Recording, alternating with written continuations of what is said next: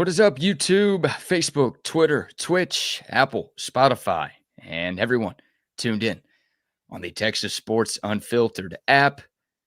Welcome in to another edition of Bucky and BK live on Texas Sports Unfiltered and on the free TSU app. Today is Monday, September 29th, 2025. And the Buck and I are with you for the next 2 hours. On today's show, it is game week once again for Texas football. The Longhorns just 5 days away from their SEC opener at Florida. We'll start our conversation with the Longhorns and the Gators. Plus, what a wild football weekend we just had. Crazy college action. How about 3 top 5 teams going down on Saturday? We will recap all of it and talk a lot about the SEC and everything that happened in week 5 of the college football season. Of course, we'll dive into the NFL Sunday as well. The Texans get their first win of the year. The Cowboys tied the Packers last night. Tied? Yeah, I don't know why we still have those in the NFL, but we do for some reason. Soccer? And it feels very soccer-like. And I called all 3 of my sisters and told them I wanted to kiss them right after that game went final last night because that's what it felt like. And we've got some Ryder Cup conversation to get into. The MLB postseason is set. The Astros will not be a part of it, and Bucky's Yankees will be playing the Sox in round 1. There's a lot to get into. It was a jam-packed sports weekend, and we're here to break it all down right here on Bucky and BK. Hope all of y'all had a fantastic weekend. Good to see you, my man. How are you this Monday morning?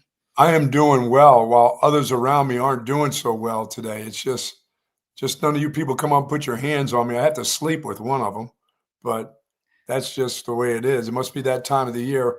People gathering together when it's just a little bit cooler out and hugging each other. And now, but you know what? I'll never have the flu. I mean, I'll never have the flu. Keep saying it. Never. I may get COVID, pneumonia. I may get hit by a bus, but I'll never have the flu. That's not in the cards. The flu. Thank you. Never have the flu. Absolutely. It was a great weekend, and the walk for St. Jude was absolutely fantastic. It was good to see you, good to see Rodney there, and thousands of people that showed up on Saturday morning. And as I said in my closing, emceeing the event, I was inspired by the young people that got up on a Saturday morning. I mean, high school kids that were there, the Cedar Park drum line, volunteers. I mean, young people on a Saturday at 7 a.m. with big smiles on their faces, knew what it was all about. Seriously, I just told them, I hope that's not the last thing they do for their community this year. Maybe in the first, but don't make it the last. Get out there in your community and inspire people. I'm serious. I was inspired by those people, and they were young kids. And I was like, oh, my God, it's Saturday morning. It's the sun's just coming up. They're smiling. They're happy. They're jumping around to help the kids at St. Jude. I just thought that's amazing. But it can even be more. It really can. It can. I think it can even be more to help that hospital out. And it was great. They put on a great event, raised about $166,000. It was cool. It was good to see all those people. Yeah. And I guess from you hugging people and holding babies and stuff, you don't feel that hot today, huh? No, it was a fantastic event on Saturday morning. Shout out to our great friends and partners at St. Jude Children's Research Hospital. We are honored to have been a part of that thing. Buck was the co-MC with Austin radio legend Bob Pickett. You guys crushed it up there. Fantastic job to you. And we had some TSU listeners show up and show out and walk, which was great. Shout out to Ben. Shout out to Scott, who came through. And, thousands of people there raising money and awareness for the tremendous work that St. Jude does. So fun event to be a part of and a great way to spend a bye-week Saturday. But you're right. I don't know if it was that. I don't know if it was me going out to the bars and watching all of the crazy college football the rest of the day on Saturday. But I'm doing the show with winter gloves, Buck. I mean, this guy has on sweatpants. He's got a jacket on, and he's in his house at his apartment. He's got gloves and a coat on, y'all. Oh, my God. I've got the chills. My body aches. My stomach's been out. I've been battling a fever on and off. I don't sound bad. Like, most of up here is still good. That's the good thing. I hope that continues, but kind of worried I'm at the beginning of of something a little more serious coming down my way, which would not be fun. No, my wife felt the same way. She said she was cold last night. I'm like, "Cold? What do you mean you were cold?" She had little Zach up there with her. I'm like, "You gotta be kidding me. Can't be doing that now. I gotta go up to the Metroplex. Don't be giving me that stuff now." She's about to go in the spare room here shortly. I can't have this because 'cause I'll never have the flu. And you'll You know, I never just have the flu. it's just not it's I don't know, maybe it's that time of the year. It's weird. October is generally that the latter part of October is when you start getting that kind of weird stuff going on. It's still September, y'all. Still September, and the weather hasn't really changed yet, right? I feel like it's No, usually when the weather starts to cool down is when, no. people start catching something, but, Yeah, I mean, I can see allergies. I can see allergies hitting you, but I can't see the flu. yeah, I'd The hope flu. it's You know, not there that. like, BK, there is uh it's interesting to see, when I said those young kids out there on Saturday. There's also an old woman in my neighborhood who does the same thing that I feel about those kids on Saturday. I may see her once a month, but I think she does this for a while. I was seeing her every weekend. She comes up and down this road where I live here, near Dakota Mountain Drive, and there's a stretch here of about 2 miles, and I see her with her cane walking. I'm like, and she's an old woman, but and she has a bag. She's picking up trash and cans on the side of the road, for her community. She lives right here in this community. So if somebody's throwing shit out their window, she's picking it up. How And I about see her, that? yeah, I see her. I used to see her every week. I see her maybe once a month doing her walk, but she's getting her exercise. But she has this trash can bag she carries with her, and when there's trash on the road, she picks it up and puts it in a bag and takes her cane and just keeps on marching on. Man, talking about inspiring stuff for your community. That's what I'm talking about. That's doing something positive right there. So whenever you see her walking around out there, you just get in your car and start throwing shit out the window?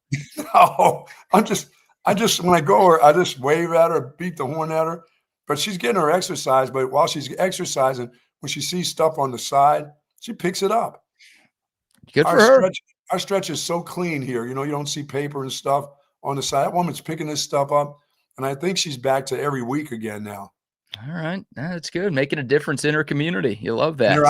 here I am at my putting green. Yeah. You're Yeah, just I'm watching making a her pick up trash and you're, uh, just practicing your putting hey, and I'm chipping making in a your difference. I'm backyard. making a difference in my financial community That's since I key. didn't help anybody this weekend. Sorry about that, y'all. We're going to start with that, and then we'll kind of deep dive into all of the college and Yes. NFL action from the weekend because there was so much going on, and it was kind of nice, a stress-free Saturday, not watching the Longhorns play. There were so many other great games around the country. Hell, the great action started on Friday night, so we'll get to recapping Bucky's Gold Star locks, and then we'll talk about all of the football. But first, Buck, how about the Yes. soldier shout-out?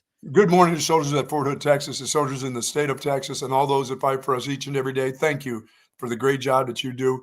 And to you and your families, keep your head on a swivel, please. Yes, indeed. Well said, as always. So, Buck, you entered the weekend down a measly 25,000 units on the young football season. Not too bad, right? Right around even. We'll take that. Yeah.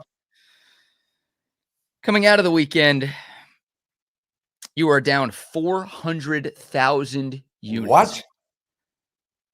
Before today, your career worst in the 3 football season history of this show on this network was 220,000 units down. You are currently 400,000 units down after dropping 375K this weekend. And my big picks weren't very good. Your 3 biggest picks of the weekend.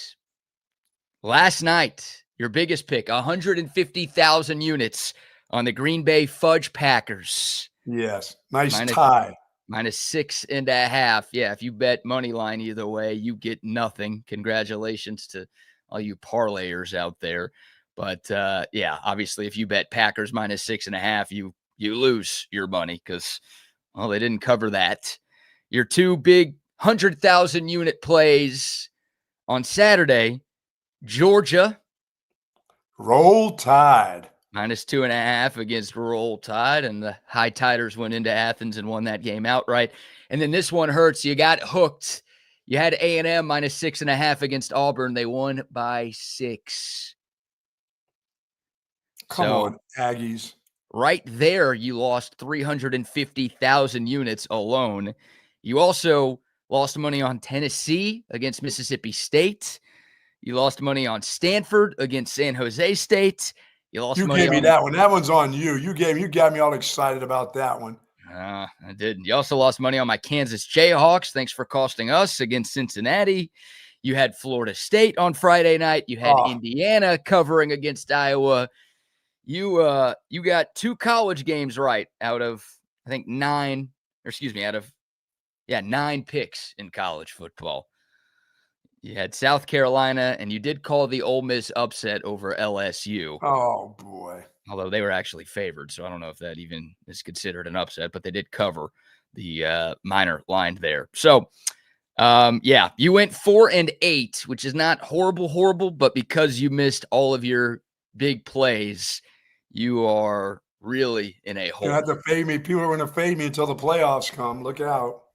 Well, we can ask you right off. I'm going to have to lower my bets and get a couple 25,000 unit plays in there. Get myself warmed up again. Hey, baseball's here now. The playoffs are here. Let's go, Yankees. Get some action on the MLB postseason that starts tomorrow.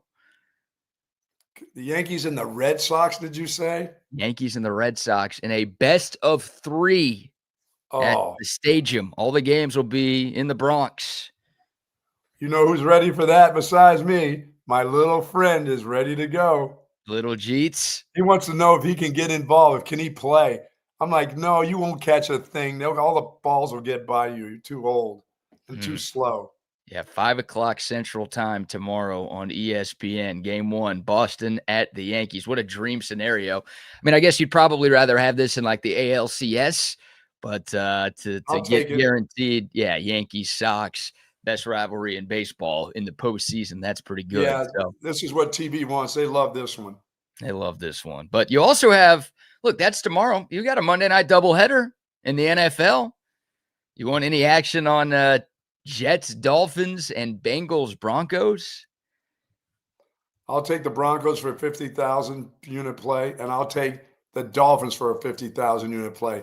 I'll just calm down that and get 100 back real quick for the people. I love how you just said you're going to bet smaller units, and then you just drop a couple of 50Ks right on the spot. Got to get warmed up before the playoffs, for the baseball playoffs. Okay. Do you care to know the lines of these games? I know that the Dolphins one it's got to be 3.5 or 3. You get a little lucky. It's Dolphins minus 2.5 against the Jets. Both of those teams looking for their first win of the year. And then Denver's a 7.5-point home favorite against backup Jake Browning in Cincinnati. Yeah, I'll take that one. I should have taken that one for more. Okay. You can. You got time. I'll put 100,000 units on Denver. Yes. Hey, you're not going to come back unless you're betting big, because you're down big. You need to bet big to get back into things, kids. There's a tip for That's kids. all right. We got a great week of college football coming up now. Big week of college football coming up. That was a great week of college football this weekend. Yeah. That Oregon game and the Georgia game, God, is Oregon fast. And Penn State, again, found a way to just blow it, BK. Just absolute. They couldn't run it a lick against that Oregon defense. They didn't move. They couldn't pop a grape. It was awful. Yeah, and shame on us for both picking Penn State to win that football game. I know better than that. James Franklin is now 2-21 against top 6 opponents. That is the second worst mark by a coach in FBS history. And he's also lost 15 straight against top 6 teams. And I said they're going to beat Ohio State. No, they're not. No, they're not beating Ohio State. I thought they'd beat Oregon and then they'd lose to Ohio State. Like, I didn't think they'd win both of their big games, but I thought they'd at least go 1-1. And this was the whiteout at home. Oregon's such a young team. I just figured that atmosphere would be a little bit too much for them. But, man, credit them. Look, Oregon was up 17-3. They kind of blew it down the stretch. Penn State ties the game in the final minute. That could have been like the dagger for Oregon. And they're able to bounce back in overtime. And obviously in double overtime, they get the ball first. They score a touchdown. And then Drew Aller, who hadn't made that big mistake until that moment, No, he had a decent game. He brought them back with some nice passes. Yeah. And they just couldn't run. It was surprised they couldn't run a lick. That offensive line of Penn State's got manhandled by the up front guys at Oregon. Yeah. Oregon's, I mean, they've got some dudes. That is a loaded team. They've recruited incredibly well, and Dan Lanning's one of the best coaches in the country. And boy, they lost a lot from last year's team, but so far it hasn't phased them at all. You know, I looked, Buck, at the Heisman odds this morning before today's show, and Dante Moore, Oregon's quarterback, is the current favorite to win the Heisman Trophy. So, you know, they look like the best team in the nation right now to me. Yeah, I mean, I would still give that to Ohio State. Like Ohio State had no problem on the road at Washington. That's a pretty tough place to win. And I think there were 8-point these two favorites. teams play each other in the Big Ten? I mean, since Oregon is in the Big Ten? Right. No, they do not. They might meet in the conference championship game, but there is no regular season matchup between Oregon and Ohio State. You know, interesting enough, Oregon does play Indiana. They've got a bye this week, but their next game is against another top 10 team. Now, that game's in Eugene, but Oregon has another big game. But outside of that, I mean, Oregon does not have Michigan, and more importantly, they do not have Ohio State. So they've got one team that's currently ranked on their schedule the rest of the way. And again, that's 2 weeks from now against Indiana at home. So do they play the bums from UCLA at all? They've got Rutgers, Wisconsin, Iowa, Minnesota, USC, and Washington. Yeah, USC got theirs this weekend. Yeah, USC got theirs against Illinois, and way to go, Lincoln Riley. Nice job there. Good clock management by him down the stretch. Oh, man. But yeah, I mean, Oregon, look, the two biggest stories, obviously Alabama going into Athens and beating Georgia, but also Oregon just an incredible performance, 30-24. That game was 3-3 at halftime. It was just kind of a snooze fest for a while. Obviously, the action picked up in the fourth quarter and into overtime and turned out to be an instant classic. But what a game. Dante Moore, 29 for 39, 248 yards, 3 passing touchdowns, also had 35 rushing yards as well. He just looks like he knows what he's doing. I mean, he knows when to run. He knows exactly when to take off and what he needs for a first down. And, man. Yeah. Now, he's a little fella that knows how to slide. They still hit him when he slides, too. That's the thing. Little fella. He's a 6-footer. He's 6'3". He's a 6-footer. You're like 5'6", so you try to bring everyone down to your level. He's Come on, tall. man. I'm a full 5'9". You saw me on that stage. I'm a full 5'9". And a full 5'9". Maybe you were a full 5'9". Yeah, no way. Maybe you were a full 5'9" 10 years ago, but you've got the shrinkage going on. You've been hanging out in the pool too much. I got the shrinkage all right. A little shrinkage happening. By the way, shout out to Corey and Moore, the true freshman wide receiver, a guy that Texas really wanted. I mean, the number one wide receiver in this class. That was a huge miss for Texas. Texas did everything they could. Oregon's got resources. They've got money. And again, that's a great team. So they went out and got him. But the Corey and Moore had a great game. He's had a great start to his young career. And that Oregon defense, man, they made plays when they needed to. Obviously, the huge interception by that linebacker dropping back in coverage to ice the game. That was fun. And Oregon looks like a legit national championship contender again. They were the one seed in the playoff last year. Now, they got boat raced by Ohio State in the Rose Bowl, but Oregon was the only undefeated team in the country in their last year's regular season. Now they look like they've got a shot to go back-to-back in that category.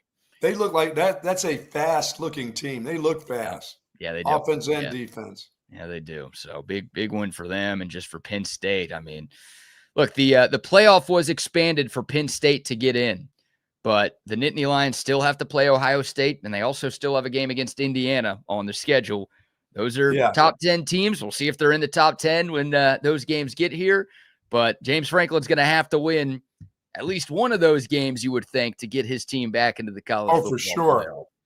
I don't know if you can have 3 losses. We'll see. But obviously last year, you didn't. The only 3-loss team that made it was Clemson, and they won their conference championship. So no at-large bids went out to 3-loss teams. I don't know if Penn State's going to be the first to get one. Who knows? Yeah, that was some good stuff. That Georgia game was awesome too. That was good football by Alabama. They look They look ready. They were that's their head coach. That's his offensive when he gets it cranking. That's how you play call right there. Yeah, Georgia what a was off balance, and they just couldn't catch up to him. 24-21, the final score there. And, to me, this game was more about Alabama's defense. I mean, just Gunnar Stockton, he was great against Tennessee a few weeks ago. Georgia couldn't get anything going in its passing game. And there were only 7 second-half points scored in this game. They were by Georgia. So this turned into kind of a defensive slugfest. And every time Alabama needed to make a stop, they were able to get it down the stretch. So, yeah, I mean, Ty Simpson looked good. You talk about the Heisman odds. I think Ty Simpson is second right now. Yeah, I would think so. Behind only Dante Moore. He had a strong, turnover-free performance at Georgia. And that's like, I'm trying to localize things, right? Looking at this from a Texas standpoint. That's Georgia's first home loss since 2019, Buck. I was rooting for Alabama in that game for a number of different reasons. But like one of the reasons at the top of my list was I want Georgia to look like they can lose a game at home. If they go out there and dominate Alabama and beat them by 3 touchdowns, do what they usually do in Athens, then I'm like, Texas has no chance to go in there and get a win. Now, long way to go. That game's November 15th. We'll know way more about both teams. And you're right on your statement. Texas has no chance of beating Georgia at Georgia. Well, I don't know. Now that Alabama, who got boat raced by Florida State 2 weeks ago, can go in there and win. I get it. Alabama's had Georgia's number, so maybe it's just a mental thing. But I feel better about Texas's chances to go do that, knowing that somebody else. How much better do you feel? I mean, I would still pick Georgia to win that game like I did before the year. But again, people were talking about them maybe being a little more vulnerable this year than they've been in recent years. And again, they hadn't lost a home game since before COVID, Buck. It's a big deal. Yeah, they generally figure out things on defense, and they couldn't figure out Alabama's offense early in that game. That was, like I said, you talk about a team that looked off balance. They had them off balance in all kinds of ways. Yeah. Alabama played a clean football game, no turnovers, only 4 penalties for 16 yards. 4 penalties in the game. Must be nice. On the road. Must be nice. Yeah, must be nice. But yeah, I mean, that's a huge win for Kalen DeBoer, right? I mean, you talk about a guy who needed one. And, that Florida State game was embarrassing. Alabama had beaten a couple of jabronis after that, but everyone kind of had this game marked as like, this is the game he's got to win to get back into the good graces of Bama fans. And he did. So impressive, very impressive. And all the talk of Florida State, boy, they went to Virginia Friday night and got boat raced. I mean, just got boat raced. They got beat pretty good. I mean, when you look at the two teams, that Virginia's offense, they shouldn't be doing that against Florida State. They made them look silly. I mean, it was a double overtime game. I don't know if you can call that a boat racing. I felt like it wasn't close at all. I never thought Florida State could win that game. Yeah, I don't know. I mean, they were playing from behind for most of the game, but the offense looked great. Florida State had more than 500 yards of total offense. Oh yeah, the quarterback's good. Yeah, their defense could stop Virginia. Like that's the big story. And the Virginia quarterback was fantastic too. Yeah, Chandler Morris, who somehow is still in college football. Yeah, I mean, how many years does that guy get? Well, he started in 2020, so this is year 6 for him. I don't know. Wow. He started at Oklahoma, Buck, if that name sounds familiar. He was at Oklahoma. Then he went to TCU and started for a bit at TCU. Then he went to North Texas for a year. And now he's at Virginia. So COVID years, injury years, I don't know how he's doing it, but Chandler Morris is like 30 years old, so that helps, I guess. Wow. And now Alabama gets Vandy now, right? Alabama gets Vandy now, yeah. Does that come up this week right away? Yeah, it's Saturday. That's where College Game Day is going to be this weekend. Bama looking for revenge of what was maybe the biggest upset in the sport last year. Some good games coming up, but what a weekend it was. 3 top 5 teams going down. We didn't even talk about LSU losing to Ole Miss. LSU, like my biggest takeaway from watching football this weekend, Buck, the SEC is wide open. It is wide ass open because right now Ole Miss, the team that was picked to finish 7th in the conference, is the highest ranked SEC team. They moved all the way up from number 13 to number 4. They're the highest ranked team in the league. Oklahoma's now number 5. OU was picked to finish 10th in the SEC. They're in the top 5 in the country. And A&M, who was picked to finish 8th in the SEC, is number 6. So the 3 highest ranked teams in this week's AP poll were 7th, 10th, and 8th in the SEC preseason poll. And the top 6 teams, at least the projected top 6 teams in the conference, all have at least one loss right now. Boy, and the Aggies damn near let Auburn in the door. Yeah. I mean, it's wide open. This conference is wide open. There is no, I kind of felt this way before the weekend, but now watching Georgia lose and watching LSU lose, like there is no flawless team in this conference right now. I don't know if there's a flawless team in the country, but definitely not in the SEC. No one's running the table in this league this year. No. And last year, Texas was the only one-loss team in the SEC, went 7-1. I don't know if anyone's going to go 7-1 in the SEC this year. It might be a bunch of 6-2 teams, and tiebreakers will let us know who's going to be playing in Atlanta at the end of the year. Boy, LSU's offense looks bad. Buck, they've only scored more than 20 points against an FBS team one time this year, and that was against Louisiana Tech when they scored 23. They can't offense right now. They can't run. No. Nussmeier doesn't look good. Credit Ole Miss and credit their defense. That's a huge win, obviously, for Joey Freshwater. Yeah, after losing all the defensive players that they lost. Yeah. I didn't know if they could hold up, and they did. They did it pretty well. But LSU has nothing to offer you with the wide receivers. They don't run any screens. They don't do anything to keep anybody off the quarterback. No, Nussmeier's just been average this year. And LSU, how about 21 carries for 59 yards as a team? Yeah. Now, they were without their top running back, Caden Durham, but still, I mean, they should have enough talent in that backfield to where that shouldn't happen. And yeah, that offense is anemic right now. So I don't know. I mean, if I asked you here on Monday, September 29th, Buck, 5 days before Texas starts SEC play, if I asked you who you think the best team in the SEC is, who would you go with? The Fighting Aggies from Texas A&M. Actually? Yes. Wow. Okay. You were so impressed by them scoring 16 points against Auburn that they're your number one? They couldn't score. Come on, I had them big too. Really? 16? Yeah. I thought Auburn would be so down this week after getting – by the way, they got hosed in Aggie land too. I knew they were going to get it too. They got some calls. Aggies got some great calls on Saturday. Yeah, the Auburn offensive line. I mean, OU sacked Jackson Arnold 10 times. I think A&M got to him 6 or 7 times. They're all over the quarterback. Yeah, I mean, that's a huge issue for Auburn, and no surprise, Auburn was overhyped going into the season. But, yeah, look, A&M, that's a good sign for the Aggies because they had been winning with offense, and their defense had not played well at all. And they were dominant. Auburn couldn't do anything offensively in that football game. So we need them to be good. Keep being good, Aggies. Yeah, I know you're rooting for them.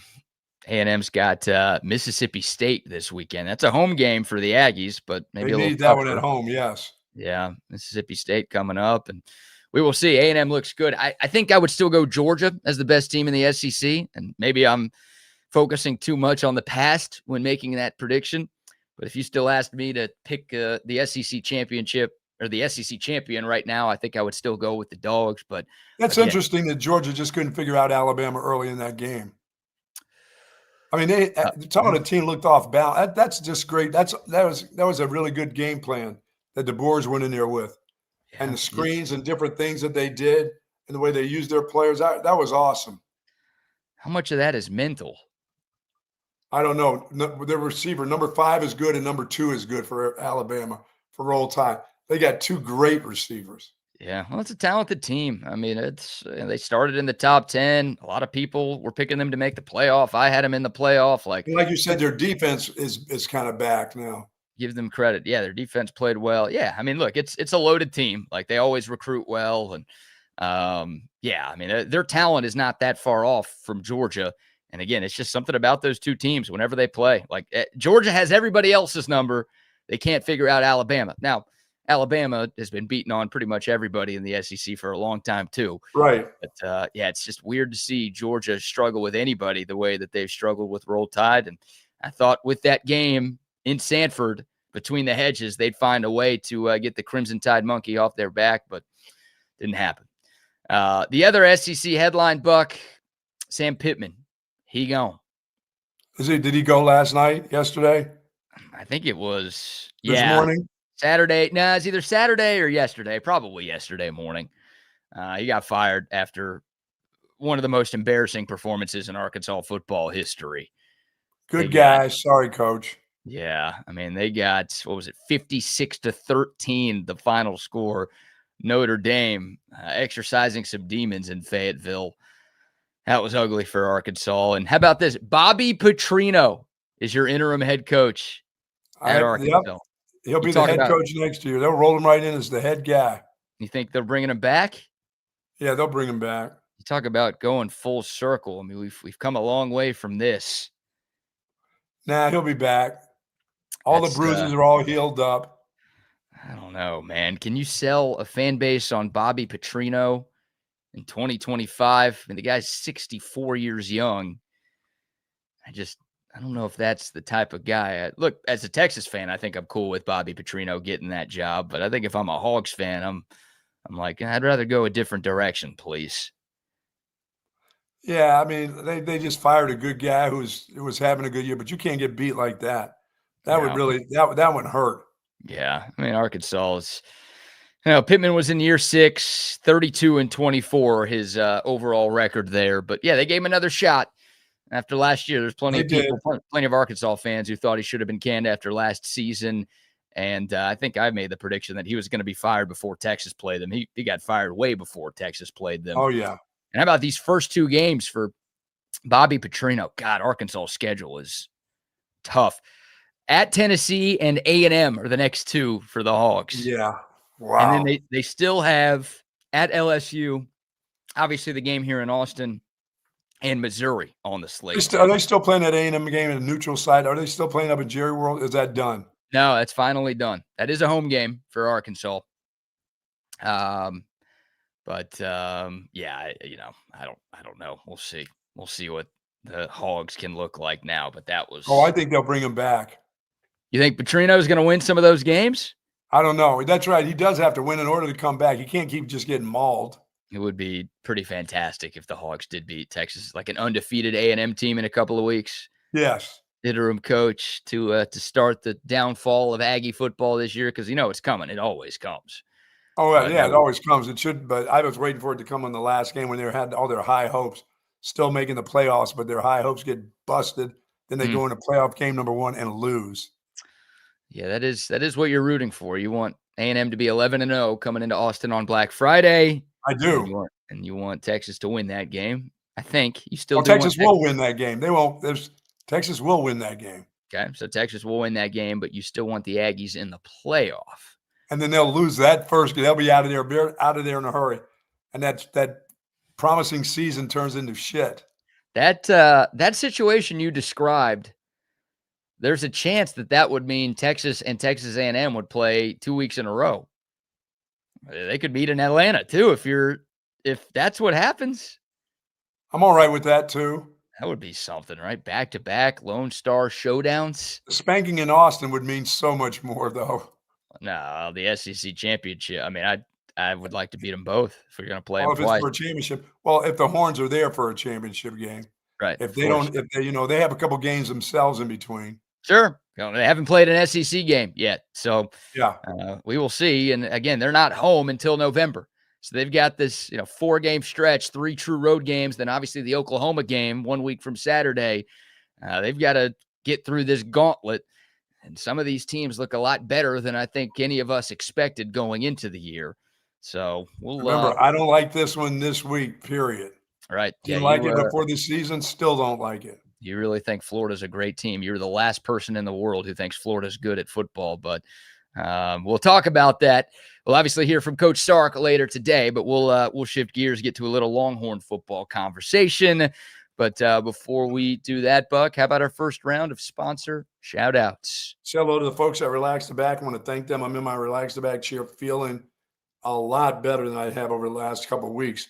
And thanks to the folks there, they embrace a holistic approach for a healthier lifestyle. And as I said, my back couldn't be happier. Their motto is live wellness And folks, there are some great zero gravity recliners over at Relax the Back, adjustable mattress sets, of course, Tempur-Pedic pillows and mattresses, of course, human scale office chairs, desks. They have all the accessories you need to make your body feel good. And I'm starting to feel a little bit better thanks to the folks at Relax the Back. 2 great locations at Hill Country Galleria across from Whole Foods and in North Austin at the Gateway Shopping Center across from the Container Store. Live pain-free, sometimes like the Buck, at Relax the Back. Yes, indeed. Love Relax the Back. Also love AV consultations. 2 days away from October, the best sports month of the year. Of course, playoff baseball gets going tomorrow. SEC play gets rolling this weekend for your Texas Longhorns. The NFL is in full stride, and hockey and basketball seasons will be here before you know it. It's the best time of the sports calendar. It means it's the perfect time to make the call to Tom McKay and his crew at Audio Visual Consultations to upgrade your home TV setup. They've been hooking up Central Texans since 1988. Y'all know about the 4TV man cave that I've got. You hear the Buck talk about his 85-inch screen all the time. You see all of our setups that we have. Tom McKay, AV Consultations. We trust their work. You should too. TVs, surround sound speakers, whole home lighting, surveillance, anything to elevate your home, they can do it for you. Go to their website, avconsultations.com. Look at the gallery of jobs that they've done over the last nearly 4 decades.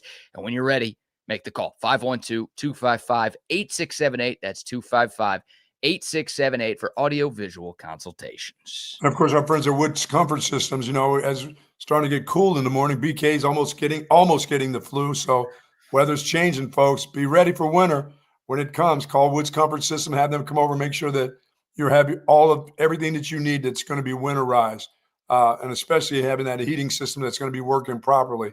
Although it's still 90 degrees during the afternoons around this place, the air conditioning still has to blow freely and cleanly, and mine has. I love the folks at Woods Comfort Systems. They come out twice a year, make sure all my filters are cleaned and done the right way. And folks, they've been doing it for close to 70 years. They also do plumbing, which BK may need these days now that he's not feeling so well. Maybe his plumbing system has been backed up. And the folks at Woods Comfort Systems, well, they'll get it done, and nobody does it better. WoodsComfortSystems.com is their website. 512-842-5066, the phone number to call them.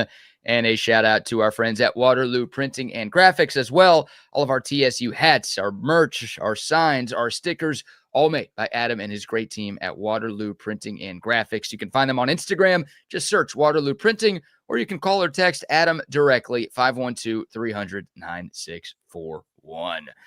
How about what about Gundy to Archie? Ooh. Why wouldn't they talk to him? Fact. No. You think because he's on his way out? That's why I don't read the newspaper, because it's garbage. They would love him. How that would work so well, wouldn't it? Come on, awesome, man. I would love Gundy to end up at Arkansas. Are you kidding me? How cool would that be? Oh, I don't think they would do that. But I don't know. Arkansas, it's a weird spot. They're a weird program.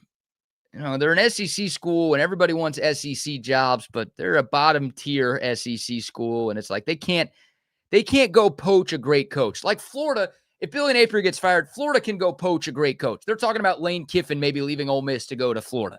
They can go get somebody established who's really good at another program because, Florida's a blue blood, and they've got resources and facilities and all that. Arkansas doesn't have that. So they either have to go. Gundy could show up in college coaching somewhere at a place like that. Sure. They either have to go with like a retread, like a Gundy, or they've got to go up and comer, I think.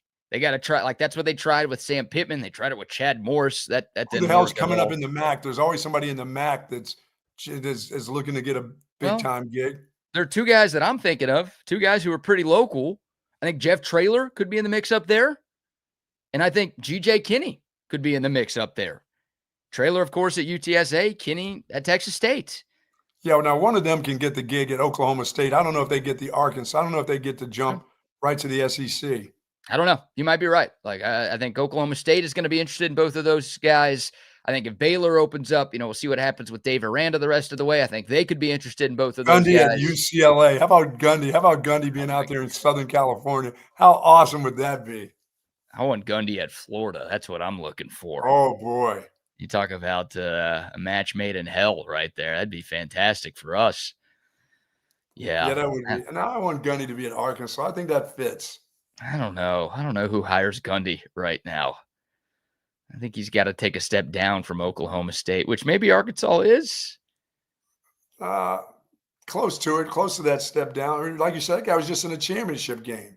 Yeah. Yeah, he was 2 years ago. Texas, Yeah, they won the Big 12 title. They beat Oklahoma State in that game. or maybe he's got 15 million in the bank, and he maybe wants to go out to the ranch and chill out Yeah, for the maybe. rest of his life. I don't know. I saw his brother, who was on the Oklahoma State coaching staff. He said, like, right after Gundy got fired, that he wanted to keep coaching. So, Gundy did get a cool 15 mil to leave Okie Light. But yeah, it's going to be a fascinating coaching carousel. It's already started. I mean, we've had 4 power conference teams that have already fired their coach. They were 1 month into the season. UCLA, Arkansas, Oklahoma State, and Virginia Tech are all. What the hell is the buyout for the dude at Florida State after was just too high? You're giving up on Norvell. They beat Bama, but they lose to Virginia, so he's back on the hot seat again. He's back on the hot seat after that loss. Yeah, that was tough. I told you to worry about that game. It was like Friday night. I get nervous about those Friday night games on the road like that. Virginia, now that I saw them play, they could win the ACC the way they played the other night. Maybe. I don't know. ACC outside of Miami looks. Oh, it does. It's pretty bad.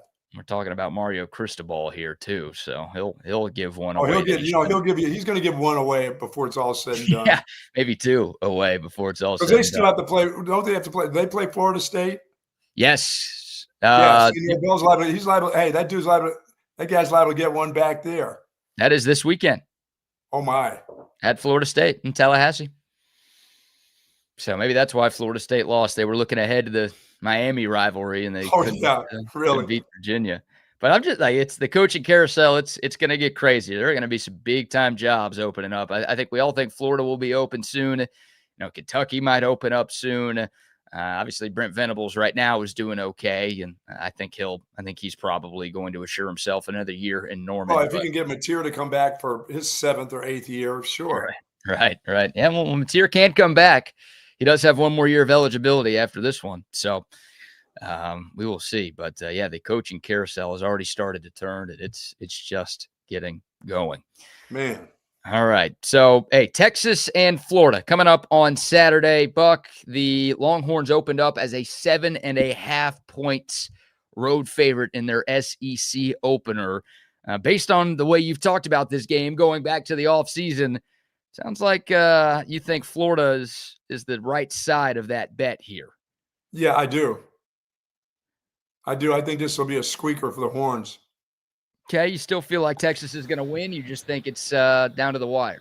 I think it's down to the wire, and I'm glad the field goal kicker right now has been kicking for 100% because they're going to need him to kick a winning field goal. Okay.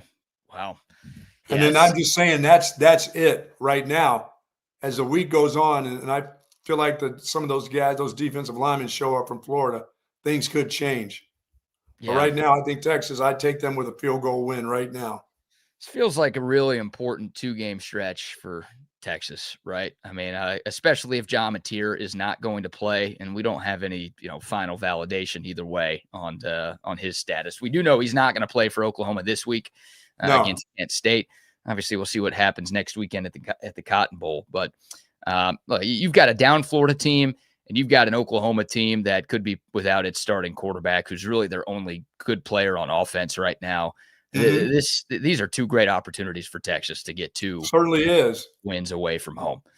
And if Texas loses either of these games, again, it's a different conversation if John Mateer's out there because he makes Oklahoma so much better. But if Texas loses either of these games at Florida and versus a Mateerless Oklahoma, then it's going to be hard to not see them slipping up at least one more time moving forward. And again, you're talking about avoiding 3 losses, right? You're trying to end the regular season with 2 losses or fewer. Yes.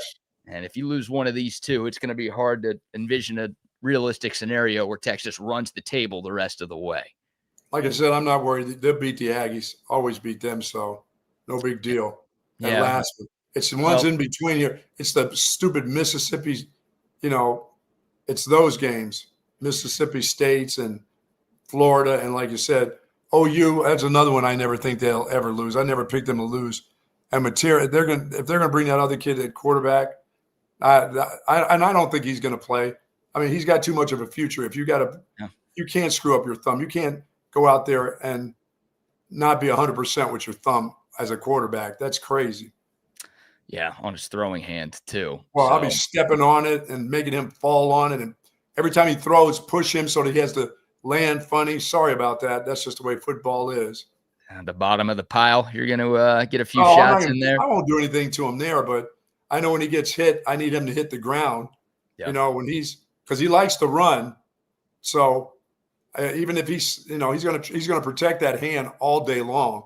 He's going to be thinking about his throwing hand. And if my helmet just so happens to hit his hand, that's just the way football is.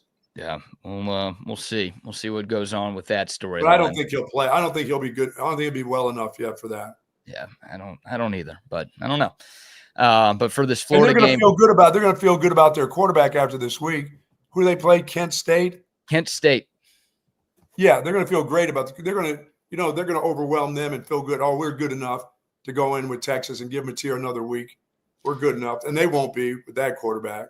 Well, I would like to be feeling really good about this Texas offense going into Dallas. Like I feel pretty good about them. I mean, they played their most complete game of the year the last time out against Sam Houston.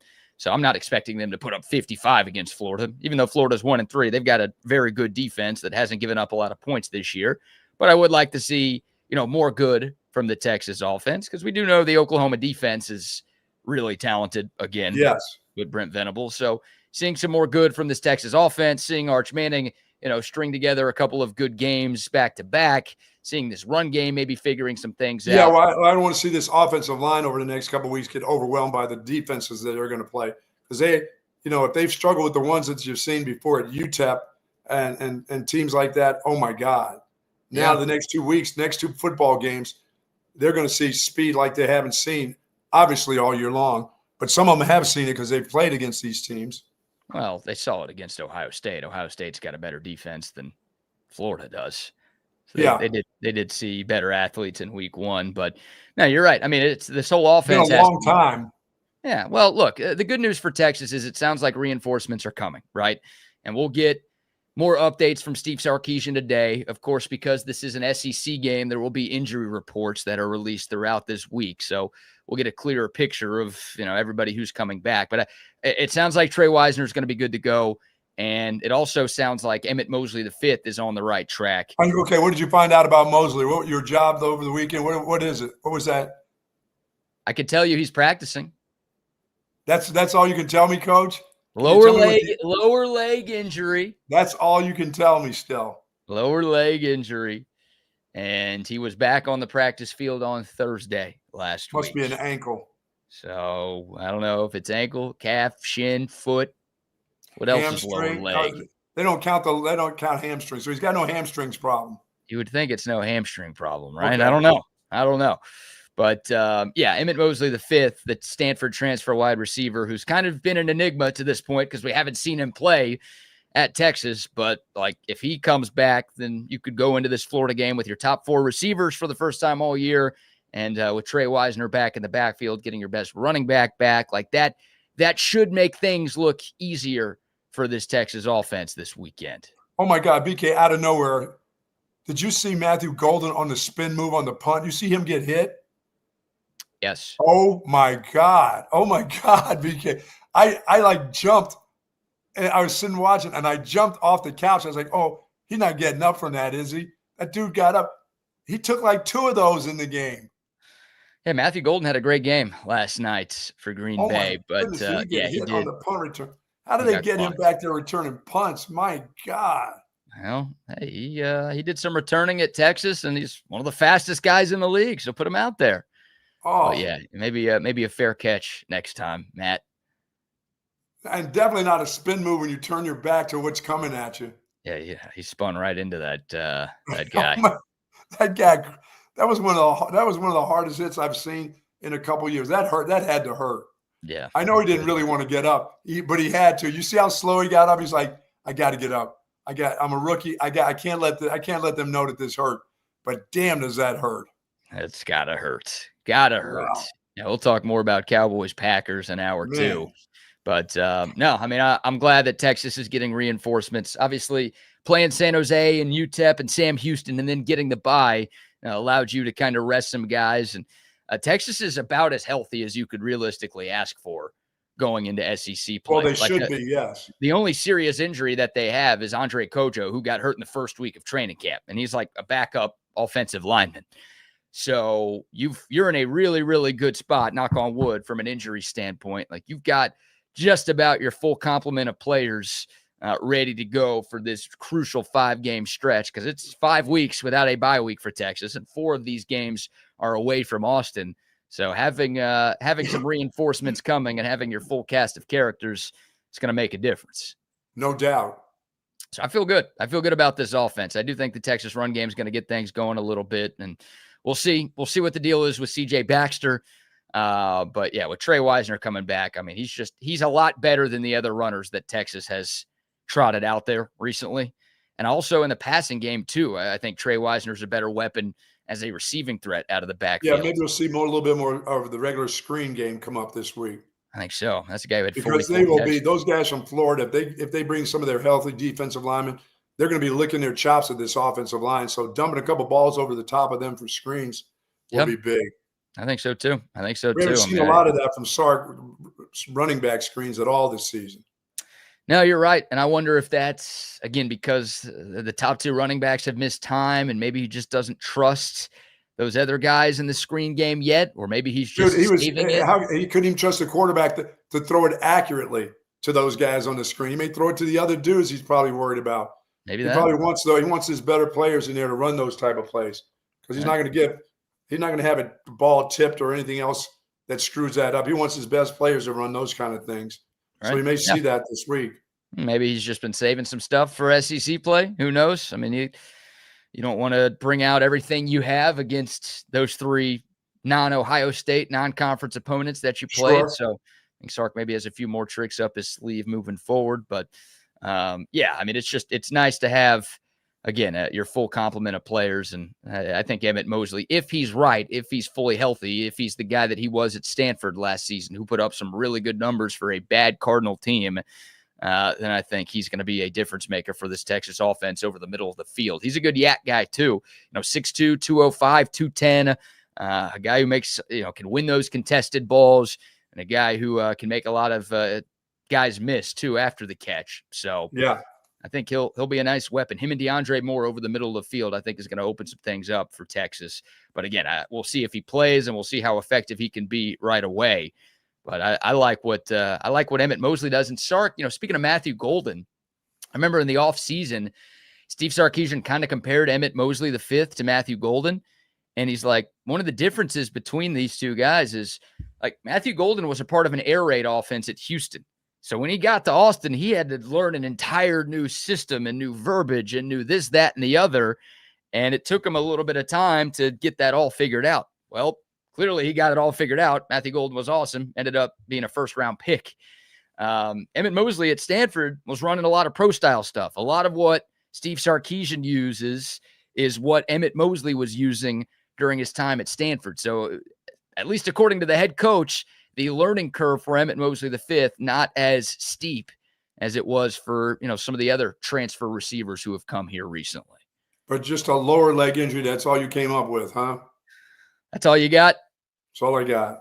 All right. That's all we got. Well, yeah, I'm excited about Emmett Mosley. And, yeah, lower leg injury. Look, I mean, obviously some of that development is stunted because he got hurt early in fall camp. So yes. He hasn't been practicing in almost 2 months. So that obviously hurts the chemistry with the quarterback. That is a long stretch, brother. That's a long stretch right there. Yeah. You got to but you've had these 2 weeks. These 2 weeks have been important. Being off last week, getting rested a little bit more, going into your 6th week of not playing, but then having another one where you're in there. This is an important week for him. They need him. Yeah. Yeah. He would help. He would help for sure. And I also want to see more of Jack Endries in SEC play. Like, 7 catches through 4 games this year, 106 yards, 2 touchdowns. I was kind of thinking we'd see that in one of those games. Yeah. Yeah. And look, they were rotating. Like, he he tweaked his ankle, I think, in the San Jose game. So he's played every week, but they've had 5 tight ends get snaps.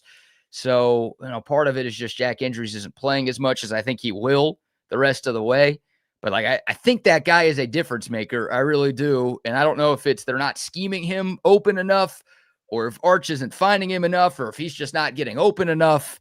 But I'd like to see his role increase too, because I think he can be a difference maker for this pass. They've got him at the point of attack on a bunch of runs, which is, when he goes in motion and does some things. So he's not injured. He's not injured that bad that he can't be a blocker. I need to see what he does best, and that's catch the football. That's what they need. Yeah, agreed. And this passing game, it ranks 67th in the country in terms of passing yards per game.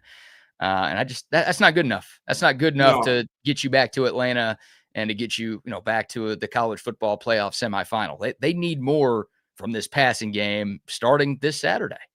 Absolutely. So getting those, getting some guys back should help. But again, you hope maybe Arch found something, and whatever was, I think it was more mental than physical. So does he. And Florida's coming balls to the walls with their defensive line. They are going. This offensive line has got to be stout this week, because they are going to be coming at them, and it's not going to be vanilla. It's not going to be just with the front 4 people. They're going to bring everybody.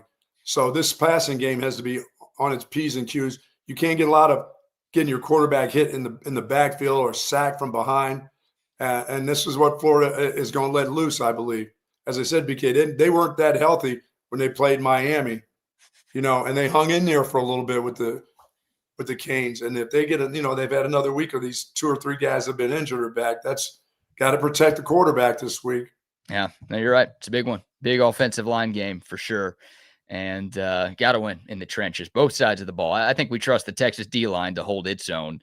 But the Texas, yeah, for sure. I mean, and if you can't hold up to this Florida group, you're going to see a lot more of this from this point on in the SEC. They're just going to get better.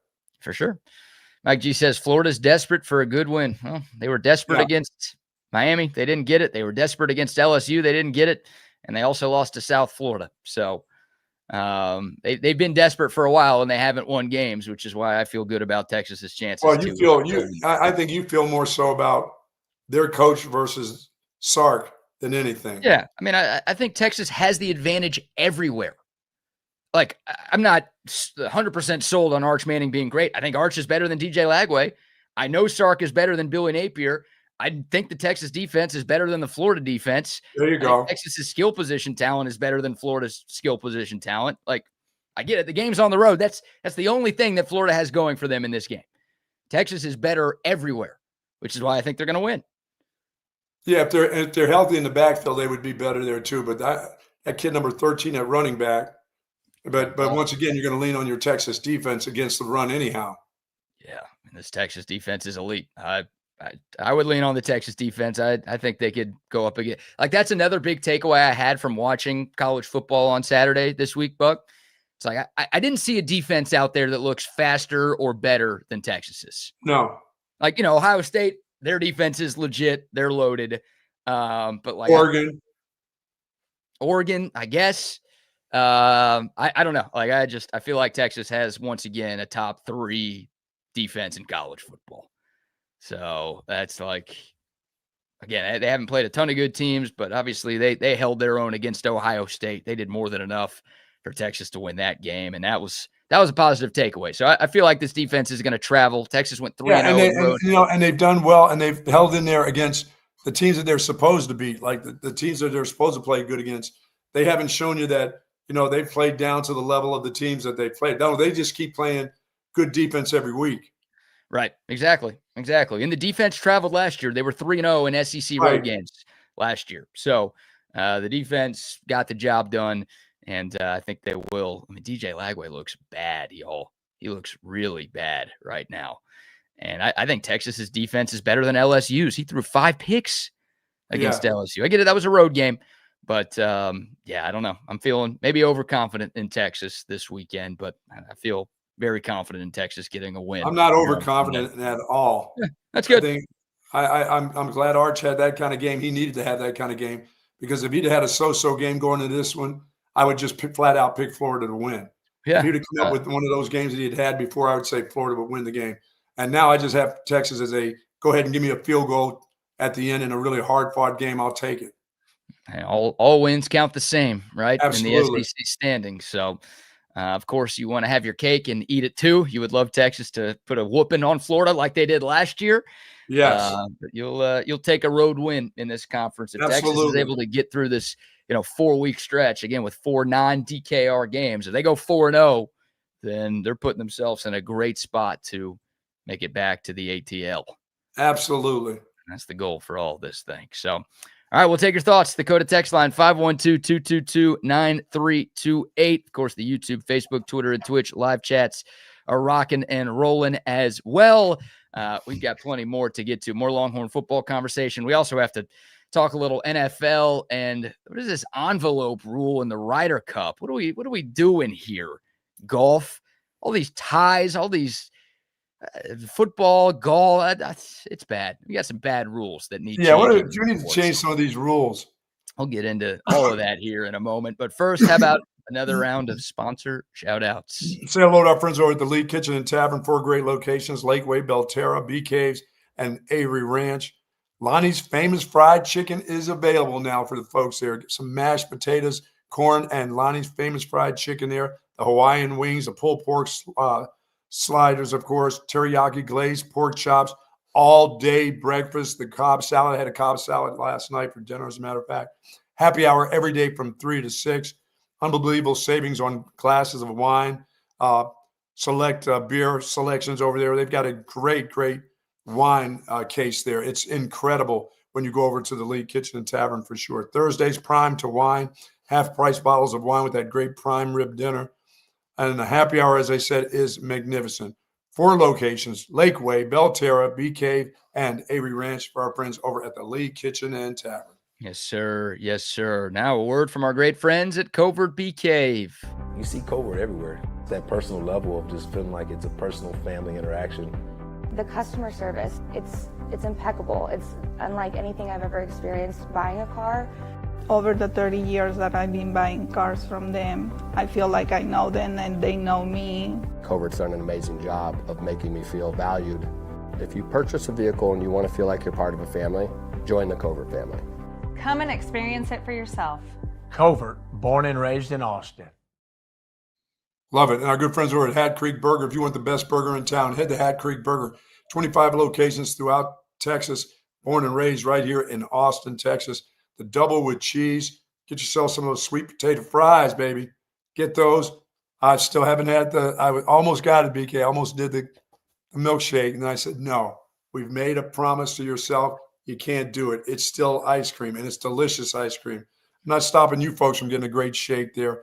Also, if mom and dad, you want to get if you do want to have a little margarita at the end of the day, when you're bringing the kids over there at the great playscapes that they have, you can get that at Hat Creek Burger Company. They've got locations that also serve breakfast starting at 7 a.m. Find a location near you and have some of that great breakfast that they have at Hat Creek Burger Company. Yes, indeed. Love Hat Creek Burger Company. And also a quick shout out to our friends at centextickets.com. If you're buying or selling OU tickets, there's only one place you need to go. That's centextickets.com. Of course, if you're making your way to the Swamp this Saturday, you still need a ticket to the game. Centex Tickets has you covered. Every Longhorn game, home and away, all season long, plus Cowboys tickets, Texans tickets. If you want to watch football anywhere here in 2025, only one place to look to get your tickets. That is centextickets.com.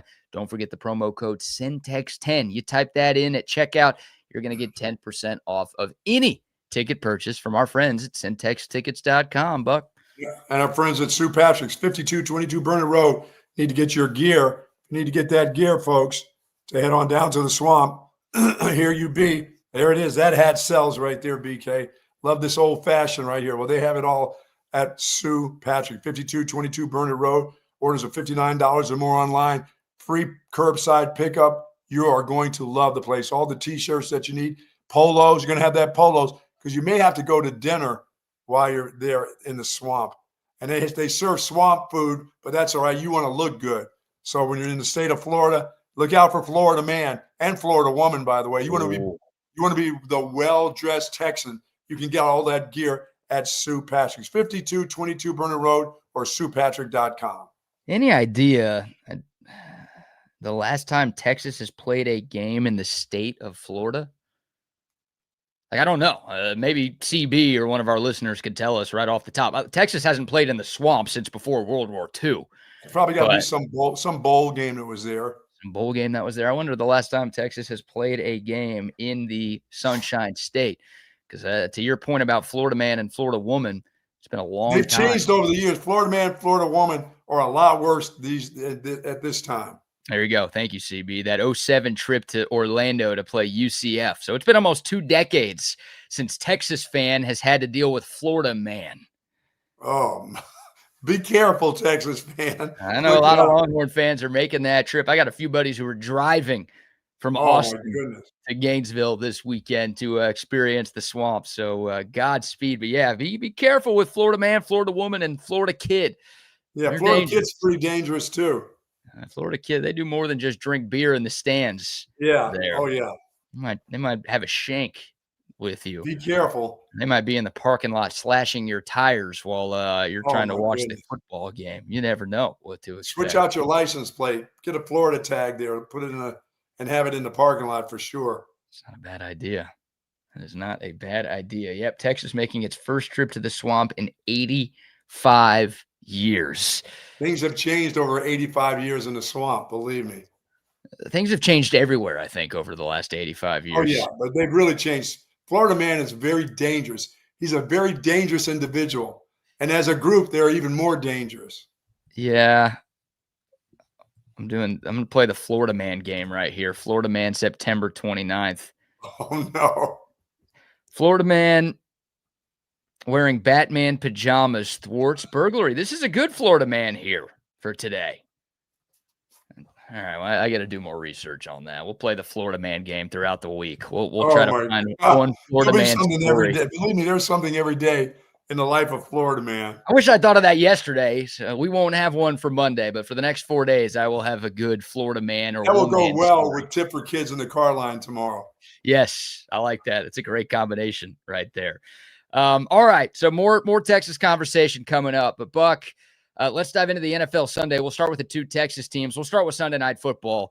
What a thriller between the Cowboys and the Packers, and unfortunately, it ends in a tie. I mean, one of the best games of the NFL season. The teams trading blows throughout, and well, as time expires in overtime, Green Bay kicks a 34-yard field goal after they got so lucky on the play before. I don't know what Jordan Love and Matt LaFleur were thinking, taking that one final shot to the end zone. And that ball ends up hitting Jack Sanborn's back and falling to the ground with 1 second left. If that play takes another second, obviously the clock hits 000, the game's over, the Cowboys win and the Packers lose. But because the Cowboys can't beat the Packers, of course, there had to be 1 second left on the clock. And, I mean, what a thriller, a great game, but everyone kind of left disappointed with the fact that it ended in a tie. Yeah, I mean, in the beginning of that game, I thought Green Bay was going to roll them. They were doing everything that they wanted to do. The Cowboys just hung in there. They played tough. The secondary made some plays. I mean, I've never seen a play where 2 guys in the same area are wide ass open. You know how they talk about, well, these two wide receivers should never be in the same vicinity. Well, the first bomb, 2 guys were open. They were like getting ready to fight for the ball. I'm like, oh my God, how's that possible that 2 dudes going in the same spot could be that wide open? And Matthew Golden reached up and grabbed the ball. Thank goodness that was not one of those catch into the chest, but he reached up with his hands. Because the other dude, if it was still coming down, BK, that other guy was going to take that ball. That was incredible to see an NFL team have 2 guys in the same area that wide open. You asked how it's possible? Well, it's possible because the Packers were playing against the Cowboys secondary. Oh my God. This Cowboys secondary is one of the worst I've ever seen in the NFL. I mean, they are so bad. The entire defense is pretty bad. Now, they are better at stopping the run this year than they were last year. Yeah, no kidding. They don't need Micah Parsons. They needed the guy from Green Bay. That's the guy that Green Bay needs back.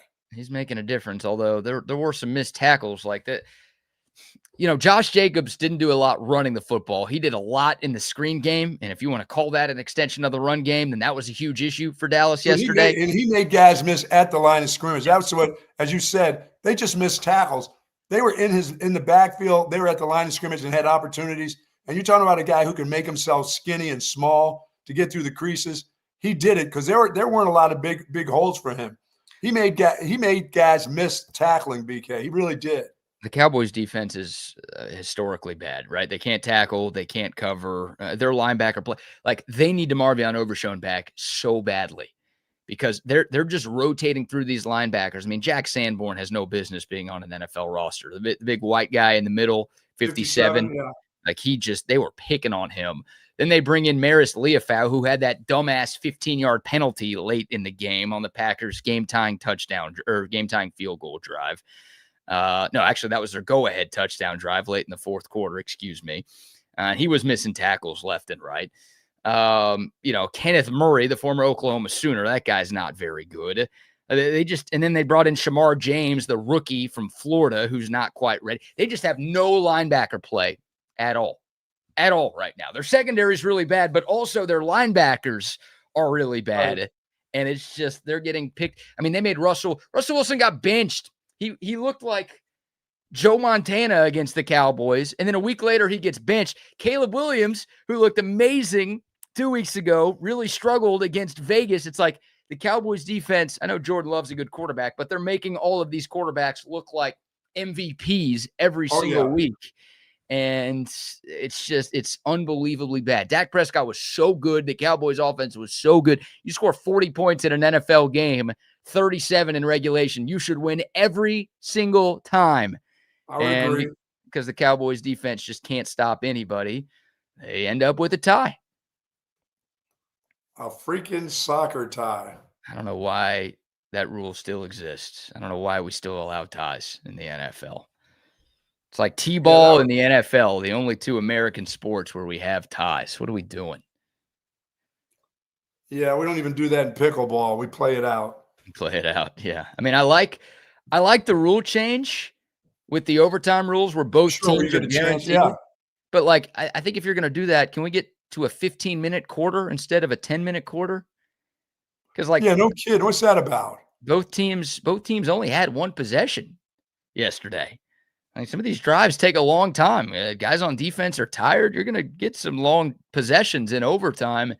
And yeah, I mean, I get it. Both teams are guaranteed a shot with the ball, but both teams kicked a field goal, and that's your game right there. So I would like, and that obviously is not going to get changed mid-season, and the odds we have another tie in the NFL this year are pretty slim. But I would like to see that get changed because tie doesn't really do anything for anybody. So. No. But shout out to Dak Prescott, man. I feel for him. He is playing at an MVP level so far this year. Yeah, he looked good last night. He really did. And because his defense is just cheeks, his team is now 1-2-1 on the season. And yeah, George Pickens had a great game. Obviously, no CeeDee Lamb. Yeah, I mean, George Pickens found out how to catch, that he was a wide receiver. Yeah, George Pickens, 8 catches, 134 yards, 2 touchdowns. He was really good. Javonte Williams had a solid day running the football. Good things for the Cowboys offense. They kept Micah Parsons in check. Obviously, that was the big storyline. Micah Parsons, they gave him credit for a sack, which was a total joke. Like a scramble that it didn't get back to the line of scrimmage. Is that what it is? It was a 0-yard gain. So Dak got back to the line of scrimmage. Okay. And they wanted to give Micah a sack, I guess. And that was late in overtime. It was a big play by Micah Parsons because if he doesn't make that tackle, then Dak maybe runs into the end zone. But yeah, the Cowboys offensive line, despite being down 2 starters, I thought they held up really well. They did. Green Bay's front and Micah Parsons. I thought shoddy. We talked about it being a big Schottenheimer game. It's like if the Cowboys, even if they don't win, it's like if they could just keep it close and they can look well coached. And they played hard. Yeah. Then they're just not good. They're just not good in the secondary. You can't do anything if you're no good back there. No, they're not good defensively. As you said, defensively, their linebacker play. Yeah. 70% of Dallas defensive drives are ending in Dallas territory. And so far, 62.5% of opponent drives have resulted in points against the Cowboys defense. That's insane. 62.5%. Yeah, you can't get any stops. You can't get any stops. I can't get any stops. So yeah, it's bad. And the Cowboys showed some things last night, but without a win. What do you do? Do you take a moral victory with a tie? What do you even do here? How am I supposed to feel?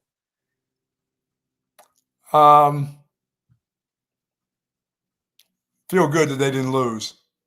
Feel good that so we're going moral victory with the Yeah, tie, I just guess. take the moral victory. I don't know. Everyone's asking about Jaden Blue. Yeah, still no Jaden Blue last night for Dallas. He was once again inactive. So we'll see. Yeah, Miles because when they bring Sanders. in the other dude, forget about it. When they bring in Miles Sanders, I'm like, oh, okay. Yeah, I mean, Miles Sanders got banged up last night, left the game early. He only had 2 carries. So haven't seen anything about his status going forward, but maybe that'll open up the door for Jaden Blue. The Cowboys play the Jets in New York this weekend. So maybe a chance to see Jaden Blue make his NFL debut. But yeah, still have not seen him in the regular season this year. How about Jackson Dart? How about that dude yesterday? Yeah, nice win for the Giants. Big surprise. The 0-3 Giants taking down the 3-0 Chargers in the Meadowlands. Jackson Dart, turnover-free performance. Great opening drive, capped off with that rushing touchdown. He looked good. Now, unfortunately for the Giants, they lost Malik Neighbors probably for the season. Yeah, that just changed everything. Yeah. For them. Even with that kid at quarterback, no matter what, they don't have anybody to throw to now. Yeah, that's a huge loss. I mean, he's without question their best player on offense. And people in New York were excited about, all right, yeah, we got Dart and Neighbors and Cam Scattaboo in the backfield. Like there's a good sort of big 3 that you could build around. And yeah, Malik Neighbors, I don't know if it's been confirmed, but everyone's fearing the worst for him. So it looked like an ACL tear too, right in the moment. So yeah, that's a huge bummer for the Giants. And yeah, I still feel like they're one of the worst teams in the league, don't you? They're going to be, yes. Yeah, nice win for them yesterday. A couple of other results. How about the Houston Texans? Shout out to our guy, Sal. We were a little nervous. Sal said he was picking the Texans in his survivor pool, and it's like, have you seen the Texans play this year, Sal? Good pick, Sal. That's one of my big wins, or my only wins. One of your only wins on the show this weekend. I felt good about that. I just felt good about them, especially a rookie quarterback against that defense. Yeah. Yeah, I think I don't know if that game says more about the Texans or more about the Titans right now, because Tennessee's bad. They are bad. They just – and, the quarterback put it on himself. He said, I got to be better than that. Well, that defense is so good at every level, though. Yeah, it is. It is. 26-0 the final. First shutout for the Texans since 2010. It's also against Tennessee. Back in the Matt Schaub era of Texans football. Goodness. The issue for the Texans continues to be on offense. They had 6 points, just 2 field goals in the first half, and they didn't get into the end zone until the final play of the third quarter. I like Mark. The young running back. Yeah, Woody Marks. Well, it's funny. Like we talked last week about like the Texans felt like they were Tom Hermaning this a little bit, and they felt like they were Bill O'Briening this a little bit, to use another Texans coach, where it's like they've got some good rookies. At least I think they've got some good rookies, and they're not playing them. And like finally, Woody Marks is on the field. He has over 100 yards and a couple of touchdowns. Young receivers got involved yesterday. Yeah, Higgins from Iowa State caught a touchdown. It's like these guys are some of your better players. Like you need answers on offense. What you've been doing with the veterans hasn't been working. Maybe give these young guys a shot, and they did, and it worked. So I don't know if the offense has figured everything out, but I liked seeing some of those rookies on the field making some things happen. And the AFC South looks a little better than we anticipated. I know Indy lost yesterday, but how about Adonai Mitchell? Did you see his F-ups, plural? Yeah. That guy single-handedly cost the Colts the game yesterday. What happened? I saw one. I didn't see – how many did he have up? I didn't see 2 mess-ups. He had the drop football where he was trying to reach the ball across the end zone, maybe start celebrating a little early, and he fumbled it out of the back of the end zone for a touchback. I saw that. And then one. He had, on a long rushing touchdown, he had a penalty, like a holding penalty. A holding penalty. Yeah, I didn't see that one. So he took 14 points off the board by himself in a game the Colts lost by 7. Colts are pretty good. I mean, they play – their defense is real good. Colts are pretty good. And the Jags went on the road to beat San Francisco. That ain't your dad's San Francisco team any longer. Well, they were 3-0 before yesterday, and they had 2 wins with the backup quarterback. They didn't look good. Purdy didn't look good. He looks like he needed another week. Yeah, Purdy did not look good at all. So, I didn't realize Jacksonville's defense is that good. Yeah, and their coach, Liam Cohen, was getting into it with Robert Saleh after the game, too. Yeah, I saw them walking off. Yeah. Who was stealing signs? Jacksonville? They're accusing Jacksonville of stealing signs or something. I don't know. How the hell do you steal signs and that not be okay? It's got to be okay. Get better signs there, Saleh. Yeah, have a better defense. You're getting picked apart by Trevor Lawrence. Come on, Saleh. What are we doing? I don't get that. Jags are 3-1. Colts are 3-1. So the Texans, the AFC South looks a little bit better than it has been in recent years, where it's felt like 1st to 9 can win that league. Indy looks a lot better, and Jacksonville's got a little life. Jacksonville plays the Chiefs next Monday night. So we'll learn a little something about the Jags, because Kansas City obviously figured it out yesterday. Yeah, they're back to being well. What's up with Baltimore? Is it time to push the panic button on the Ravens here as we go around the NFL? Yeah, because they're not near as good on defense as they always claim they are. They're not. Lamar Jackson, and they're always hurt. Yeah, Lamar Jackson got hurt too. He left the game with a hamstring injury early, so we'll see what that's about. That defense is terrible. Yes. The Ravens they were one of the favorites to win it all. They're now 1-3 this year. Yeah, if Zay Flowers is going to be their most potent weapon, he's a little guy, and they're not. They throw the ball to their 2 tight ends a lot. It's just not clicking with them offensively. And Derrick Henry, of course, drops the ball once a game now. Yeah. I saw him standing around an awful lot and not actually being on the field yesterday. Derrick Henry? Yeah. Derrick Henry had 8 carries for 42 yards. That's what I'm saying. He was on the bench a lot yesterday. It felt like the Ravens never had the ball yesterday. I mean, they're mad at Derrick Henry. Send him over to Dallas. They won't be mad at him. I'll take him for sure. Javante's been fine, but he ain't no Derrick Henry. No. It's like watching Josh Jacobs. I do wonder what Javonte Williams would do against the Cowboys defense. Maybe in practice, he just tears them up every single day. That Cowboys D is going to make everybody look better than they actually are this year. God, just at the point of attack, there's guys unblocked. They're right there to make the tackle. And last night, Jacobs was just making guys miss at the line. I'm like, there's no hole there. How is he getting through there? And he'd turn. Next thing I know, he'd have 4 yards or 5 yards. There would be plays where the Cowboys had 2 guys there and they couldn't tackle them. Yeah, you're right. I didn't want to say that part. I just wanted to say the one part. I'm not saying when 3 guys came clean, because the Green Bay's offensive line, there was nothing they were doing that was spectacular whatsoever. That guy was just carrying the rock last night. I would, I don't know what Matt Eberflus is doing right now, but I also don't know if he has nearly enough talent to work with either. But if the Cowboys, I don't think they'll fire Matt Eberflus right now, but man, at some point they got to do something to figure out that defense, because it's brutal. It's brutal right now. Yeah. Offensively, they can score with everybody.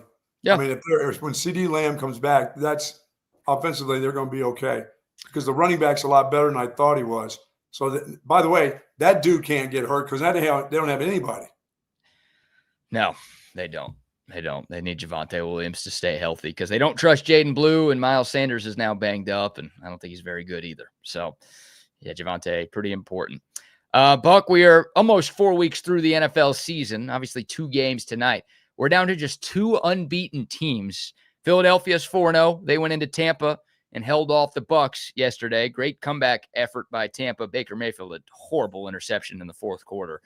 It hurt the Bucks' chances to win that game. And then Buffalo, 4-0 as well. You feel like those are the 2 best teams in the league right now, Buffalo and Philly? I'm not giving up on Kansas City. I won't give up on them because of their defense. They play too good. Their defense is good. They know how to stop you, short yardage. If you're 3rd and 8 or 9, it's automatic. Get ready to punt the ball. They're so good. But what they're good at, BK, is those 3rd and 1s and 3rd and 2s where you think you're going to run against that defensive line. They are good against the run. Yeah. That's a fantastic group against the run. They're coached so well on defense. And I mean, it's not, that defense has held them together for like the last 2 years, it seems like. Yeah, it has. And now once they get it back offensively, Xavier Worthy played with his little shoulder harness on. So I think they're back. Yeah. So I would put those three teams. Okay. I don't even know. Hey, the Miami Dolphins, 72 Dolphins or whatever it was, they better get ready because Philly could go undefeated. Yes, they could go undefeated. They haven't even hit it. They haven't even hit their stride. They can't run the ball. They throw it just well enough. Now they got a bunch of bullshit off the tush push, which is awesome to see. I love that play off of there. That is like there's nobody around the corner. And Saquon Barkley is going to beat you to the corner. If you don't have a guy standing there and take one out of that defense there and have somebody on those corners, Barkley's going to beat him. I can't figure out why Philly brought that out in the regular season. They should have saved that play for January. I get it. Tampa Bay's good, and that ended up being a close game. But, like, dude, that wrinkle to the tush push right there. I mean, that's not an awesome Super Bowl play. Oh, my God. Yeah. Look, Philly's 4-0. All 4 of their wins are by 1 score. I mean, they were a blocked field goal away last week from losing to the Rams. Like, they're really good. I think they're the best team in football, but I'm not ready to coin them or anoint them as undefeated. They've figured out what they really want to do offensively. They're going to keep trying to run the ball, but that's going to come naturally. Saquon's going to have a game where he goes off and the offensive line is now ready to go, but they don't have. And then it's like they don't want to. It's like they don't want to really throw the ball, but they have all these talent receivers, including the tight end, that they should just go ahead and just throw the ball. Yeah, but they have Jalen Hurts as the quarterback. That's why they don't want to throw it as much. You don't buy him? No, I think he's fine.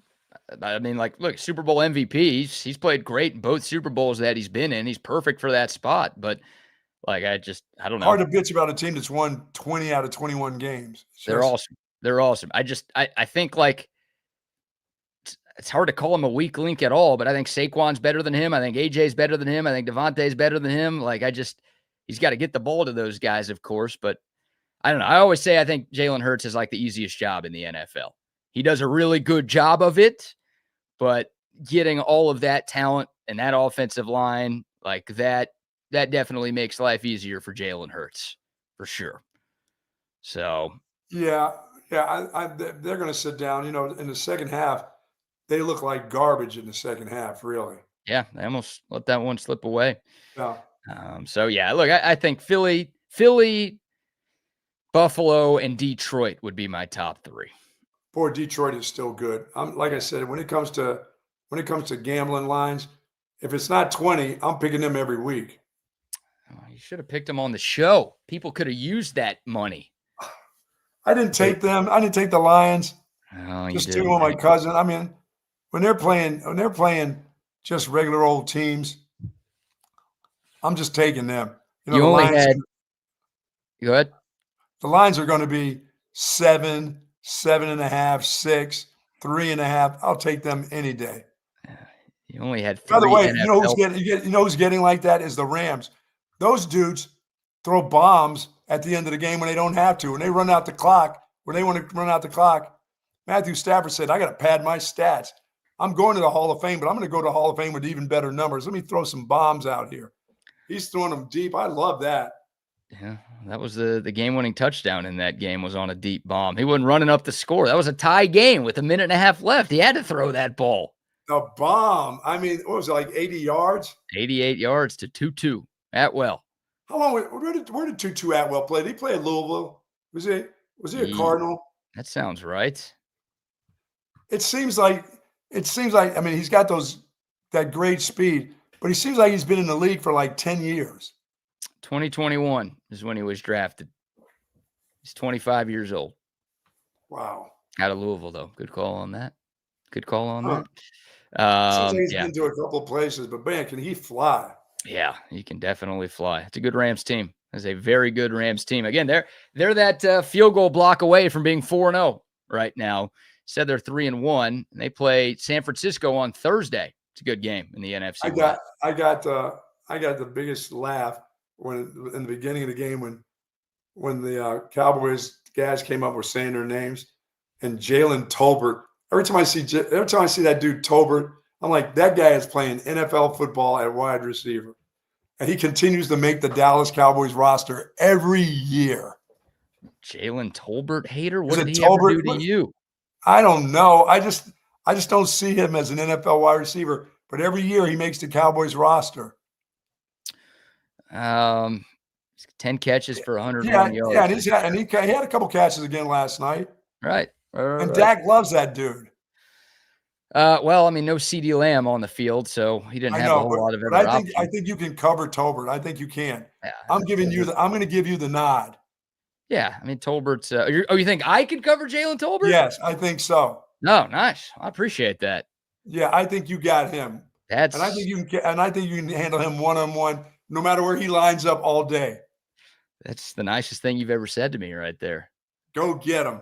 Wow, you really do hate Jalen Tolbert if you're lowering him to my level. That is impressive hating right there. Oh my God. Yeah, hey, good enough for the Cowboys to get a tie. We need that rule changed in the NFL, please. 40 points. You score 40, you're not supposed to be tying with anybody. No. Somebody's got to come out of there a loser. Yeah, no one's happy with that. I guess the Cowboys fans are a little happier than Packers fans today because Green Bay was thinking that was going to be a pretty easy win for them. Yeah, that's a pretty bad result considering how banged up the Cowboys were. Like that's a team you should be. They're saying the same thing. We score 40 points. How the hell do we not win that game? But yeah, it's just there's no winners in a tie. Literally, it doesn't feel like anyone won. And for everyone who just waited. That game ended like midnight Eastern time, a little after 11 local time. Dude, I was already asleep and went to the bathroom and checked my phone, and I saw 40-40. I'm like, this can't be possible. The game must be still going on. Something's wrong here. It said OT, 28 seconds to go. I'm like, no, something's wrong here. My phone's jacked up or somebody's playing a trick on me.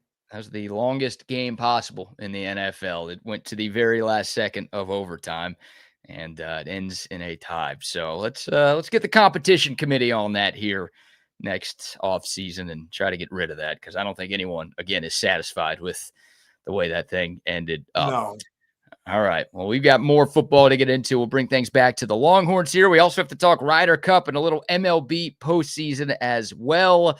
But before we shift gears, Buck, how about another round of sponsor shout-outs? Several of our friends over at Texas Orthopedics. If you're seeking that specialized patient-focused orthopedic care, contact Texas Orthopedics. Their physicians offer surgical and non-surgical orthopedic care for children and adults, spinal care, sports medicine, trauma care, joint replacement, rheumatology, and more.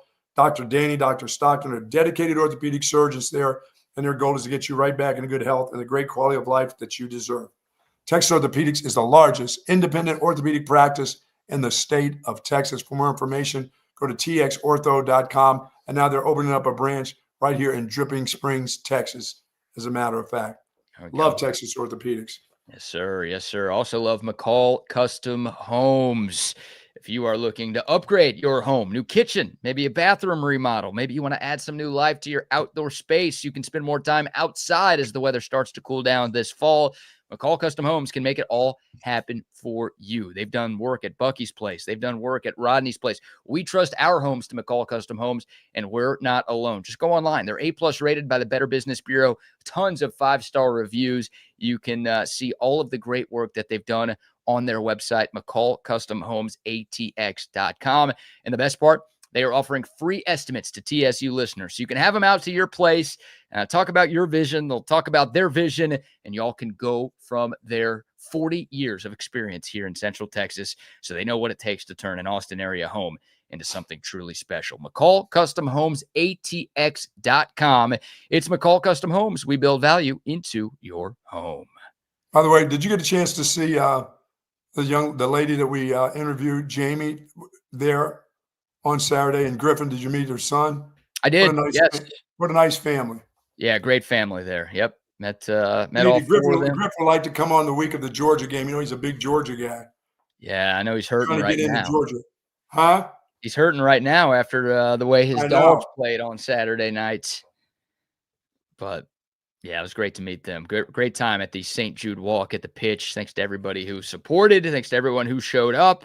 And yeah, what a fun event that was for all of us. Absolutely. All right, Buck. Any hot takes on the Ryder Cup? What a I don't know if anyone's taking a moral victory here, but a pretty valiant comeback attempt by Team USA yesterday. Unfortunately, they just put themselves in such a hole on Friday Hey, and Henley, Saturday. you can make that putt. How about making that putt? Yeah. That birdie putt. You're going to leave that short, really? You know where Russell Henley went to college, right? He's a Bulldog, isn't he? Tough weekend for the Bulldogs. Yeah, there's a couple guys on that team, like Morikawa. What does he do?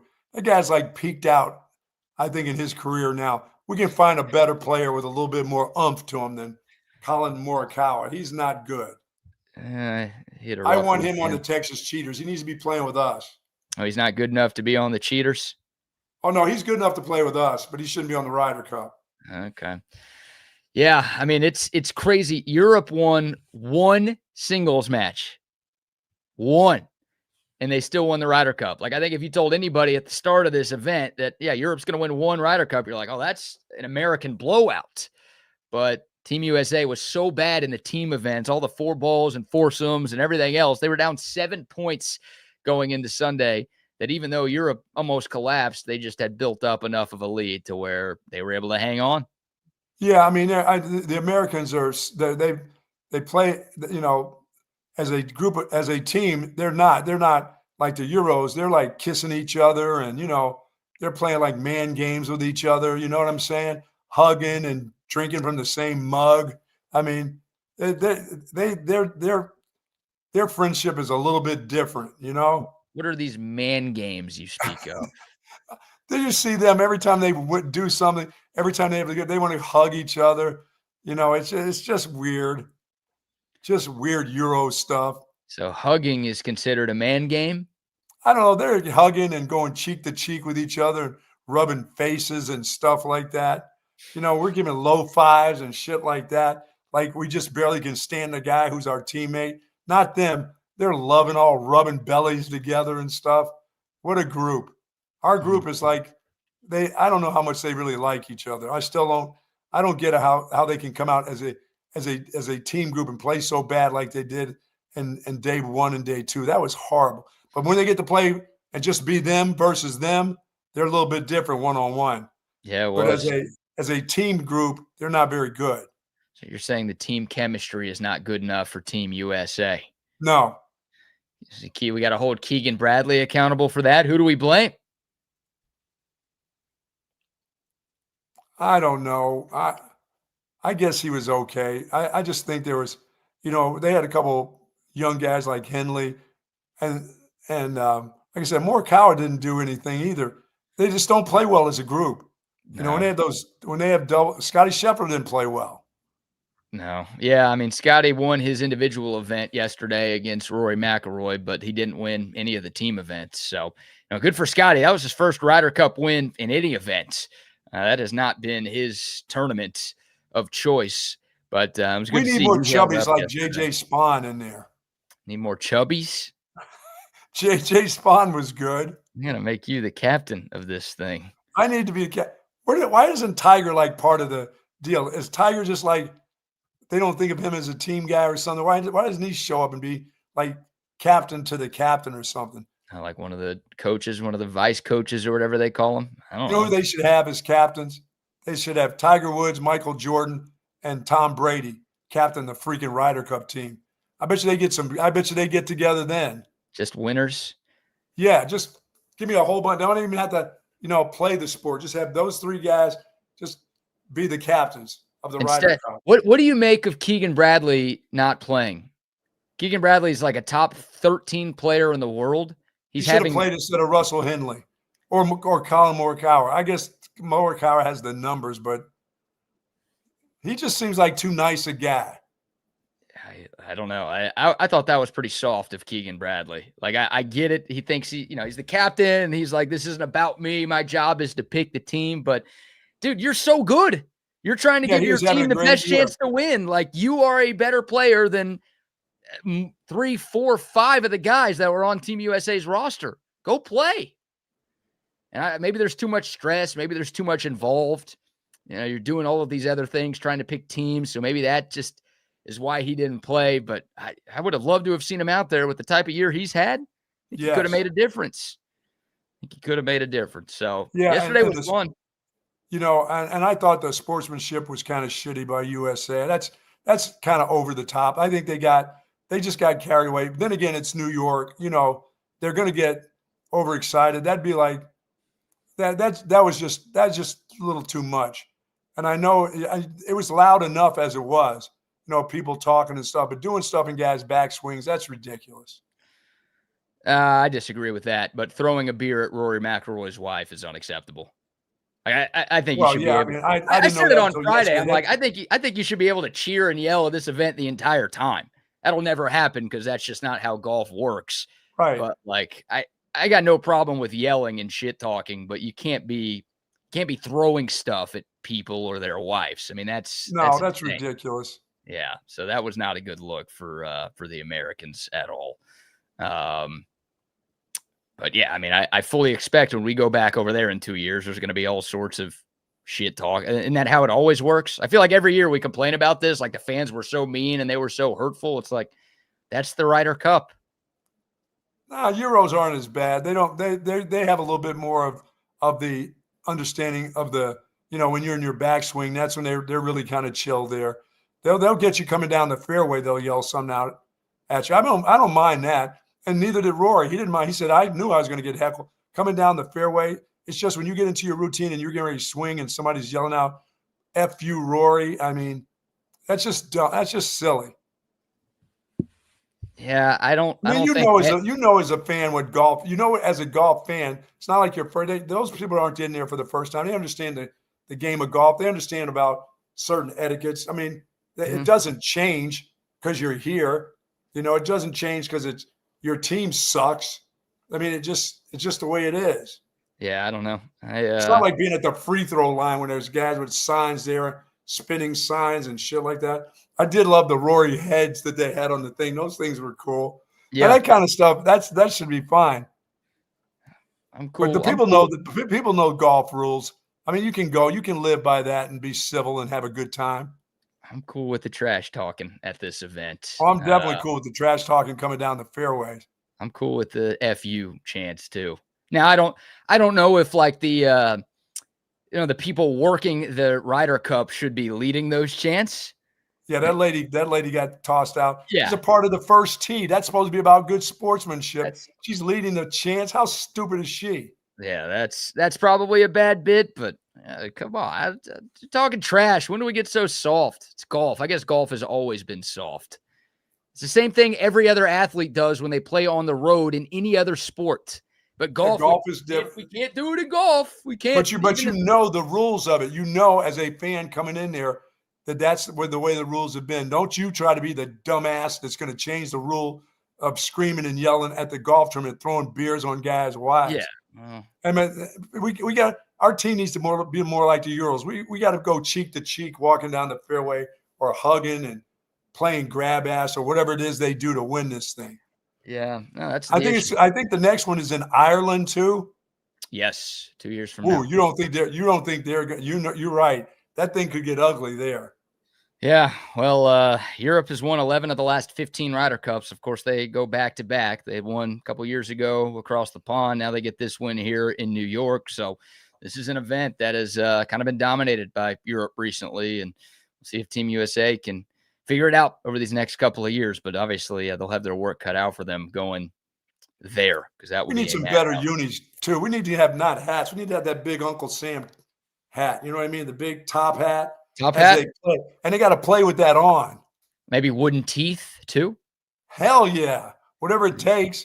Powdered wigs, wooden teeth, and top hats. Hell, now we're talking. That's the gear we need to show. We need to come off the plane in that gear.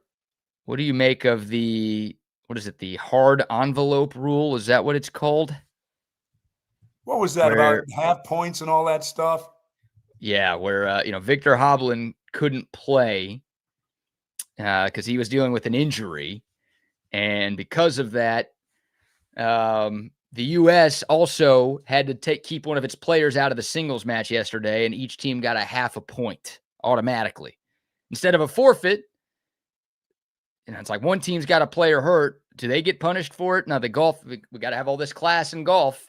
Both teams got half a point there, and that almost was the difference almost was the difference in the Ryder Cup because who was it? Yeah, Colin Morikawa crapped the bed and Sam Burns crapped the bed at the end, and it ended up not being the difference in points. Sam Burns was the best putter on tour this year, and he crapped the bed. Yeah, but like that was almost that almost gave Europe the win yesterday. That rule where Europe had somebody hurt, so the Americans had to pull a guy out as well, and each team got half a point. What do you think of that? I don't like it. Okay. I don't like that rule at all. I know it's been around. It's been used in the Ryder Cup before. It apparently has Hey, you been get hurt, that's too bad. You get hurt. I need to know, what was it? Lower leg injury? What was it? What was it? Did you find out what it was? Neck injury. Oh, he hurt his neck. They Yeah. were kissing each other. Maybe too many man games, as you like to call Too it. many man games, too many hugs, too many man hugs, jumping around the greens. Yeah, there's a lot of hugging, and they always touch each other's faces too. That's what I'm saying. Yeah. Put their hands there. Those dudes putting their hands through other dudes' hair was just a little much for me. Nasty ass hands. Yeah. Nasty ass golf coming off those greens, touching balls in the rough, then running their hands through other dudes' hair. Not good, Euros. Yeah, hey, giving high fives to the gallery, touching balls, touching clubs, touching flags, and then touching each other's faces. It's that's the difference. Maybe that's the difference, is that they're doing that and we're not. I don't know. Yeah, we used to when Monty used to play, Colin Montgomery, he used to catch a bunch of crap here too, just like Rory's catching. What did Rory do to be on people's bad side? So what has he done? I don't know. He's really Being a good. spokesperson for the PGA, trying to keep the PGA going and not turn to the folks in Dubai. He's taking a beating for that. I think part of it is because Rory's good. Yeah, that's true. Is that you'll talk the most smack to an opposing team's best player when they come into your place. It's usually how it works. I think that's part of it. I don't know. Those guys look pretty worn down. Rory looked worn down. Scheffler looked tired as hell. Yeah. 5 matches, 6 matches. It's a lot of golf. It is a lot of golf. It is a lot of golf, yeah. A lot of pressured golf. High intensity golf too. Yeah, not every golf round is created equal in those. Every player, I mean, you see the emotion from these guys. It's a big deal. And it's the favorite event for a lot of these dudes. And Team Europe got it done. So congrats to them. Frustrating, but at least balls and shaft and faces. Touching balls, touching shafts, touching faces. They need to quit touching each other's face. You're right. And leaving another man's hair. Leave him alone. I don't know. It worked. Maybe we need to be doing more of that. Well, I believe we do. I'm not saying that that's a bad thing. They find a way to get together. Running their hands through Tommy Fleetwood's hair is cool for them. Every time I now see one of my friends, instead of a dap or one of these, it will now be just pull their face real close to mine and just say hello. Run your hands through their hair. Take their hat off and run your hair. See what that gets. See how that works for you. At what point do we cross a line here? I don't think there's anything wrong with that. I think running your hands through another man's hair that's not good. That's not good camaraderie. Okay, so that's the limit right there. I think the hands through the hair should stop. Even for the Euros, they need to quit doing that. The hands on the face is okay. You should try that. When you play golf again, next time you're out there. I'm going to do that to Paulie. Yeah. I'm going to put my hands on his face and see what he thinks of that. Paulie sinks a birdie putt. That won't happen. But he sinks.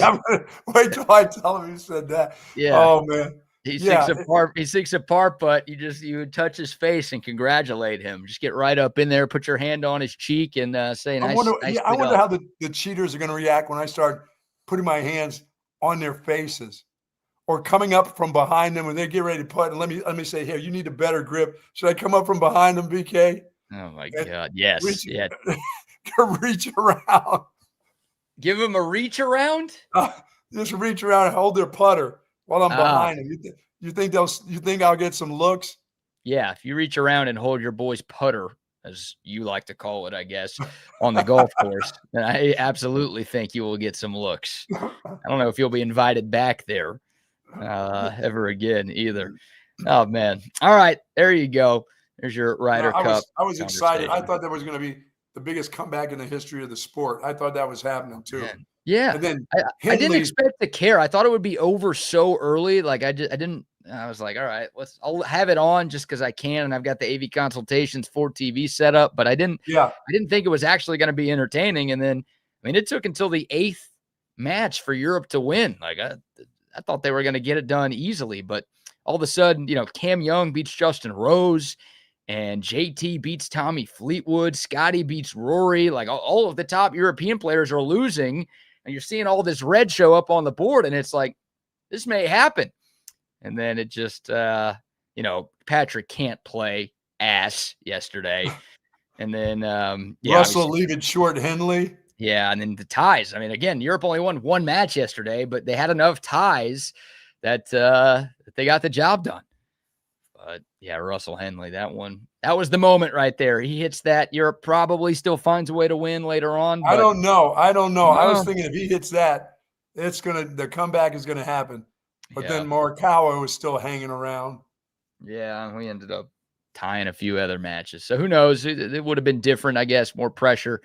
But once it was already decided, things were changed. Did you see JJ Spawn play the little fella, JJ? He was good.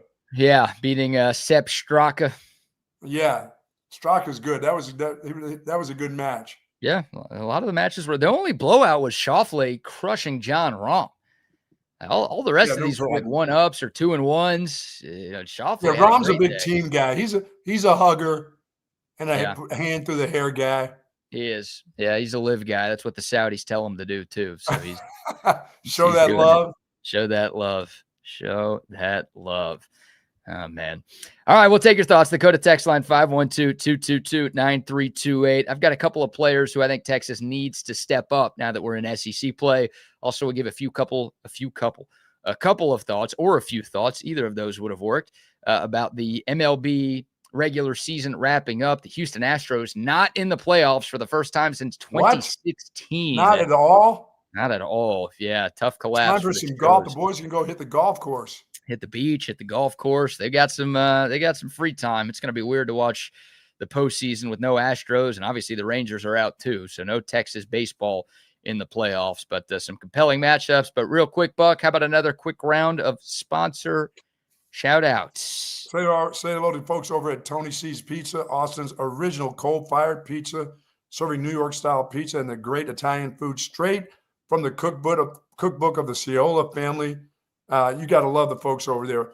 Folks, don't forget tomorrow's 2-for-1 Tuesday. BK, if you're feeling well, get yourself 2 pies tomorrow. And Wednesdays is Unwind Wednesdays, half-price bottles of wine at Tony C's. They've been in, of course, the Bee Caves community for over 15 years. They have a store on Highway 79 in Round Rock, right beside the Del Diamond.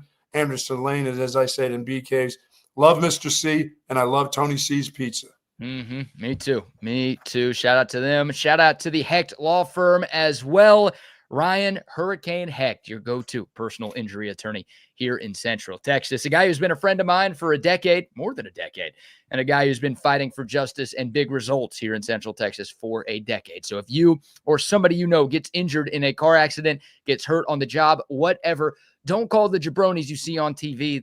They're not going to help you. They're going to pawn you off to some kid who's right out of law school. No, call the expert. Call someone who's going to be by your side every step of the way. That is Hurricane Hecht. And the best part, no fee unless he wins your case. That's right. He's that confident that he's going to get the money that you deserve in your pocket, that you don't have to pay at all unless he wins your case. HechtLawFirm.com is the website. Maybe a good idea to put his number in your phone so you have it whenever you need it.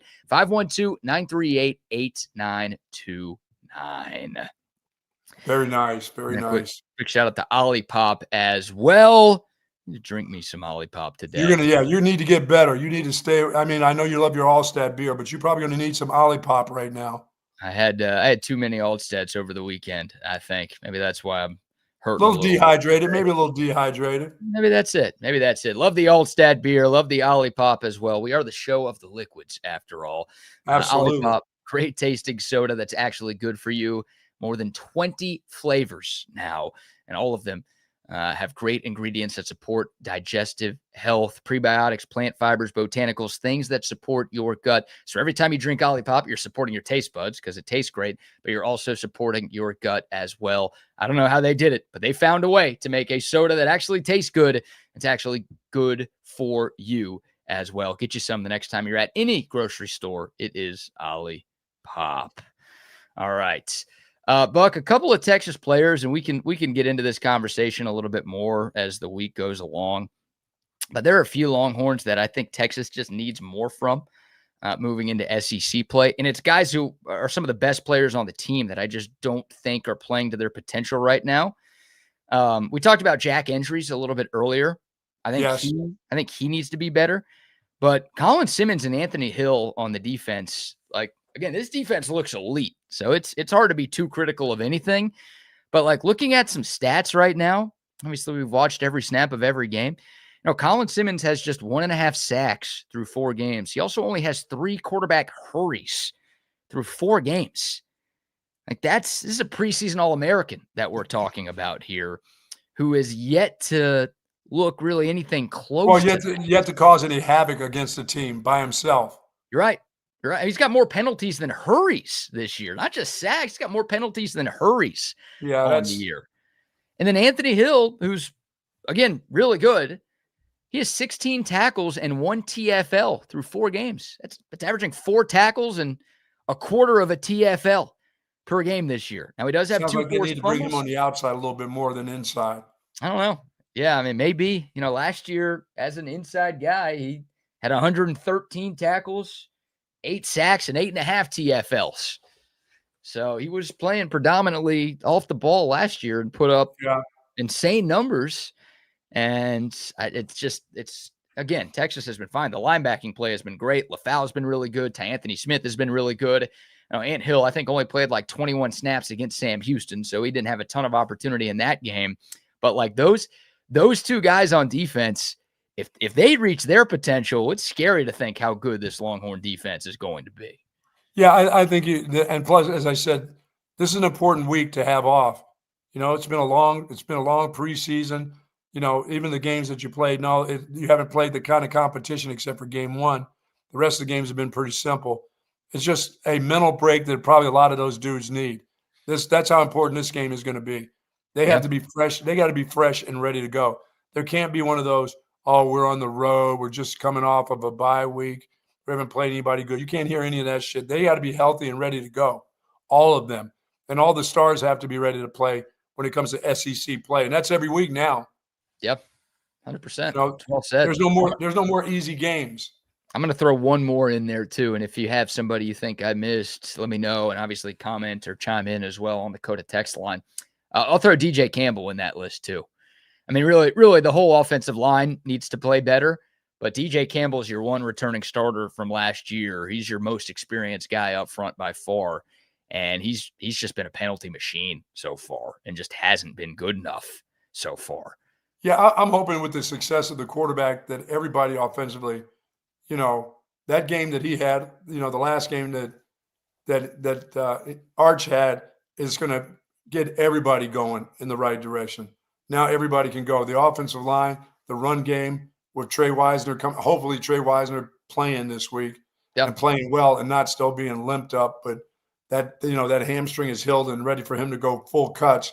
That could make a difference, but the quarterback, I think if he plays well, I think everybody will continue to play well offensively.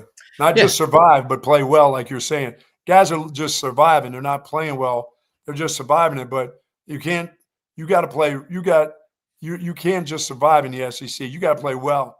The guys you expect to play well have to, and the guys that are stars have to be stars in these games from now on. For sure. And I would love Arch Manning to look like a star from now on too. Yes, he has to. Yeah.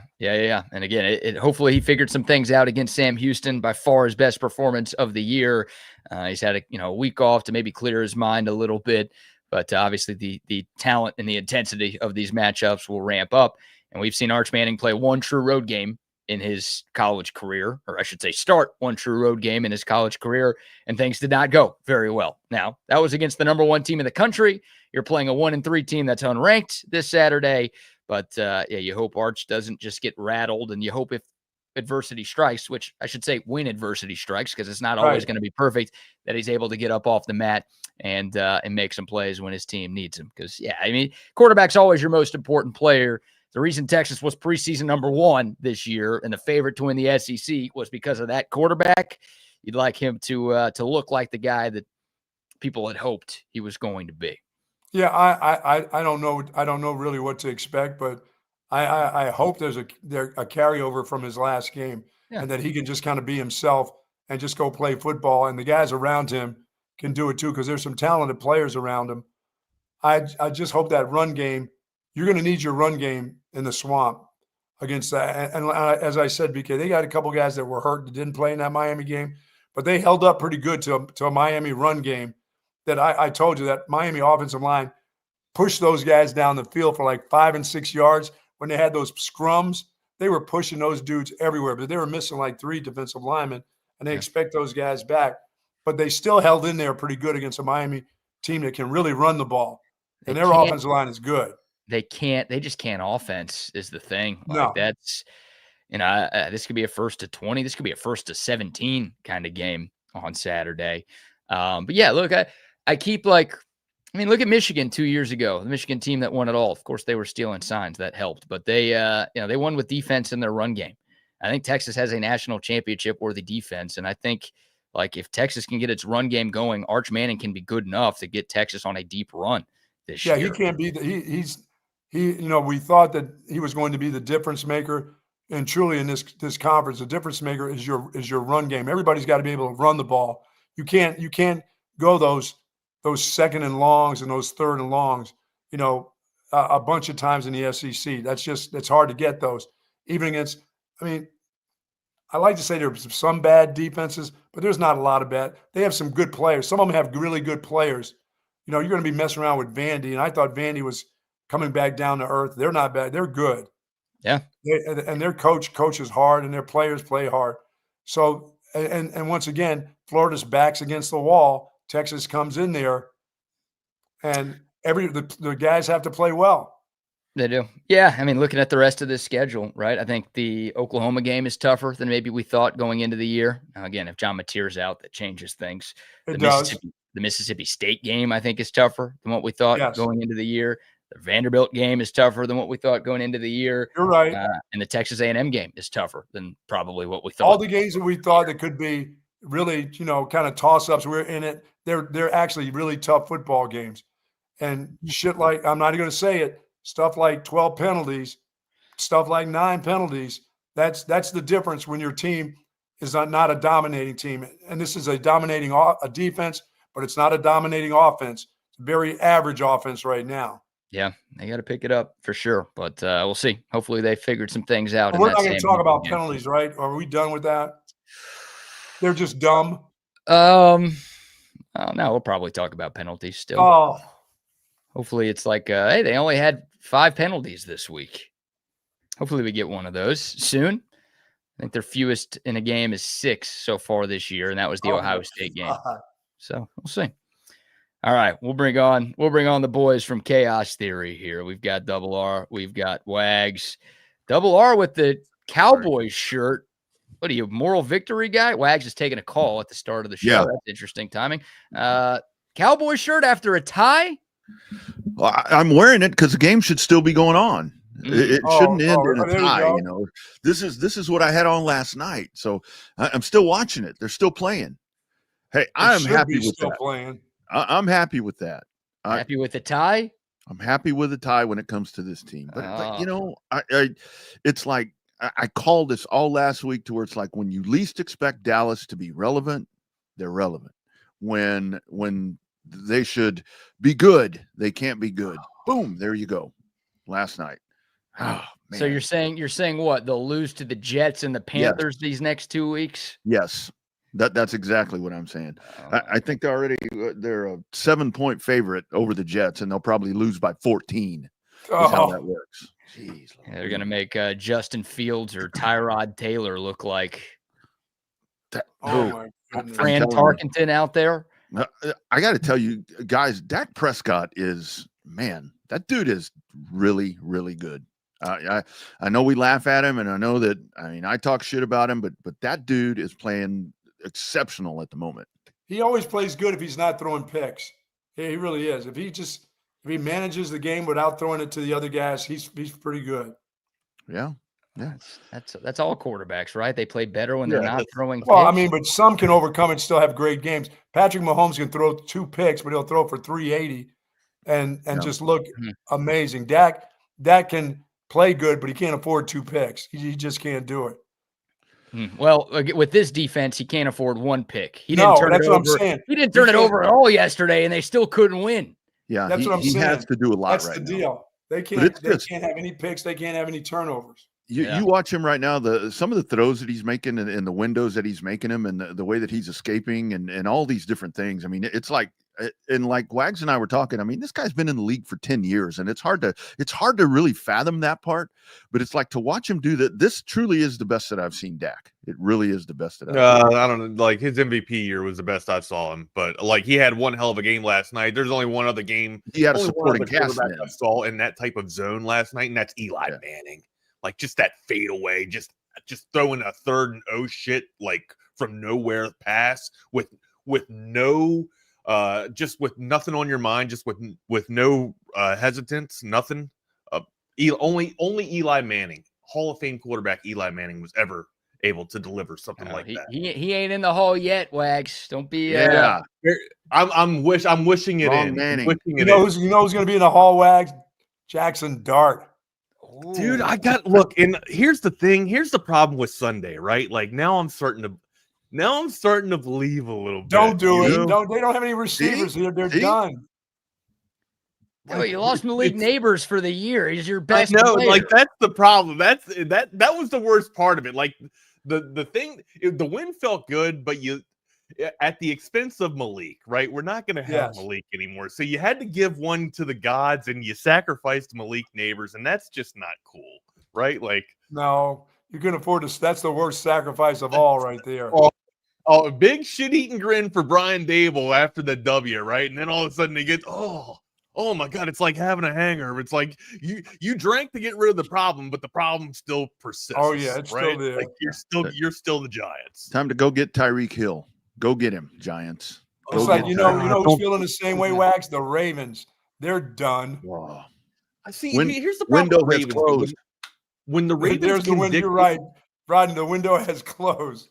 They jacked around too long, way too long. I don't think the Ravens. I don't think the window is closed for the Ravens. I think the problem with the Ravens is that when they can dictate the flow of the game, when they can score first and then dictate the flow, they usually can come out victorious, right? But they're just a team that they're not geared, they're not engineered to play from behind. They everything's built off of their running attack anyways, right? And you're not going to be able to get the defense. And Queen Henry only had 8 carries. Yeah. Right. And that's not the name of their offense. What'd you call him, Buck?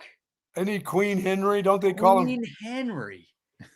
He had 8 carries. He didn't fumble, did he, yesterday? I don't think he fumbled. No. Here's a game that I want to see. I want to see Dallas. Does Dallas play the Ravens this year? Because if they do, it's probably going to be a 60-60 tie, just like last night, because neither one of them can play defense. It'd be 2 tied games. Especially their pass defense. Both teams' pass defense is atrocious. Is awful. Horrible. Yeah. Terrible. No Cowboys Ravens this year, unfortunately, for over betters. Super Bowl. Had to be in the Super Bowl. So, Rodney, what do you think of Texas fans going to visit Florida Man this week? Is that kind of scary? Better beware. Better beware. That's a whole different. You cross that state line. You better adjust your attitude, because you'll see some things there that you don't even see in Louisiana. Oh my God! You're also going into a situation of desperation, right? Like, BK y'all got to stop. Y'all got to stop with a Florida desperate thing. I heard that against South Florida, LSU, and Miami, and they lost all 3 of those things. They are desperate. You're right, and they have been they're desperate for. They're desperate to hire Mike Gundy. They're desperate. You know what? They're desperate to lose the way Arkansas lost on Saturday, so they could fire Billy Napier on Sunday. Oh, That's what that fan base wants. That fan base wants Texas to go in there and kick the shit out of them on Saturday. There you My go, kid, my kid and like 3 or 4 of his buddies went up to Fayetteville for the Notre Dame game. They got buddies that they were visiting in Arkansas. They thought they were actually gonna contend, right? Wow. They went in there. I think Notre Dame scored on every possession. If I'm wow. correct.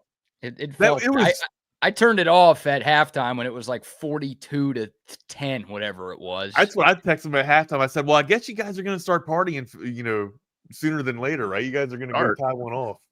Yeah. Bradley, I have to ask: are you serving food later, or are you doing OBGYN work today? Why are you wearing gloves, my man? I see you. Are you the Undertaker? Are you OJ? My arthritis is kicking in today. Did you kill somebody? Hey, he'll never. Are you serious? Is that a bit like what? I missed that. Why do you have gloves on? Cold. He's got something going on. He'll never have the flu. The Scranton Strangler? Are you the Scranton Strangler? Have the flu. I'll never have the flu. He's got something kicked up. Saturday Rodney was at the event, St. Jude Walk. I think maybe he was holding somebody's baby, and the baby spit up on him. Yeah, I'm not used to doing any good for the community, and it made me sick. I don't know. I've got the chills. I got like body aches. I'm like, I was freezing. I'm wearing like a jacket, like long sleeves, sweatpants. You say you got the chills, right? I do. I'm gonna send over the nurse from Ferris Bueller's Day Off. Oh yeah, that girl. Yeah. What was I heard that you were feeling ill, headache, fever, and the chill. I'm here to wait. I can't remember the last bit that she does, but I'm here to intense your pluck because I'm the nurse that likes to. And then the door. Wags. So I got to tell you, Rodney, what did you think of the event Saturday? Were you surprised at how many young kids are out there at 7:00 in the morning? All high schoolers that got up on a Saturday to make that deal. That was so great to see. And even like it escapes me the school that was out there, but you had the band and you had all of them. Oh, they had Friday night duty. Cedar Park Drumline. Yeah, they had Friday night duty. They were doing their thing. That's true. And it really was such a great community event. And we were talking along the walk right there where that's such a great location right there, because like the space to walk around there, and it was wide open. But yeah, and what $166,000 that was put together by that is just we need more of that community coming together for an amazing cause. And it was really cool to be a part of that. In these crazy and dangerous times, if a guy like Joe Rogan said, "Come to that event," do you know how many people would show up to that event? Yeah. And no matter what your beliefs are, no matter how you feel about somebody, anything to do to help those kids out at St. Jude and the families that get to go there for free and not have to pay anything. A guy's voice like that say one thing and change that whole look of that. And plenty of room, a spacious place like that. It was great. Well, and I got to tell you, I mean, like having you and the great Bob Pickett up there, and I know that you've been advocating and talking about the event, and I'm sure he's been doing that over at KVET or whatever. And I think that's a lot of what brought people in. And it's guys like you, Bucky. You were tremendous up there. This is what you do so well. So thank you for that, and thank you for everybody that came out. Thank you guys. You guys pushed that really hard. And I'll tell you, in the day of radio, and everybody does podcasts now, it's hard to get the word out there. It's not that easy anymore. People aren't turning into radio stations anymore because there are none. Yeah. There are very few sports talk. Yep. iHearts. I mean, it's whoever's doing it. The word is hard to get out there now. Yeah. So everything comes through what we do and podcasts and things. But there's some great podcasters out there that have millions of followers. They could change a day like that and change the lives of a lot of people, not having to pay for their kids who have cancer. We got to get the word out to them. Yeah. Well, absolutely. You're absolutely right. Yeah. I like that. All right, guys. All right, boys. BK, be well today, man. Arthritis. See y'all tomorrow. Later. There they go. Here we are. Welcome to another wonderful edition, a Monday morning quarterback edition of Chaos Theory on Texas Sports Unfiltered, where you can hear all the news, notes, and nuggets that you need instead of the radio on this wonderful internet station of Texas Sports Unfiltered. Good morning, everybody. We welcome you in. Hopefully you had a great weekend. We did, and we'll be getting you wrapped up with all of the news, notes, and nuggets from the NFL and college football landscape. My partner in crime, co-host Rodney Rodriguez. You can find him on socials at the underscore Rodney R, and then that's on Instaface, and then the Rodney R, the Rodney R, on not the fake, or on Twitter, at, Brand X. Then you can find me, not the fake wags, on Brand X/Twitter, and then Instaface on the Wagner Wire. Boom, there we are. Smash that subscribe button if you hadn't done so already. And then also make sure you hit us up on the Coda text line 512-222-9328. Now that we have the X Factor and Instaface all sorted out. What's up, amigo? How are you? My man, is football just not great? It is amazing. It is. So I got to give you a little bit of fair warning. I will be moving downstairs and upstairs a couple of times just to let these guys back in and throughout that. Like I got a whole bunch of weird stuff going on at the construction site today. So it won't be. I won't be long. It'll just be like for a minute to go down there and let Victor in, and then not Victor Diaz, another Victor. Oh yeah, like you're letting that dude in your Victor house? Diaz ain't coming over here to do no pool. That's for sure. No, he'll come get in your pool. I can tell you that. He's been over here a couple of times, and now he kind of sometimes casually invites himself over, and I'm like, dude, I invited you for a party. Is Victor in the neighborhood? Victor's not in the neighborhood. No, he's in Northwest Austin somewhere. But that's a guy. That's the cycle king. Man, that's a suave, smooth cyclist. Dude, what do you want to go first, dude? Dude lives the life. But to the football thing. So it's like after Saturday, I believe he's single though, right? Like yeah. He's he's living like the bachelor life of all. Like he hit me up one day when we were at Spectrum, and he's just like, "Hey, I'm going out to Vegas this weekend." All the time. Like, the dude always does that. I got a wife and kid. Like I can't leave on a Friday. I gotta ask permission. I gotta plan this shit. He's like, "Oh man, come on, man. I got a place out there." I'm like, "Oh, dude, I don't live that lifestyle anymore. I can't live like that." Yeah, he always does that to me. It's like, hey, are you in town this weekend? Because I'm going to go do a ride in New Braunfels, and then I'm going to go to San Antonio, and I'm going to do this, and I'm going to do that, and then I got to leave to Vegas on Monday. I'm like, dude, I can't do that. I have obligations. Yeah. That's fine. That's something wild. No, but you mentioned it, partner. Football is great. Football is amazing. Even when your team's not playing, it's still amazing. It gives you that better when your team's not playing. Like Saturday, it is better. It's better when you can just sit back and look from outside within, and then take a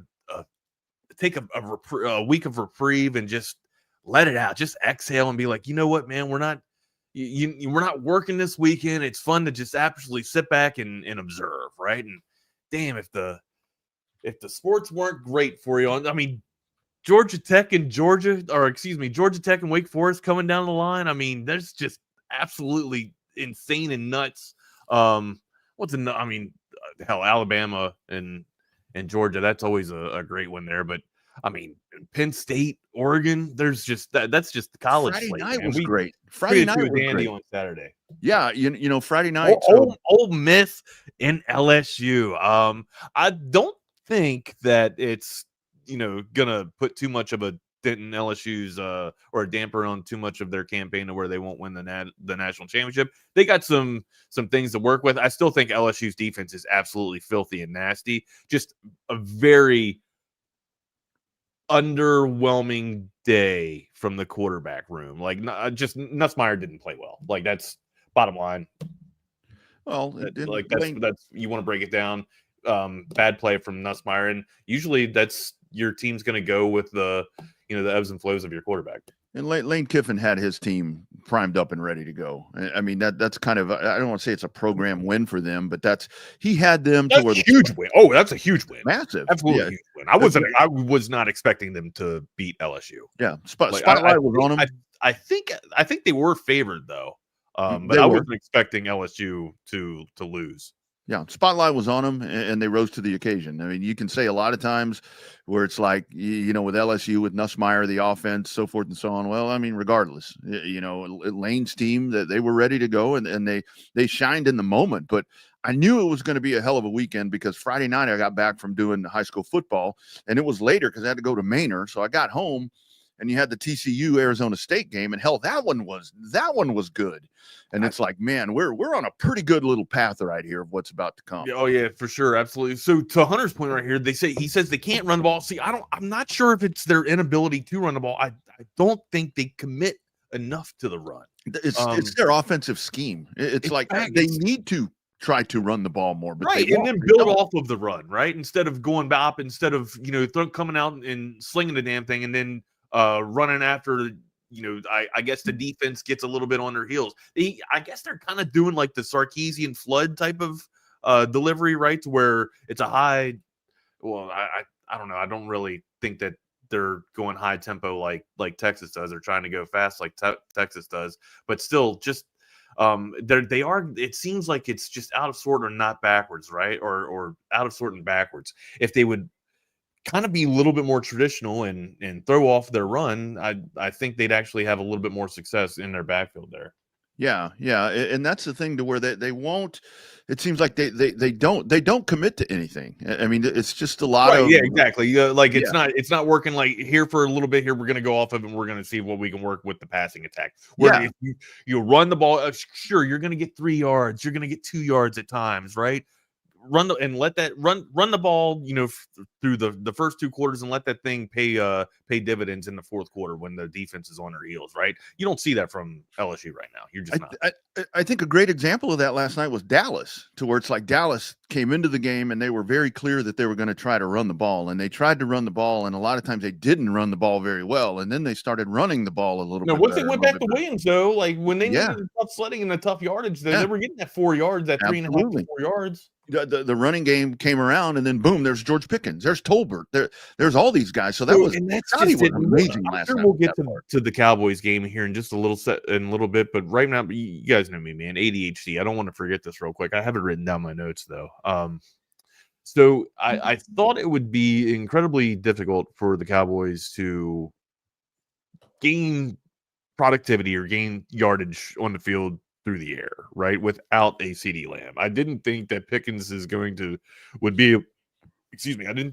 would be able to move in there and assume the wide receiver 1 role, especially just in that him being there newly new wide receiver into the system. I didn't think that he'd be able to run every route that CeeDee Lamb was able to run, and you've seen that, right? You saw a lot of supplement with Ferguson now, right? Ferguson's coming back into the fold. Not as much as last week, but still in crucial times. Last night, Ferguson was there, right? Supplementing a lot of the yardage that CD usually would get you throughout the course of the game. You're going to see a mixed bag of it, right? It's not just going to be all honed in on Pickens and what would be a CeeDee Lamb. So I guess Tolbert's going to try and take up a little bit of what CeeDee Lamb was doing. They're going to move a whole bunch of things around. I'd still love to see Turpin get more involved a little bit. Do you see what his ability and his speed is able to do and open up the defense or the opposition there? What else was I going to say? Oh yeah, back to Ferguson too, right? Like, so what CeeDee Lamb is able to do with the opposition is just move. I mean, it's basically an umbrella. He looks like the defense has an umbrella, right? Anything underneath CeeDee Lamb is just carving you up with, right? That's what you're starting to get with Ferguson now. I mean, all last week Ferguson was carving people up, and then this week in crucial times, like I just mentioned, Ferguson can get you those yardage that you were looking for or longing for without CeeDee Lamb, right? And then again, like once you get down into the red zone, I think with the offense simplified a little bit now, because you're always trying, your quarterback, you're trying to get your number 1 wide receiver the ball anytime that you can, right? And that would be CeeDee Lamb. But in this red zone, man, you got bigger physical targets now with Ferguson that you're starting to look to a little bit more. And Pickens is a gift for the red zone. Like he's the guy that you should be targeting first and foremost in the red zone, just because of his physicality and the strong hands. But CeeDee Lamb's just one of the when he's healthy, he's one of the greatest in the league and toughest to cover. You guys know me, man. I'm a huge CeeDee Lamb fan. But I think it's between him and Justin. I know Jamar Chase gets his flowers, but between Jefferson and CeeDee Lamb, they're the best in my opinion. And this was where 1A, 1B, and then you got Jamar Chase sitting there at 2. And this is where with last night, the absence of CeeDee Lamb, to where it was like I wasn't surprised that George Pickens did what he did. I mean, to the volume of 8 for 30, 134 and 2 TDs, that kind of surprised me. I was thinking maybe 8 catches, 100 yards and a touchdown. He would kind of be that in later stages of the game, because I thought that the Cowboys would be trying to push themselves back. But how about? I mean, the momentum shifter last night for the Cowboys was when they came in and they got the 2 points, when they blocked the extra point, and it was like the game shifted. I mean, the game totally shifted. And the Cowboys, this is where you can't help but think to where it's like with this offense, but just you don't have that pass rusher. There's a run stopper there. I got to say, Jadeveon Clowney, the first play that they isolated on Jadeveon Clowney, that dude looked like he was about 60. It's like he comes off the line of scrimmage. I could have fired off fast. He's not in football shape. That's clear. No. Right? It's like they roll that dude out, and I'm like, my God. He comes out, and dude looked lost. And I mean, but that's what happens. He'd only been in camp for just a little bit. But I got to go back to Dak, to where it's like this dude is just nails. Yeah, so I mean, you're basically about to anoint him the MVP. What did you like so much last night of him? It's what we've seen all year. And like earlier in the show, when I talked about in Crosstalk, where I said this is the best Dak that I've seen. I know when he was a rookie, those first couple of years, man, but he had a supporting cast. Right now, he doesn't quite have that. This team goes the way that Dak goes, because back then you had a little bit of defense. Right now, you don't have a lot. But Dak is just his maneuverability. I'm still amazed that he's able to move around as well as he does, as beat up as he's been. His play selection, his passes, man, the way he lays these things in.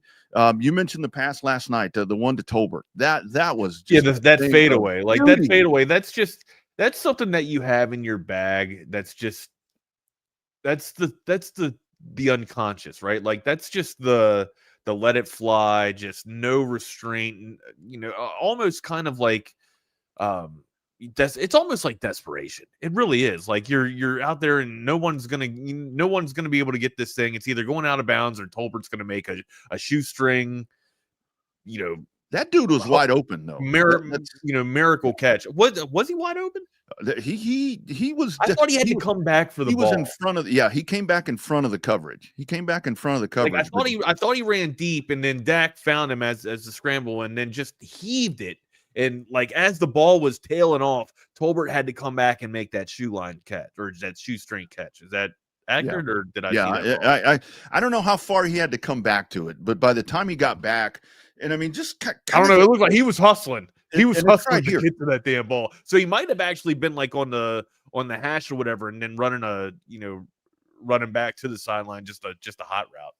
To Jake's point right here, I mean, the accuracy of Dak has just been, man, it is like he puts the ball exactly where it needs to be. And look, I've been on Dak's ass for a long time, because it's like you get in a pressure situation and you can count that he's going to miss a throw. He's going to get a pass batted down. Something's going to get intercepted. He's just not doing that right now. And it's like, this is. Yeah, I'm telling you right now, guys, he's playing like Eli Manning. He really is. I fully expected that this year is when we were going to see Dak definitely regress. Yeah, I mean, it was seriously a concern for me with the lack of the running game and the offensive line changes and so forth. But man, he has just been. I mean, you have to put him in MVP conversation right now. I mean, if you're looking at the full body of work, dude's kicking ass. Yeah, no, Patrick. So yeah, I thought I'm with you. I thought he went down. I thought he ran a deep route. I thought he was on a 9, and then. I thought he was actually in the end zone at one point and then had to come back. I didn't know if he actually got to the end zone, but thank you for clearing that up. Wags, your Giants found their QB, but at what cost? Yeah, CB, we kind of talked a little bit about that. It's great to have a dub, but at the expense of what, right? Hopefully I didn't see any reports yet come back, but they're expecting a torn ACL.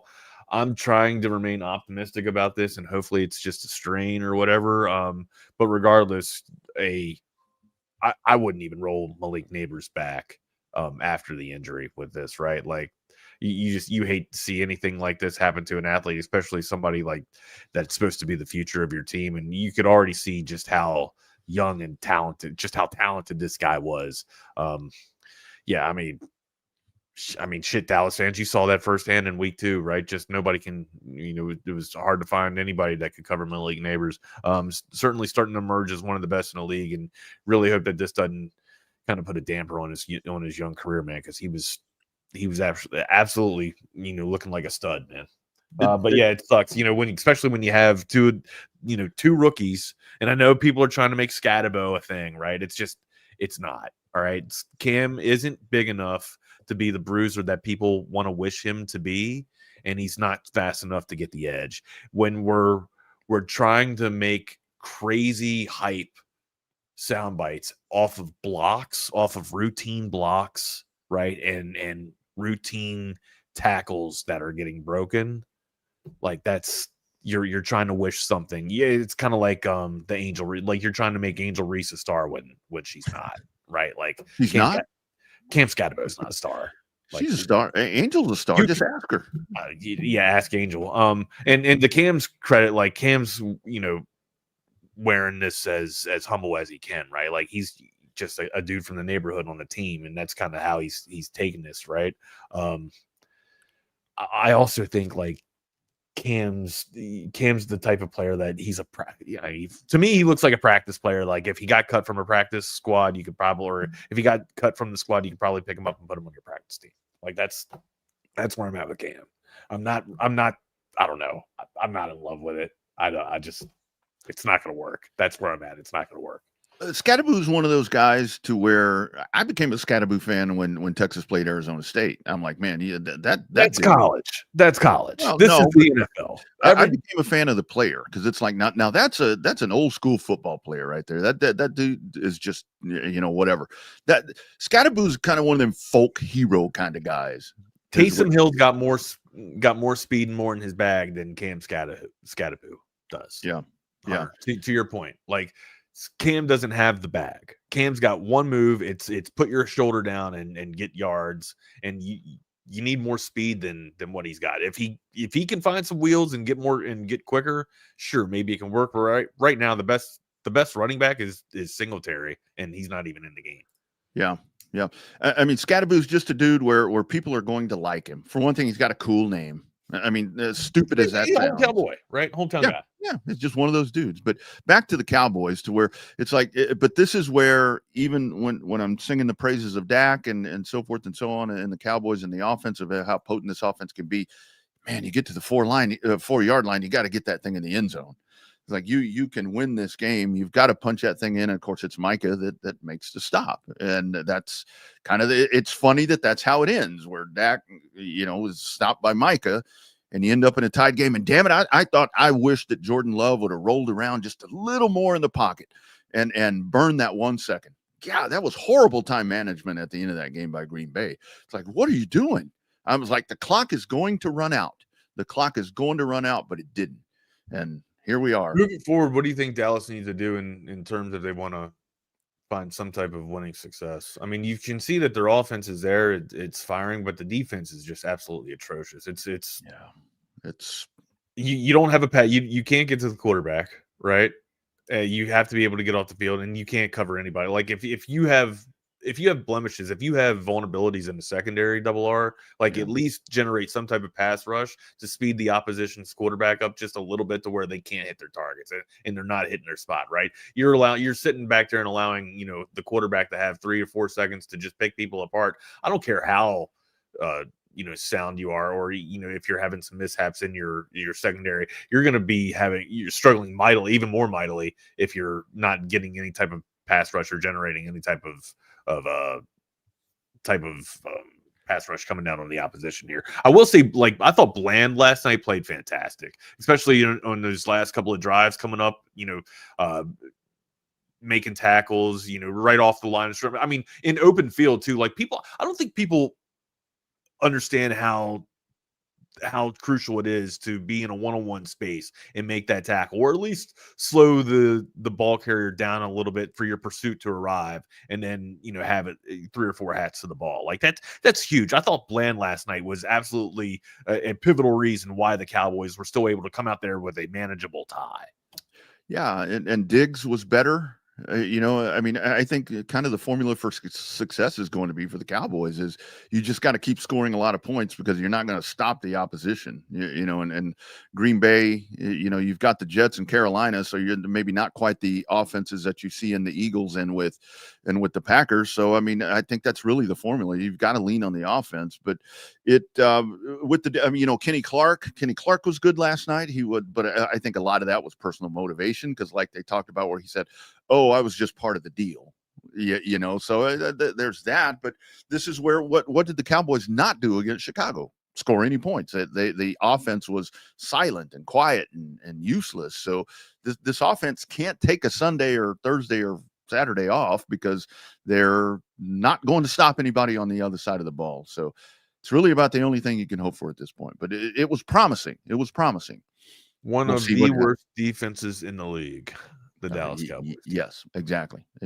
And who do you go get at this point? You can't. Who's available? I don't. Yeah, exactly. And but who's available on the market that's going to be enough to shore up the run defense? One that's not there that you traded for to try and, I think he's hurt as a matter of fact.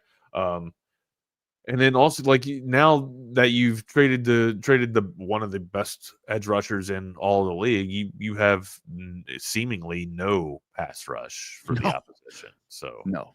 How many sacks do you guys have on the year? Do you know? I don't know off the top of my head. Well, Giants just got their first sack. 3, 4. Giants got their first sack yesterday. So yeah. Look, it was a valiant performance. Still don't think it should have ended in a tie. There's got to be a way to solve this. So this needs to happen to Josh Allen so this rule can get changed. Things happen to Josh Allen and rules get changed. So maybe Buffalo has a tie and we get this solved. But hey, not what I expected from the Cowboys. Actually, it is what I expected from the Cowboys. It is what I expected from the Cowboys. So I was expecting a blowout. Honestly, I was expecting Green Bay to have their they're fired, their I guess tempers all flaring and shit, after that disappointment that they had against the Browns, and then come out and show the world what they had on Sunday night. But no, man. Dak said hold my beer. Dak looked Dak's been fantastic, and he was again MVP caliber last night. It just sucks that it was wasted with the performance of the defense there. Any scores from around the league that you want to talk about, or any games from around the league that you want to talk about? I have a few, but I'd like to. Yeah, no, you go ahead. Because this piggybacks on what I was talking about. Isn't football great? Because it was like after Saturday, everything we saw Saturday with top 10 teams getting beat. We saw yesterday to where the NFL is so volatile right now that we can say a team sucks, and then they come out and knock off a contender. That's just the NFL that we're in right now. All right. Well, let me ask you that. Who would you say are your legitimate solidified contenders in the NFL? I think now, based off of what you just said, who are your contenders? And this isn't me playing gotcha. Like I'm legitimately asking who the contenders are. Who's the pretenders and who's the contenders here, right? And the funny thing is, it changes so much every week. But you got to. I start at the top with Philadelphia and Buffalo. To me, that they seem to be kind of the top two. The Rams seem to be right there. I thought the Buccaneers were there. I called it at the end of the Friday show. But I think the Bucs are still there. And I got to tell you, man, the Colts to me looked legit. The Colts looked legit, man. I'm taking the Ravens out of that picture. I'm putting Kansas City as possibly, but so you're taking the Ravens out of a solid team still. I am. I really am, because they got the same problem that Dallas does. Wags, they can't stop anybody. And now Lamar. I don't know what this hamstring thing's going to be, but if you're extended time without him, because they're kind of in the same boat that the Cowboys are, where you got to score a lot of points, and Derrick Henry's kind of. And I think this is just age and beatings taking up to him or catching up to him at this point. But I mean, if you're Cooper Rush moving forward, well, I mean, I say that I'll with give a you grain two. of I'll salt. give you two teams that I think are elite. Two teams that we know: Philadelphia Buffalo and the Eagles. Philadelphia and Buffalo. That's all we know. That's it.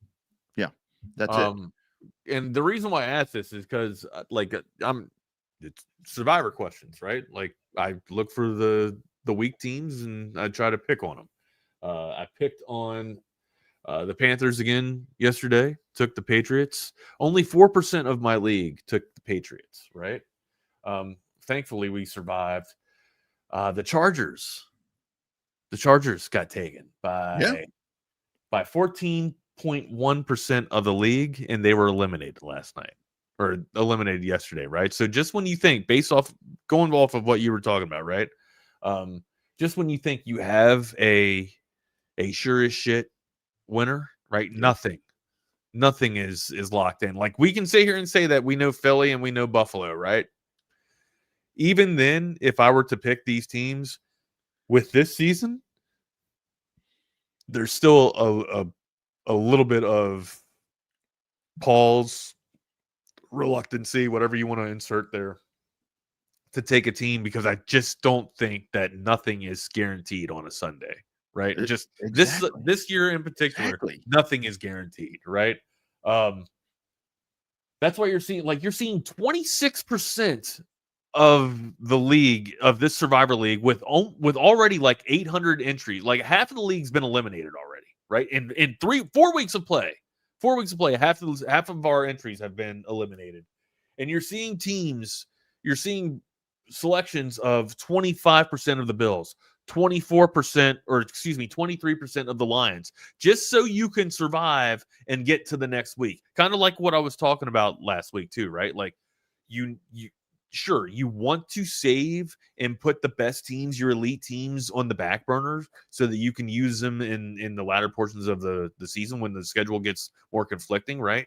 But the name of the game is survive. You can't get to that portion unless you win the leagues in the beginning of the year, right? Or win the week in the beginning of the year. It sucks to use and burn up some of the studs and some of the, I guess, known winners of the NFL, right? But ultimately, man, you do have to kind of get to your arrival point, and instead of, well, you can't get to the fight. You have to be able to fight, right? But you got to get to the fight first before you can fight. Yeah. My point to that is, if you're still trying to find a solid team or a team that you think is going to bully and get to that fight, man, you really only have two picks, and that's Buffalo and Philadelphia. And even then, man, I'm giving you a shade of doubt. I'm giving you just a shade of doubt because of how much parity is in this league. The Green Bay Packers, 2 weeks in a row, have screwed people over mightily. I mean, they cost almost 30% of the league, almost a third of the league last week in this contest that I'm in, and now they only took out 4%, but still 4% bet on them to beat the Dallas Cowboys last night, which is just, I mean, I'm curious to see how many people are going to be taking the Green Bay Packers moving forward. But yeah, the Chargers, just when you think the Chargers are setting sail, going up against the Giants, and when you think you can pick on the Giants, they rise up and get big and then just ruin everybody's Survivor Day, man. Yeah, dude, crazy. And the thing is, I think you probably put the Lions in this conversation somewhere, because they appear to have, overcome whatever I thought that they, when I called for their demise. But that's where you look at this. And look, man, I think last week I said Atlanta. Well, time to put Penix on the bench and, let's figure out. And look what they did. I mean, but I know that Marcus Mariota. Watching them, right? Watching them without Daniels. I mean, Washington is clearly a different team. Like, yeah. You can have a skill set like Jaden Daniels and bring in, a Marcus Mariota, but he's not Jaden Daniels. He's just, so that's where I think, I kind of gave bad news. I said that that Daniels was going to play. I saw that he was cleared, but I guess ultimately I misread what I was reading. So, but Washington, with Mariota coming in there, that's one of those things to where they've done a really good job with the back. I always say that the backup quarterback needs to be somebody that you can insert. That was the thing, like when Dallas with Cooper Rush. Got to be a product of the system, right? Yeah, you had to totally modify the offense for Cooper Rush versus Dak. And, That's what Baltimore. I feel like Baltimore's done that so well, right? They've installed an offense. They haven't installed a quarterback. They've installed an offense. They found we're about to find out because Cooper Rush is about to step right. in. Yeah. Right. So well, yeah, it's great. And that's what concerns me for Baltimore, to where it's that is weird. That is so weird, right? That's wild. That's very. Yeah. And that was a lot of yesterday, to where it's like, it's like Kansas City's back. I'm like, well, yeah, Kansas City may be back this week, but a lot of it is Baltimore is gone. So that this league is so, and that's where Saturday night people are saying college football is so amazing, which it is. I mean, it totally is. It's like, how can the NFL top that? And I don't know if the NFL Sunday topped the college football Saturday, but I'll put them 1A and 1A. Like last season, it was clearly college over pros for me, right? But I think this year, like there's some good, like I've been entertained on Sunday every week so far. Absolutely. Instead of having duds where I'm kind of falling asleep on the couch, right? Me too. There's like I've been, I'm screwing my wife in telltale sign. My wife is sitting there telling me to shut up from the other room. Like she's just like, hey, can you shut your door? You know what I mean? Like that's if I'm involved, if I'm screaming at the TV in the AV consultation studio, we got an entertaining week. All right. And all 4 weeks we've had entertainment. I think it's really, if you look at the NFL right now, I think you take the Saints and the Titans as really the only two teams to where it's like they're really bad. I mean, they are really bad. It seems like everybody else can sneak up and beat somebody that they shouldn't beat on a given week, on any given Sunday, as they say. Do you have a dark horse in the league right now that it's kind of just sitting back there looming, just kind of, observing the crowd and being like, all right, when am I going to make this push to the line to get into the postseason play here? Can I buy the Jaguars? Can I buy the Jaguars? They beat a Mac Jones 49ers team without. Oh, Purdy played. Oh, I'm sorry, I didn't watch the game. Purdy was in there. But I mean, he obviously wasn't not that dude's, Lamar Jackson. Are you sure? Because I had Mac Jones. Yeah, no. Purdy played. Let me check out at least when I saw it, when it would pop up. Yeah, Purdy was 22 of 38 for 309, 2 tutties and 2 INTs. Oh. So that kind of makes that a little more impressive. Boy, did you see Robert Saleh and the head coach? Oh yeah, that heated exchange there too. Yeah, and Liam Cohen. Yeah, man, you thought you had some action at the Ryder Cup. Those dudes are finna throw down right there on the football field. But I mean, dare I say Jacksonville? I mean, I think the Colts have kind of become the. I owe some dude an apology because I told him to take Mac Jones to this past week. So I'm sorry. Good call. But the Colts, I got to tell you, man, yesterday I'm like, okay, here's where Daniel Jones' slipper is going to fall off and all these different whatevers you want to say. But those Colts, man, for a team that was like, this is the worst team. This offense is so bad. This team is so bad. Dude, I still don't know if I can buy the Colts yet. Like I think they're a dark horse looking in. I mean, well, I don't even think they're a dark horse now. I think they're probably going to get into the playoffs, just because of the division that they're in, right?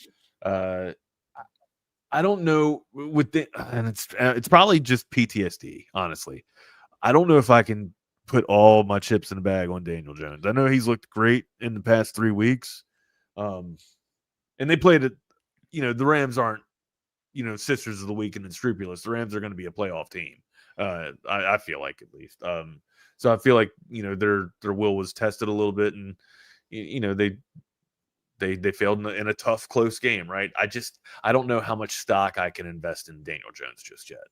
And like they'll be there, but I don't know how real they are just because of what I've seen Daniel Jones do in the past. And we're in week 4, and one of the things we talked about with the South was like, well, Houston, how can they not win the division? Well, they finally got a win yesterday. You beat the Titans, but it was like, oh, they've got the shitty Colts and the shitty Jaguars in their division. Man, the South is going to be a puncher's favorite right here. Whoever it's going to turn into a dogfight, I think, by the time this is all said and done, because that's a couple of sweethearts that are making this. But I think maybe I do think it's the Jags, dude. I'm not saying they're going to get to the AFC Championship. They're an enigma, right? They have a decent good word, somewhat of a I guess a formidable defense, right? They have a defense that can compete, but also like their offense has weapons, but you just can't figure them out, right? Or you can't understand why they can't get going, right? Like ETN looks great in spurts, right? And then where's the continuity? Where's the consistency with it? Okay, Sunshine looks great at times, right? But then ends up getting arrhythmic, throughout the game. So I don't know. There's times where he's in sync, and there's times where he just gets out of rhythm there. But ultimately, man, you get this team maybe one or two more legit weapons, and they could probably start to make things happen. But we talk about windows of success all the time. If they do feel like Sunshine is their quarterback, right? And it's kind of weird because I was talking to Hunter about this maybe 2 weeks ago. I felt like when we think of guarantees, when we think of known like QB prototypes coming out of college, I felt like Trevor Lawrence was that guy, was the prototype when we were watching him come out of Clemson and orchestrate that offense, right? And then the struggles of how successful he was in college to the pros, and and I say this all the time, like of course he had Urban Meyer in his first rookie season, so that's going to be an anomaly of a year, just that tumultuous to where it's going to set you back, right? And you're going to have to dig yourself out of a hole from that. But he hasn't had consistency in the quarterback spot, right? He's had, Doug Peterson was there too, and now just trying to find some type of continuity with Liam Cohn there, right? Like, hopefully this marriage and relationship works for Trevor Lawrence, so that we might be able to see some of the potential that he flashed, coming out of college, that everyone, all the pros or all the, experts thought that he was going to be able to fill the shoes of. So, but this goes back to where with Trevor Lawrence. I mean, how many coaching staffs and head coaches and whatever? Like he's had 3 or 4 already. So. Yeah. So that's always a tough thing right there. And I see the comments. To your point, I don't know if I can buy Jacksonville just yet. Yeah, they're flirting with it, but again, like it's not the San Francisco 49ers of 2 years ago. Yeah. And I see the comments about the Colts, and I totally get the Patriots. I understand it was 42 points on the Panthers there, right? But the Patriots usually can play defense. Yeah. And I had a bigger 50 before that season. It looks like they're starting to find their identity with the ground and pound. And Drake May looks like he's starting to find a little bit of that seasoning in the cabinet and put it on his play there. Yeah, no regression. And the Colts thing, I know their schedule, but who they've played to this point. But yesterday, they I know should-haves don't count for shit, but they should have beat the Rams. And the Rams are really damn good, I think, as long as Matt Stafford's up and about. Wags, got to get these. We're about 10 till the hour. Sponsor shout-outs. Our great friends over at Covert Bee Cave, looking for that new or pre-owned car, truck, or SUV. One place to go. It's Covert Bee Cave. You see Covert everywhere. That personal level of just feeling like it's a personal family interaction. The customer service, it's impeccable. It's unlike anything I've ever experienced buying a car. Over the 30 years that I've been buying cars from them, I feel like I know them and they know me. Covert's done an amazing job of making me feel valued. If you purchase a vehicle and you want to feel like you're part of a family, join the Covert family. Come and experience it for yourself. Covert, born and raised in Austin.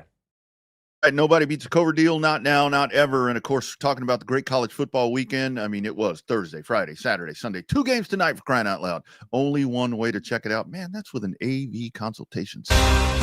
Field goal, end zone, interception. What's up, kid? Just trying to write a new commercial for audiovisual consultations. Football season is about to start. Okay, so what have you got so far? Roses are red, violets are blue, football is awesome, our installations are too. Yeah, I don't think you're getting what I want. Okay, how about my football lies over the ocean? Boy. Yeah, I guess I just don't really understand this sport. Like, think about hockey, a sport played by real men. Fights, no TV timeouts, and no flopping. Yeah, that's why Audiovisual installs systems so that every customer feels like they're right there on the field. People's love for football might be hard to understand, but AVC can tackle any residential or home improvement to get you ready for the big game. Now you're getting it. Ready for the halftime show? What? Hug your kids, laugh with strangers, and make love to whoever the hell you want. Just call us at 255-8678. That's 512-255-8678. That's right. avconsultations.com, man. This AV Consultations was working hard last night. Well, if you work too hard and you hurt yourself, you got a new personal injury to call, and that's Ryan Hurricane Hecht. It's the Hecht Law Firm, right? And there's a new one in town, and it's our guy, Ryan Hurricane Hecht, the go-to personal attorney right here in our Fairburg. Just give him a call. He's a proud Texas Longhorn, fighting for fellow Texans and fighting for you if you call him today. That number, 512-938-8929. Again, 512-938-8929. Ryan's not just a lawyer. He's a Longhorn through and through, and he brings that same fire, pride, and passion to the courtroom. If you're injured in that car accident, you get a dog bite, you fall out of a tree or some shit like that, you're hurt at the stadium, just give Ryan Hecht a call. You've already got that number there. We'll give it to you again in just a second, but he knows what you're going through, and he will fight like hell to make it right. He's Austin-based, is Texas proud, supporting local sports, local businesses, local families, and you after you make that call today. Don't let insurance companies push you around. Let Hurricane Hecht blow their case wide open. That number, 512-938-8929. Again, 512-938-8929. Email Ryan at hechtlawfirm.com. That's Ryan at HECHT lawfirm.com. Tell them the crew from TSU sent you. That's right. McCall Custom Homes. Also got to tell you about our man Mike McCall and those great folks right there. McCall Custom Homes, ATX.com. Check out the gallery of projects. Also, a reminder, if you've got that project that you're looking for, and then I'll tell you the big three, once again, if you're looking to add value to your home, which is what McCall Custom Homes does, and you've got an older home like mine where you want to come in and modernize it, because modernizing, if at some point you do want to sell that property, the three places, it's going to be in your kitchen, it's going to be in the living space, and it's going to be in that primary bedroom and bath. So if you're looking to renovate those areas, you want to get them to stop looking like 1980 and 1990 and look more like 2025, get that free estimate from Mike at 512-633-9580. Check out the gallery of projects, and you will see everything that these folks are capable of doing and will do for you. They've been doing it for over 40 years. Father-son team doing it in the ATX for, hundreds of folks, thousands that they have taken care of, adding value to their home, and they can do that for you today as well. Be sure and get that free estimate, 512-633-9580. You have your vision. Mike and his team will add theirs to that, and boom, you come out with a, in my case, primary bathroom that I absolutely love. If you want to see what that bathroom looks like, hit me up on one of the socials. I'll send you pictures so you can see what they can do. McCall Custom Homes, ATX.com. Check them out today.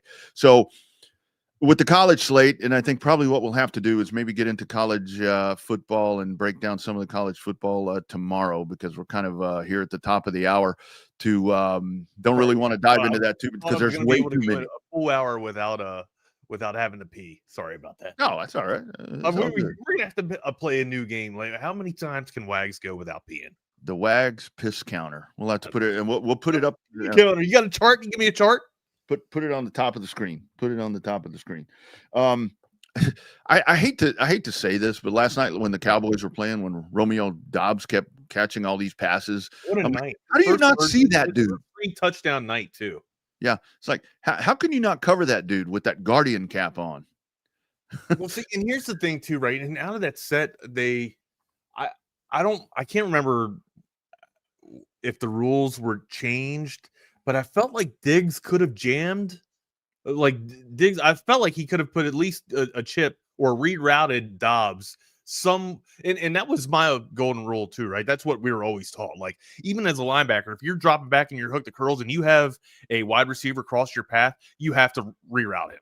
Make the wide receiver go somewhere else. Force him to even if it's taking his route 2 yards deeper than what he was running, that flat or that China route across, like, you have to reroute him. If the ball's not in the air, it's not interference, right? As long as it's within 5 yards, you have an ability to reroute the wide receiver.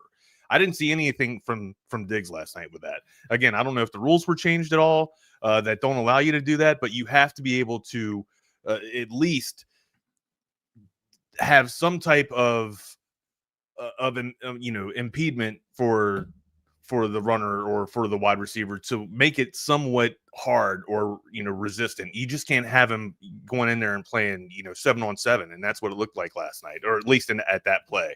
Way too easy.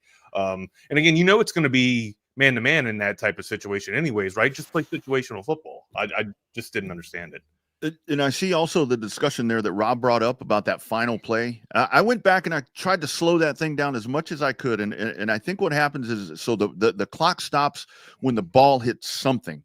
I wasn't totally, and again, this is me looking at it as a Cowboys fan, I wasn't totally sure that there was 1 second left, but it was close enough to where I'm surprised that didn't draw more attention to where it's like. No, I'm with you. I'm with you, right? And then, of course, where the Cowboys, what was it? I can't. There was a critical call that they said the Cowboys might not have got it or whatever, and I just kept, or it might have been a catch, right? It might have been a catch, or no, it was a catch. I can't remember, but it was. Oh no, it was. Was it holding? There was a penalty or whatever. But anyways, I kept going back to myself and I kept thinking, yeah, well, Dak caught the ball. Or not Dak, Dez caught the ball, right? So, and Dez, this is a give me back or a make up for when Dez didn't get that call right on the field. And, I think, coincidentally, I think it was against the Packers, if I'm correct, and I think it was. Oh yeah, I think it was Golden's catch too. Oh, and by that point, as a matter of fact, Dallas immediately starts making us look like our crystal ball was great with Matthew Golden coming out of the first sequence, and they're dialing up Jordan Love to Matthew Golden deep. They didn't go back to it all night. Double R. There were two dudes open on that play. Two dudes could have caught that ball. That's when I said, holy shit. That's when I said, this is good. I had to go get a cold one from the fridge at that point. I had refrained all day because I wanted to be in the right mind. And I see that play, two dudes. I'm like, oh my goodness. You got to pay double for that. Two dudes, usually got to pay double. Yeah. It's like, man, this. And then when it was 13-2, I said, man, if the Cowboys lose this like 35-2, a deuce, no. Hey, man, but there was a what was it? It was a personal foul that was called towards the end of the ball game. One of the dudes in the secondary that I thought was a little suspect. I think it was a roughing penalty. It wasn't roughing the passer. God dang it, I didn't write it down. Was it hands in the face? Yeah, it was something like I think I vaguely remember what you're talking about. Yeah, where I saw that and I was like, oh, yeah. But so many plays right now. It's like, is that really a penalty? But I get it. But well, no, there's holding on every play. It's just if you choose to call it or not, right? Yeah. But I really thought that with that clock thing at the end of the game that they would like stop the game. Not just for the field goal, but that somebody would review that. And it's like they just went on, left 1 second on the clock. Did you say this? Dude on dude. Jason, Viva Lance Jason comes in with the quote from the top turnbuckle, dude on dude receiving adventures. Did Double R say that? You might have let that slip. There's no telling, dude. That shit comes out of my mouth, and it's like it was Leofo that made the unnecessary roughness. Thank you, Leofo. Yeah. Or it's like, is that really unnecessary? No. Hold on, though. That was a late hit. That was roughing. That was absolutely roughing, Rodney. Like I can't let you slide on that one. Like, I guess so.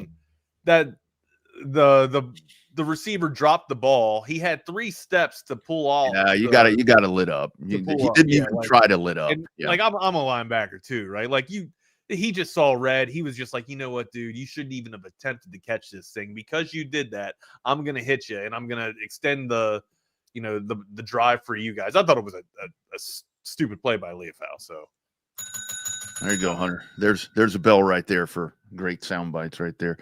And then giving us a classic sound bite. Some of the penalties. Sam Williams, come on, dude. You can't be holding at that point of the game. But look, man, I hate to say it, but I'm okay with it. It shouldn't end in a tie. They need to fix that rule. I got to tell you honestly, I thought the game was going to go on. I'm like, all right, another overtime, and I forgot. I'm like, No, man, no, I'm no, watching no, an no. NFL game. Yeah, watching the Rules NFL. have changed. Anything we got to get out before we get off here? So I was when you were. I didn't taking even look at the slate. That if you sent one, I didn't have one. I figured we could figure it out today. But so I figured maybe we'll do college tomorrow because we're like up against it right here. So and don't forget top 5. Yeah, is that tomorrow? No, Wednesday. That's Wednesday. That's what You're I the thought. one that made the damn schedule. Oh shit, that's right. That's Wednesday. I got to ask you. So we talk What a lot. What do you got to ask me, Double R? What do you got to ask me? We talk a lot on here about shit talking in sports. Did you have a problem at the Ryder Cup with those people talking shit to No, Rory? I didn't have a problem. Can I say I didn't have a problem with that? Can I go back to the Giants and tell you what I do have a problem with? Sure. I got a problem with Jackson Dart. That's your future. What are you talking about with Jackson Dart? He won you a game, my man. He's too mouthy. Oh, well. It's not. I don't know. I subscribe to the ideology of talk with your pads, right? Like do the talking with your pads. You can talk some shit, but after you've laid some thumping on, you've been in the league a little bit. He's got some cojones. I'll say that. I just recently discovered who Madison Beer was. Madison Beer. She is apparently a girl, singer. Right? Yeah. An Instagram model. But she's Justin Herbert's girlfriend. And oh yes, I did know that. And before the game, Jackson Dart gives the ultimate bulletin board material by posting a picture of Madison Beer or whatever her name is, Madison Beer, on Instagram or whatever, or Twitter or whatever, and then deletes it like a pussy. Come on, man. Yeah, it's stupid. Like, I don't know. I guess she's a really good looking girl. I don't know if he's implying that he did something with Madison Beer or whatever before Justin Herbert and her hooked up or whatever, but I thought it was a cheap shit. I thought it was a cheap ass lame move. I don't like the chain that he's got rolling outside of his uniform. I think that's a way that you can get tagged. That's something for them to yank on. Take that shit off when you get outside the locker room. Keep everything as tight as you can, right? You should not be able to get touched or dragged down. So yeah, and I get it, you're a rookie, you're trying to be flashy, it's New York, but I thought the way that you came in to New York and asked the media, you'd like the media to introduce themselves so that you can have a one-on-one rapport. I thought that was a fantastic introduction, but the way that you're carrying yourself and conducting yourself on the field, I got a little bit of an issue. I'm taking a little bit of exception too, and maybe I am starting to get old. Huh? Maybe I am, because I remember being 20 once and wanting to have a good time and being kind of punk-ish, but I never did that type of shit to where I was, trying to be Mr. Steal Your Girl or whatever like that. Like that's foul. Yeah. And to CB's point right here, you don't throw a drink at somebody's wife or at anybody for that matter. I mean, that was pretty shitty. And the one thing that Rory said, I have the sound, but it's a little bit longer bit. We can play it at some other point if we want to. But like what Rory was saying after the Ryder Cup was like, what he couldn't figure out is everybody sitting there talking shit to him, but nobody's yelling for Scotty or nobody's saying "Go America." Nobody's saying any of that. They're just like talking shit to him. He's like, support your team if you want to. It's okay to heckle, but support your team. Yeah, no, I'm all right with that, but I don't know. Like I would never post something about another person's wife or another person's girlfriend, something like that. That's no, absolutely. There's a little bit of, I don't know. I guess I got a code. You know what I mean? Yeah. Yeah. Hey, nothing wrong with that. Nothing wrong with that. Take a What's look up, there. Jordan? How are you? What sir? up? How was your weekend, man? It was good. Went to that good, huh? Went to Austin. It was my grandmother's 80th birthday, so nice. Had the party on Saturday and just hung around Austin, saw some family, and now back home and turn the AC down. We get home. Guess what? AC ain't working. AC broke? You gotta be kidding me. Are you serious? No AC? Yeah, I'm not making this up. So we got everything but air conditioning. Dude, well, I mean, at least man, that's what you need right now. Of course, you've had one hell of a year. Yeah, it's right? not. It's Like, not been good. I you're not better gonna win the move lottery. you're not going to move again for a long time.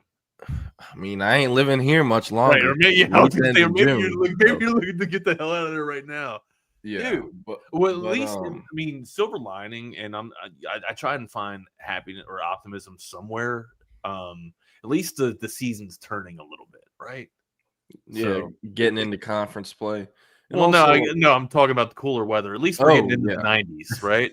Getting down into the 90s. So having the windows down last night was nice. That was fine, and it's been okay this morning. But they're sending someone out here sometime today. Hopefully, sooner than later. When it gets into the 80s, but low 80s, high 70s right now. So starting to close the windows. When you came to Austin, did you have any time to check out any Austin area talent, as in football players, not the females, as in prospects? I guess I should say. No, I was gonna go to the Weiss game on Friday, but was bringing my girlfriend and the dogs down, and just wasn't gonna have her like drop me off and then Uber an hour across town or whatever. So I just took the week off and enjoyed some college football on Saturday. Didn't really watch the NFL yesterday outside of the Sunday night game, but had fun watching that one. So yeah. And feel for Cowboys fans. I mean, you almost would rather lose or win than tie, you know. Dude, I'm happy. Yeah, with I think I'd rather. I don't know. I think I'd rather lose than tie. Honestly, at least. Yeah, I mean, at least it's like, yay, draft pick.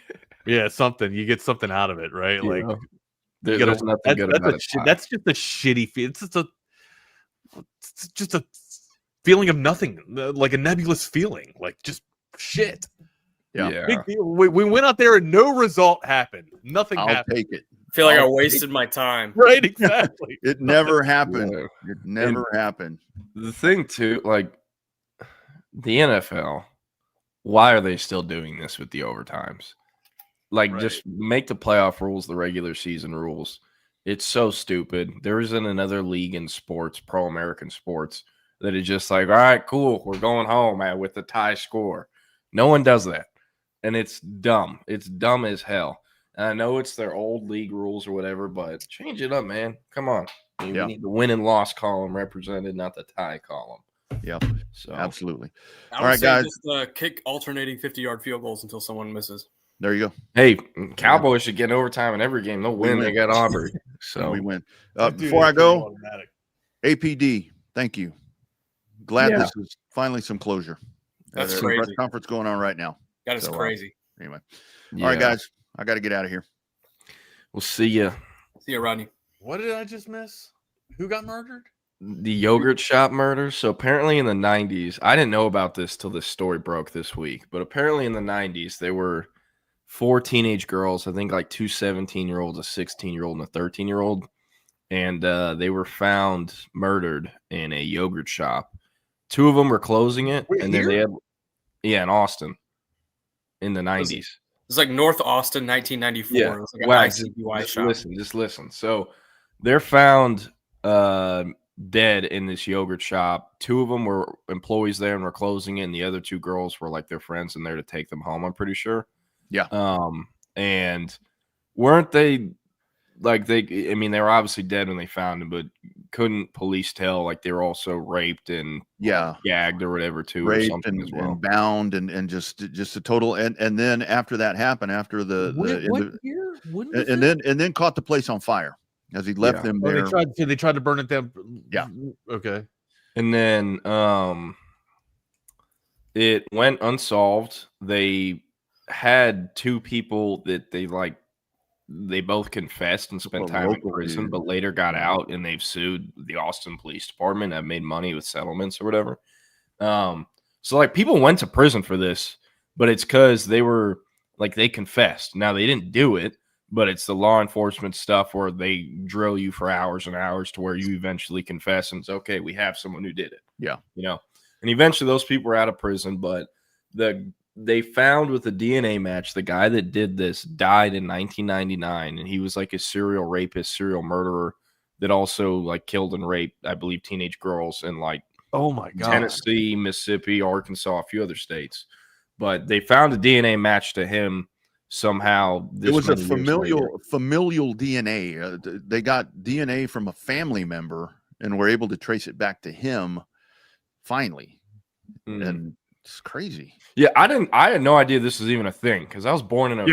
Yeah, I'm just now here. No one ever brought this up, and all like the crazy unsolved crimes you'll see true crime stuff on. I never saw anything on this. I know HBO apparently did a documentary on it like a month and a half ago, which people believe kind of sped up the process or accelerated them to finding the actual murder. My wife not been on This is one that I feel very strongly about because the night that this happened, a friend and I, we were like right there, and we're driving around. It was a cold night, and there's smoke and all this shit going on. Driving North Lamar and down North Lamar, and boom, there it is. We see all the Yogurt Shop Mysteries or Yogurt Shop Murders. Murders. Yeah, I mean, both technically. Anyway, my dad and stepmom, they didn't know that they found the murderer or whatever. And so I told them yesterday and they were like, what? Like losing their mind. And I was like, y'all never brought this up. I didn't know about this. This has been called, this situation has been called the night that Austin lost its innocence. It is like that impactful. My dad was like, I mean, before this, like Austin and especially that part of Austin was thought as like a super safe city, and to the point where there were teenage girls closing an ice cream shop by themselves late at night. Jesus Christ, it's crazy. So, it's a mess. I mean, I don't know. Okay, guys, sorry about that. Didn't mean you just to never hide know. that. You just they're just sick people out there, man. Yeah, 1,000%. Yeah, and hey, like Hunter said, big win for the true crime podcast. There you go. Stirring attention back up on a cold case. Yep. There you go. Sir. The media is good sometimes, you know. Yeah. I mean, no, there's no guy like information's good. You just got to get the right information. Yeah. Yeah. So. None of that fake news. None of that fake news shit. Wrong. Just kidding. All right. Wrong. Wrong. Y'all have a good weekend besides the tie. We will see you. Well, y'all have a good weekend besides the tie. We can get out of here, man. Yes, one good day and one wasted day, so another tie. I got you. No, I went to the State Fair Classic. Went to the State Fair Classic on Saturday night. Had a great time. Moved around like 80,000 people at the fair on Saturday. So that's a nightmare. Oh no, that's opening weekend is a nightmare. But the game was cool. The culture was cool. The food was fantastic. Good food. I was gonna say good food, good grub. Absolutely. Who won? Prairie View 28-13. Both of those teams are absolutely awful. I know PV has a new staff. Grambling, I think, still has their staff. Hey, our old friend Adrian Manning, director of high school relations at Grambling State now. Mickey Joseph, second-year head coach at Grambling, which is crazy. That's right. True. All right, gents, we'll get out of here. Y'all be good. COX. We will see you. Well, welcome into the Lone Star Playbook. Shout out to the Austin Police Department for solving the murders, but that is enough murder talk for today on this Monday morning. We'll start light, and then I want to get into this Cowboys game while it's still fresh early in the episode. Bevo Lance Jason said, "What did you eat at the fair, Nick?" Okay, so I walked in, and I was looking for it, and it happened to be the first stand that I saw. It worked out great. I got these oxtail cornbread sliders. And they were Chet Holmgren over here. Okay. all right. They were fantastic. It's worth the 30-minute wait. I don't know if it's worth the 22 tickets you have to spend for it, but it was fantastic.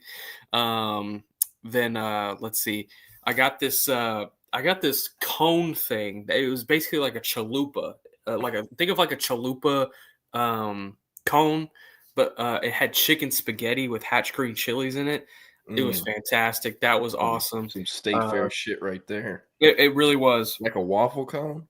No. It was like a chalupa cone. Like a chalupa, how it has like the thick bread, like the shell, but it was like in the shape of a cone kind of. I got you. It was solid. What else? Went to my boy Adam Sandoval's family stand. They split them up this year, Jordan. They have one dessert stand and they have one food stand. Went to the dessert stand, and they got this concha, and they put 2 scoops of Bluebell ice cream inside of it, and then they hot press it so that it basically like melts within the concha, and then they split it in half, open it back up, put Fruity Pebbles, strawberries, and chocolate drizzle on it. That shit was insane. That was awesome. Y'all got to go check out our boy Stan. He did a fantastic job. His family always does a fantastic job. They've had the stand for 41 years at the state fair. What else? Got a Vietnamese crunch dog. Always do that too. It was solid, man. Turkey leg. Oh, the turkey leg. We got a turkey leg too. So yeah, we had a good time. I'll be getting me a Fruity Pebble ice cream concho to go along with 5 Michelobs to equal some vomit by halftime. Yeah, exactly. The second Saturday of next month. Yeah, that is making me hungry as well. I'm excited to get to the fair, man. Especially because, hey, most anticipated, hyped up Red River game since. Yeah, it's been a while. It's been a while. Like the year they won it with Dylan Gabriel, they weren't top 10 at the time. And if they were, I forgot about it. Yeah. So it's first top 10 matchup in Red River since I don't know when. CB or someone here will know. I bet. Well, hold on. Texas needs to beat Florida first. Well, that is very true. That is very true. We can't overlook the Gators and DJ Lagway, Mr. Gatorade. But anyways, Dallas Cowboys last night, 40-40 tie, new scoregami in the NFL, second highest scoring tie game ever as well. Before you hopped on, I said, like, man, this has to suck so bad if you're a fan of either team. Because, like, a win is obviously better. It's a win. But even a loss is kind of better because you can, like, trick yourself into being like, oh, this, raises our chance at a high draft pick or something like that. There's not much you can take away from a tie except I just wasted however many hours of my life watching this. The only thing that you can take away is we're not going to have to deal with figuring out the tiebreakers at the end of the year because they're not going to be tied with anybody other than the Packers. And this team's not good enough to be where the Packers are going to be anyway. So I don't know. It's annoying. And like we were mentioning in the crosstalk, they have to figure out what to do with the tie. Even if you're tied after the 10 minutes, do alternating 2-point conversions like college football does. I hate the alternating 2-point conversions, but at least they decide a winner, and it just feels very lame that we spent 4 hours watching that game last night and there wasn't a winner. And that game deserved a winner. That game deserved a conclusion and a result, and we didn't get that. But, man, this offense continues to shine. Offensively, I think with when Dak Prescott's at the helm and he's doing what he does best, it doesn't matter who is not in the lineup with him. He's proven that he's going to shine. Without CeeDee Lamb, without 2 offensive linemen up front, he got it going. And George Pickens didn't even have a reception until 5 minutes left in the first half. And then once that connection really got going, man, it was bombs away for that offense from there. It's the first time in NFL history that there was 9 consecutive scores in a game from both sides. So both sides, neither of them had a stop in the second half. They both went blow for blow. It was fun, man. It was really cool seeing that game on display, but it's hard not to watch that game and think about how bad this defense is and how bad it continues to be. And I will give Brian Schottenheimer credit. He put his money where his mouth was, because this week he was talking about, hey, we're gonna make some changes on defense. We have to, we're not gonna continue and just stand by while this continues to happen. And he did that. Trayvon Diggs did not start this game. I called that on Friday when we were talking about it. Shamar James got his rookie debut linebacker out of Florida. He was in the lineup instead of Damone Clark, and then Blake Hooker got hurt. It was Wanye Thomas that rotated in, and even Marquise Belk got rotated in too. So, we saw some changes, but, overall, I think it's just going to take it's going to take a lot more to get more out of this defense. And I wrote about it last night. you hope that they don't waste what could be Dak Prescott's best year as a Dallas Cowboy, because that's what it's shaping up to be. Statistically, it is what it's shaping up to be. He's on pace to throw for more yards than any year in his career. His big-time throws are leading the entire NFL, which is basically tight window throws in high-pressure situations. His completion percentage is third in the NFL. His expected points added is top 5 in the NFL. I mean, it's unreal. So they have to be able to figure out something defensively to give this team some sort of life on the defensive side of the ball, or else it's going to be a very wasted year with what they're able to produce offensively. Number 1 offense in the NFL, number 32 defense. I mean, what are we doing? Hell yeah. I mean, it sucks if you're a Cowboys fan because you don't have a defense, but it also doesn't suck if you're a Cowboys fan because, like, I mean, every game could be like a Big 12 game where they're scoring 40-plus points. It's great to cover. You know? Yeah, I mean, it is fun to watch. It's very enjoyable to watch. I would much rather see a 42 to 41 or 42 to 39 game than a 24-20 or 17-14 or 13-6 or whatever, like some of these low-scoring games. So at least that part makes it more fun. But, I mean, man, it's kind of like the Houston Rockets. Like, yeah, our defense, the Houston Rockets back in the day a few years ago, like, yeah, our defense might suck, but we're putting up more three-pointers than anyone else. We're going to shoot more threes than anyone else. Yeah. Dallas might have more offensive possessions than anyone else, but they're going to score. So, I don't know. I thought Javonte Williams has been, I mean, good for them this year. I think he was good for them last night.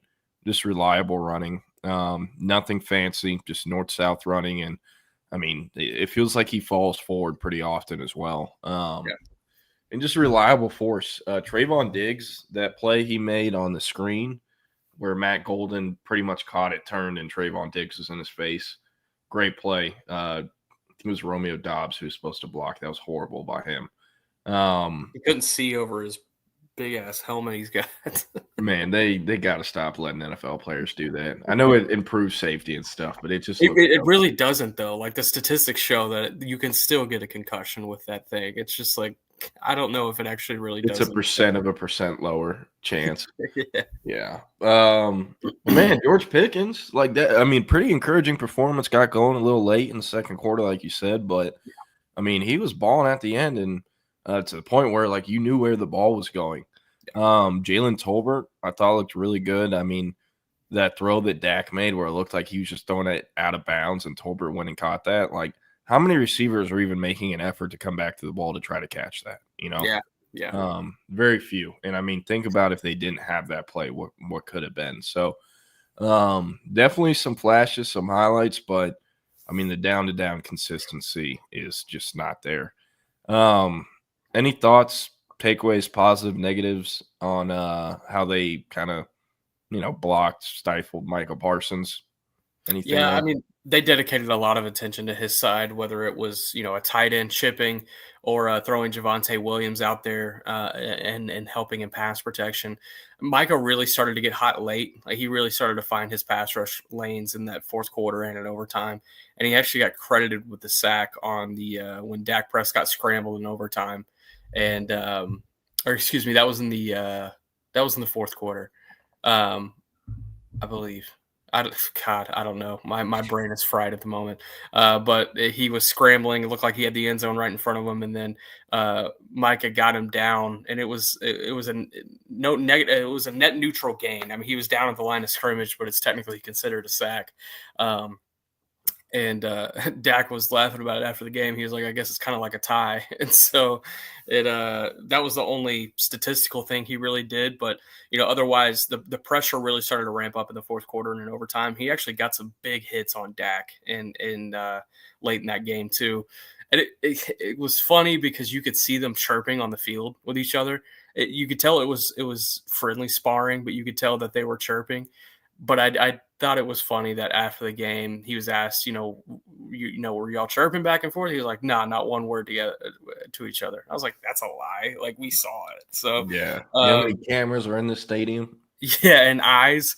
So yeah. It was that was funny. But no, I thought it was an interesting reunion for him, and You know what was crazy? There was a moment in the fourth quarter, in that final drive that the Cowboys had, where they went down and scored on the George Pickens touchdown, where they were moving quick, and Micah looked to the Cowboys sideline for a call, and he was doing one of these, and then he was like, "Oh wait," and he turned back around to the Packers sideline, and he got the call from the Pack. I just thought that was really, representative of kind of how wild the last month has been. And I don't know, man. Vibes are weird if you look at it from Micah's perspective, because you could tell that like this team needs Micah Parsons, and Micah is still so attached to everything going on in Dallas. I mean, his family is doing interviews with Dallas reporters at halftime, and and talking about how they think the Cowboys should do this, this, and this to make the playoffs. And it's like, what are we doing? And they have a field suite right on the behind one of the end zones. And then, Micah, he's going up to Diggs and Dak after the game and saying like, man, y'all are great. Like, see y'all in the playoffs. Y'all have been doing fantastic. I'm still rooting for y'all. It's calling Dak the best quarterback in the league. I'm just like, dog, your quarterback's pretty damn good too. So it's like, I don't know. It's just strange, man. And, it's just, you wish the pride of two men didn't, create this reality, but, they're having to lay in their own bed with it. And I think both have seen the positives and negatives already, even in 1 month. Do you think Micah and the Parsons family misses the Dallas media market compared to Green Bay? Probably. Yeah, probably. And that's probably a big reason why there's Dallas reporters at halftime getting them outside of their suite. What's the deal with his back? Is he all right? Because he left for a little bit last night when he landed on that back, and obviously the people on, Collinsworth and Tirico were like, he's had this nagging back injury. It's like, is that real? Yeah, it's definitely real. He has a very, very small fracture in his back. It'll probably be surgically repaired in the off season, but it can wait till the off season. It's not a major ordeal, but it does just create some discomfort and some tightness at times. And it happened in the third quarter, and the Packers medical staff told him to get into the medical tent. He didn't want to. And then by the time he had come out, they had scored, and he came out and he was doing like one of these. And so it's like, I was like, I don't know if you would have done anything, man. That team was scoring the entire second half. So, and yes, Jason Meyer, it is spinal. I don't know if it's spinal, to be honest, but it's in his back. I gotcha. Anything else from the Cowboys Packers game you want to hit on, or any thoughts on the NFL weekend? Yeah, Malik Neighbors tearing his ACL just really sucks, man. They got to figure out what to do about that playing surface at MetLife Stadium. Every year it claims a big player with a non-contact injury, and now Neighbors is the next. I think that kind of spells the end for Brian Daboll. I wish I still had Wags on, because I'd be telling him I think the next embarrassing loss that this Giants team takes, Daboll's probably gone on Monday morning, just because it's not like this team can rally without Malik Neighbors anyway. They're not making the playoffs without Malik Neighbors. Even if they right this ship and get it back on track, it's just not going to happen. So that was interesting. The Chiefs just, curb stomping the Ravens. It doesn't necessarily surprise me, but it was interesting to see, the Chiefs offense come alive, and the Ravens defense somehow being still worse than the Cowboys defense at this point in time when it comes to points allowed. What else? Bucks Eagles was great, but Bucks just dug themselves too much of a hole. Eagles were able to maintain it even with shitty play from Jalen Hurts in the second half. But yeah, it was a fun NFL Sunday, man. And ended in such a weird time at AT&T Stadium last night. Yeah. Hey, rough for the Giants. Prior to his knee injury, Malik Neighbors had 127 catches in his first two NFL seasons. Second most catches by any player in his first 20 games, behind only Odell Beckham Jr., who had 141. So 14th behind first place. Pretty nuts. I've been taking over on like anything Neighbors related through this NFL season. So him and CD leaving me out, leave me out to dry. Don't like it. Saw on Twitter, Scattaboo did a backflip after scoring a touchdown. and a Giants fan is like doing this on the MetLife turf is like playing with matches next to a gas station or something. Yeah, that's pretty accurate. Cowboys have to play there next Sunday against the Jets, so I don't know, maybe a storyline that we'll ask about this week because, a lot of these turf surfaces have claimed a lot of non-contact injuries. The Falcons field is bad too. It got Dak last year. Shoot. It is interesting though. The Cowboys surface has not seen a non-contact injury.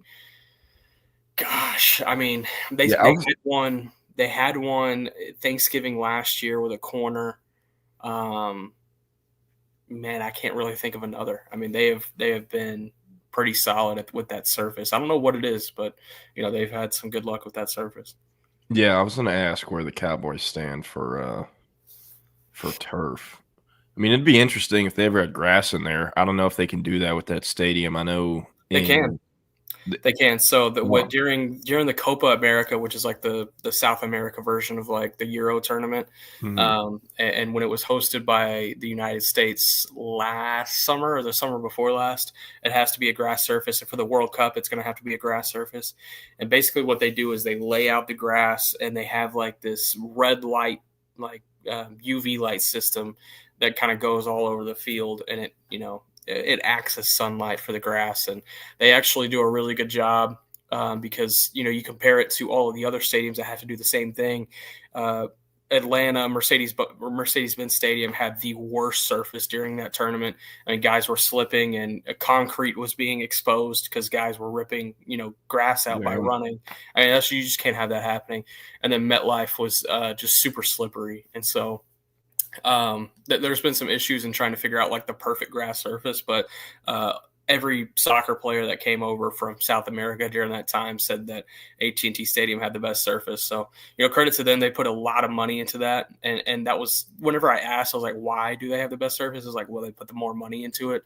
And they were hoping it would pay off in the form of a World Cup final, but they got a semifinal instead.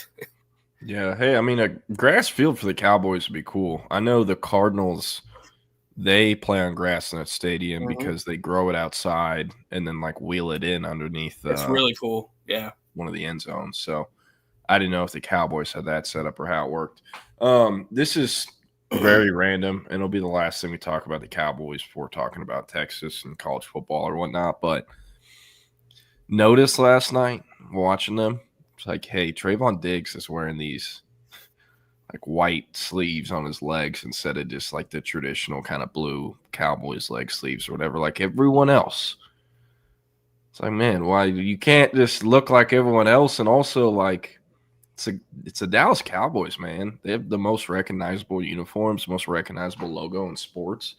Like, serious, some of the best uniforms. I'm not a Cowboys fan, but them jerseys have some aura to them. That star has some aura to them. And I just think the traditional blue look is good. I don't know. Is there any? Do you think that's just Trayvon? Because he hasn't always done that, has he?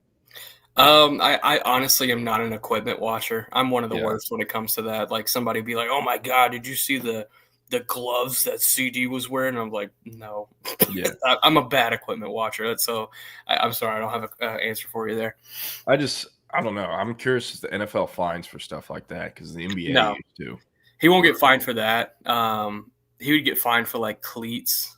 I think that's really it, though. But next week they're wearing their all whites against New York, so the white helmets that I really love. That'll be on display. Chris Bennett said, "Has Dallas always played on turf?" They have. They did play on grass when they played at the Cotton Bowl up until what was that, 69, 70, I guess. But AP poll, here we go. Or we can. Is there anything to Jaden Blue not playing? Because he was a healthy and active again, wasn't he? Yeah, I mean, like I mentioned on the show, the decision was made at the beginning of the season for him to be inactive. It's not a week-to-week decision. It goes with now, okay, an injury needs to happen to either Javonte Williams or Miles Sanders, or one of them just needs to really crap the bed. And that hasn't happened. Some people on Twitter are trying to say, Miles Sanders isn't bringing juice and this, that, and the third. He's actually been really effective in short yardage situations. Other than the fumble against Philadelphia, he's been largely productive. And then Javonte Williams, I mean, that says itself. He's been a top 5, top 10 running back in the league here early in the year. I mean, it's going to take one of those guys going down with an injury or something. Miles Sanders did go down with an ankle injury yesterday, did not return. So that's something to keep an eye on throughout the week. And if he doesn't practice this week, then yeah, we might see Jaden Blue's debut against the Jets next week. But it's going to take something happening in front of him. It's not like a week-to-week decision where, they decide every week not to play him. In Jets, Cowboys is Monday night this week, right? Or a week from tonight? No. It'll be a Sunday noon game. Oh, I don't know. I saw Monday night in the comments, not that. And for those curious about DKR, if it'll ever be grass, CDC either said on Twitter or on a podcast or something in the last week that the practice facility, the new practice facility, will be done before next season.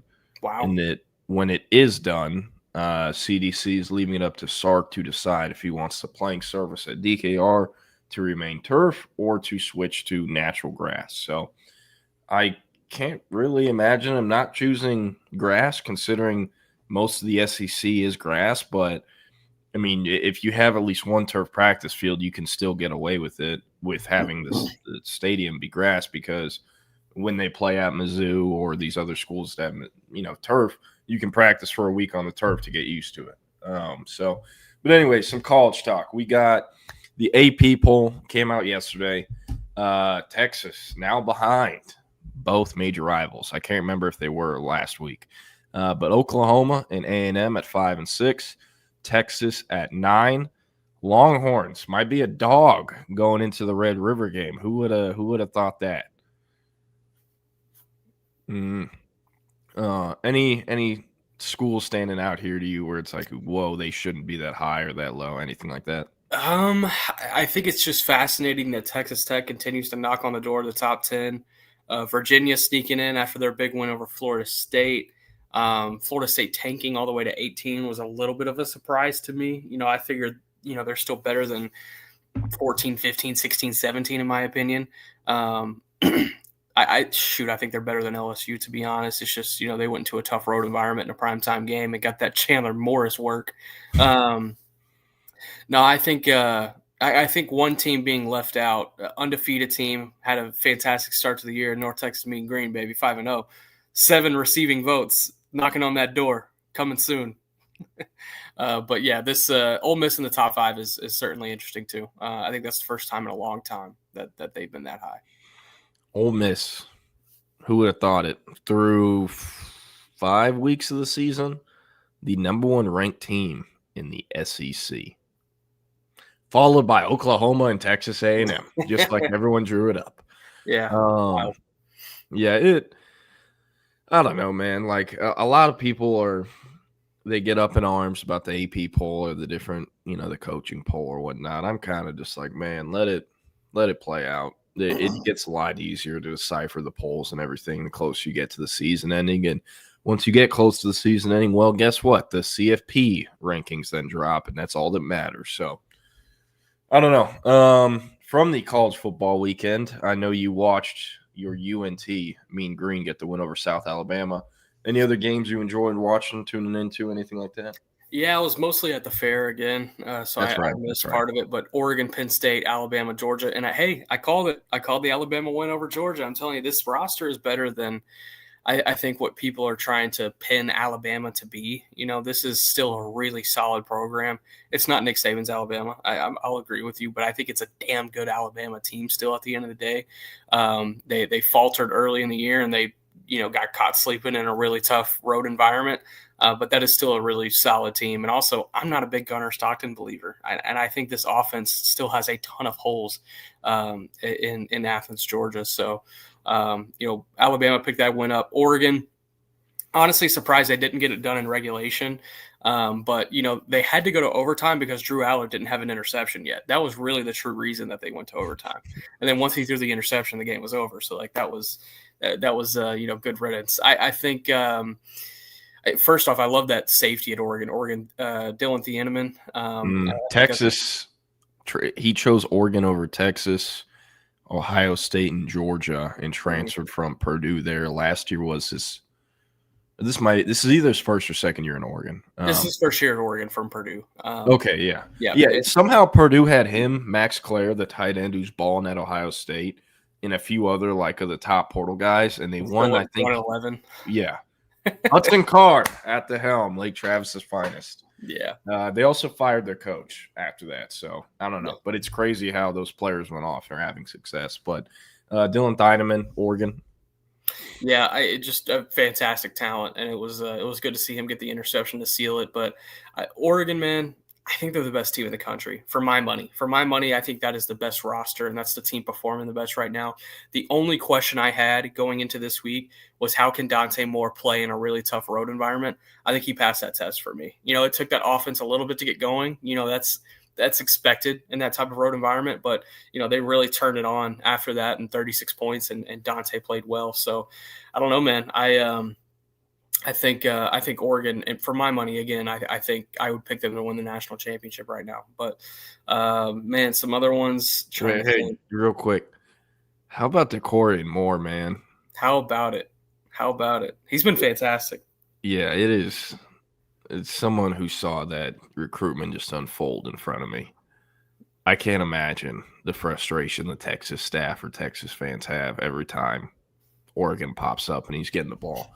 Yeah. I mean, he was 5 for 68 and I think a touchdown. I missed the first half of both the Bama-Georgia game and the Oregon-Penn State game because I was doing my grandma's 80th birthday party. But yeah, but man, Kalen DeBoer. Hey, guess what? He might be 0-1 to Mike Norvell, but you know what he is? 2-0 versus Kirby Smart. That's wild. He's 2-0 versus Kirby Smart. I mean, it's props to him, that Florida State loss was obviously a big one, but hey, if Bama can continue this, they might be able to look at that Florida State loss kind of like how Ohio State looked at Michigan. The Michigan loss last year where it's like, you know what? This sucks, but this is what lit a fire under our ass to get us to turn it around. And Ohio State went on a run, won the playoffs. Bama since gone on a run. I know they, beat the shit out of ULM and one other non-conference, kind of dud. But, I mean, winning at Georgia is not easy. They're the first team to win at Georgia since South Carolina in 2019. Georgia, up until Saturday, had not lost a true home game at Sanford Stadium since 2019. And they lost that game to South Carolina. This was so long ago. Their kicker was Rex Bex, Rodrigo Blankenship. Hell yeah. Rex Bex. And he missed the game. It would have been the game-winning field goal over South Carolina. He missed it, and they lost. They hadn't lost in 6 years. So props to DeBoer. I think he's very likable. I know he's 2-0 versus Sark and ended Texas season 2 years in a row. But, I mean, I think he's a very likable guy. I'm pulling for him. I think their staff does a good job. They got a bunch of nice guys. They might not be Nick Saban. No one is Nick Saban. We'll never see another coach like Nick Saban again. But I think, to follow that guy, he's doing the best job he can. Longhorn Bear, I'm with you. Hold up. Hey, Nick, you got to run. Just give me a few minutes. 18 people showed up quick, so you're good. Yeah, honestly, a game that I really enjoyed watching was Tennessee, Mississippi State. Back and forth. I mean, blow for blow. I mean, you go from mid-second quarter on, mid first quarter on, this game was within one possession the entire time.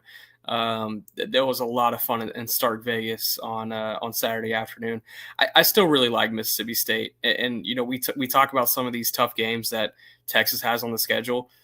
Man, it's not going to be easy when they have to go to Starkville on October 25th. They have a lot of speed on offense.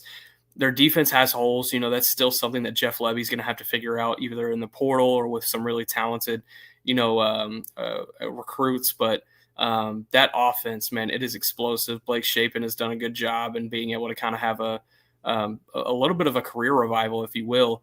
And, the speed weapons that they have on offense, it's been fun to watch Mississippi State. And I thought they were going to pull out that win, but not quite.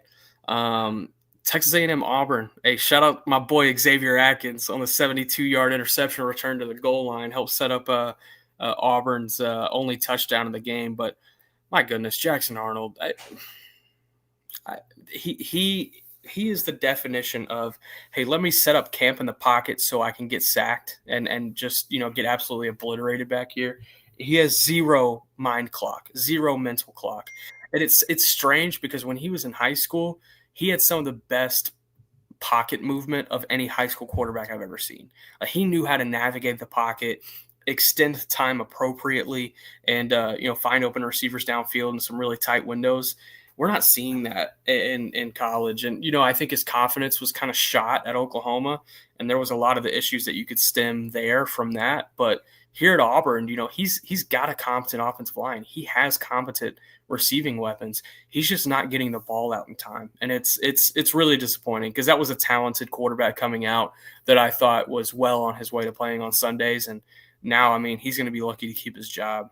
Yeah. Hey, I agree with you. Like, I definitely think there's some, people who follow recruiting who think that these powerhouse Texas high school football programs, Westlake, like Travis, Dengeyer, that a lot of these guys look better than they actually are because they grew up running the same exact system. Everyone else in that community grew up wanting to be a Dengeyer Wildcat or a Lake Travis Cavalier, and they've been, working towards playing their role in that, offense or that program since they were a little boy. But that's not what Jackson Arnold is. He was talented. He is still talented. It's just something's happened. And it wasn't the Dengeyer system that made him look better than he is because, again, he had talent. But I'm with you. Like, it is very – it's a different player almost between the ears. And I do think, too, you have to bring up he did suffer some injuries at Oklahoma. He was playing behind, a horrible O-line. Didn't have a great receiver unit last year, but at Auburn right now, there's no excuse. There's none. And Hugh Freeze is coaching for his job. He had a worse record in 2 years than Brian Harsin did, and Brian Harsin got canned after 2 years. Now, he also got canned for being Brian Harsin and being a jackass. There was also zero recruiting momentum going on for Auburn. That is true. But, with Hugh Freeze, he had a worse record through 2 years. He's now in year 3, and they're what, 2-2? 3-2. Yeah. 3-2. And their best win's over Baylor. The other win is South Alabama, and I don't even know the other win. ULM, I think. Exactly. It has not been good. And Jeff brought this up last year when we were talking about how Hugh Freeze should have been fired last year. For as many people, as many college football fans that look at Texas and are like, yeah, man, the boosters on everything, it's a shit show. They have way too much power and influence. No, that's actually what Auburn is. They can't make the right hire to save their life. And if you look at what happened with Brian Harsin and what's happened with Hugh Freeze, they might have been better off thugging it out with Gus Malzahn. Yeah. As crazy as that sounds. So, I don't know. There was something I wanted to hit on, but I forgot about it when the AC got pulled up. He's going to come back in like 20, 30 minutes. Your AC out? Yeah, we set it to 78 while we were gone for 2 days, and I got home, cranked it down, and then it didn't feel any colder 30 minutes later, and I came back, and the thermostat's just off. So reset the breaker and everything, and I don't know, something's wrong. But dude, you've had the worst luck with just random I know. bullshit. Yeah. With Jackson Arnold, though, what's happened to him where he's kind of been space jammed and just looks like a different player after it looked like he was on pace to be all-world feels very similar to Hudson Card. I saw every snap Hudson Card ever played at the high school level. I saw every pass attempt he ever had at the high school level. He was a different player after a few years in college. Yeah. And his confidence was zapped completely. Seeing him around Lake Travis is like a different look in his eye almost, And I think that came from how things unfolded at Texas. I think that also was magnified due to the injuries he suffered because, the player he was at Purdue and even the player he was the last, few times at Texas, this is like he got space jam from high school.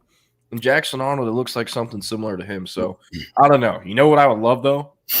Hey, UNT, they're going to need a new quarterback next year. Jackson Arnold coming home. I would love Denton. That. Eric Morris would fix him, even though Eric Morris is going to be at a P5 next year or P4, whatever. Yeah. Do you think Eric Morris just looks at all these quarterback busts like, I can fix him, Or is that just Brennan Marion? Yeah, that's Brennan Marion. Oh, whereas Evan Eric Morris will be like, okay, where's the bust quarterback and who is his backup? I want him. I'm gonna make him a number 1 overall pick. Yeah, for real. But all right. So, Sam Pittman getting canned. Speaking of, I mean, Eric Morris, that could be a very well spot for him. Hey, I'm just gonna say a little birdie told me that would have knowledge in this area. Watch out for Gus Malzahn at Arkansas. Oh, sorry. Gus Malzahn. He's from there. Yeah. Gus Malzahn. People always talk about Rhett Lashley. He's from Arkansas. Guess who coached Rhett Lashley in high school football? Gus Malzahn. Oh, well, there you go. Gus Malzahn. I don't think Rhett Lashley would leave SMU. And if he did, he's stupid. Yeah. But, I mean, he's stupid if he leaves for Arkansas. Yeah, correct. Correct. So, but I mean, like, dude, think about this. These are the jobs that have already opened. Stanford, I mean, they're not technically open, but you know what I'm getting at. UCLA, Virginia Tech, Arkansas. I'm missing one other. Oklahoma State. I think I'm missing one other still. All right, so that's 5. All these other jobs could open. Kentucky. Mark Stoops has lost 16 of his last 17 conference games, apparently. Yeah. Nick, he is a $40 million buyout. 40. He went like 9-3 one year, and they gave him like a 50-year extension. Yeah, I think it might also happen whenever A&M, for whatever reason, tried to poach him. And I think he might have gotten it like an extension added on to the original extension. I'm not sure. Kind of like what A&M did whenever LSU was like, hey, to Jimbo, and they gave him the dumbest extension of all time, the highest buyout of all time. Okay, but Kentucky could open. LSU could open. I mean, it starting off the season didn't look like it. They finally got the first season opening win, but I mean, look at Clemson now. That doesn't mean anything. Florida will open. Yeah, Florida's an open, but like with LSU, I mean, Brian Kelly, you can't say he's safe right now. What has happened to his offense? Garrett Nussmeier was supposed to be the Heisman. Like, I think he's performing at a higher level than Quinn Ewers was, and I think he will definitely be drafted higher than Quinn Ewers was. But the season he's having in 25 is kind of similar to Quinn's in 24, where it's like, dude, you were the Heisman hopeful. You had the number 1 draft pick buzz, and you have just not played like it. And I know the surrounding offense is kind of, you can attribute a lot of it to that, but like the receivers out of the portal haven't been as good as they're supposed to. They have absolutely zero running game.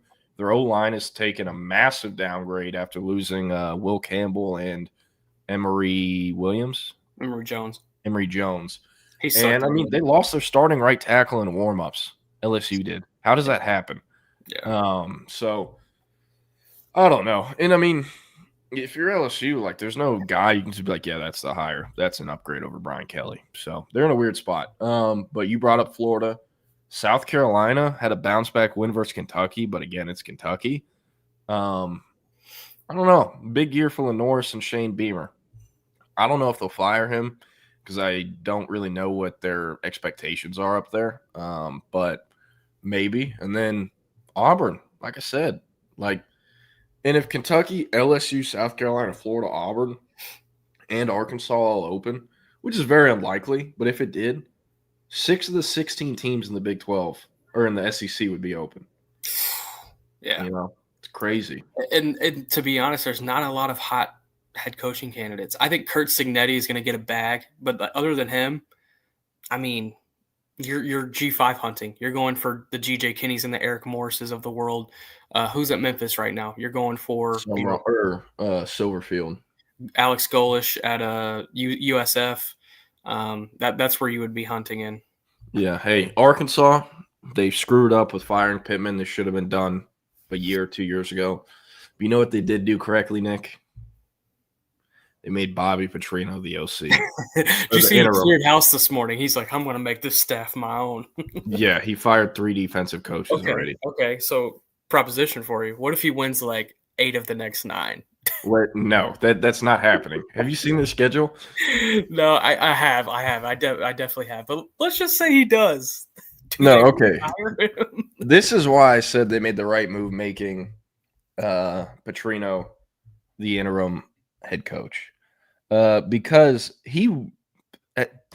they've in some like backdoor handshake or something have guaranteed him that he's going to have a shot to be the actual permanent head coach, and they'll interview him or whatnot and let him be a candidate.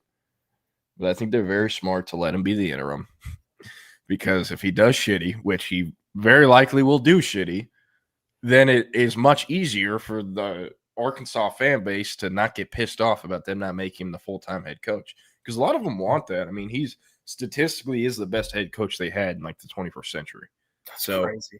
You know, that's down horrendous. But I think it's a good move because if he does so bad, like I think he will, they can just be, no, look what you did when you had the shot. These are Arkansas's next games. They're 3-2 or 2-3. Wins over Bama, A&M, and Arkansas State. Losses at Ole Miss, at Memphis, and Notre Dame at home.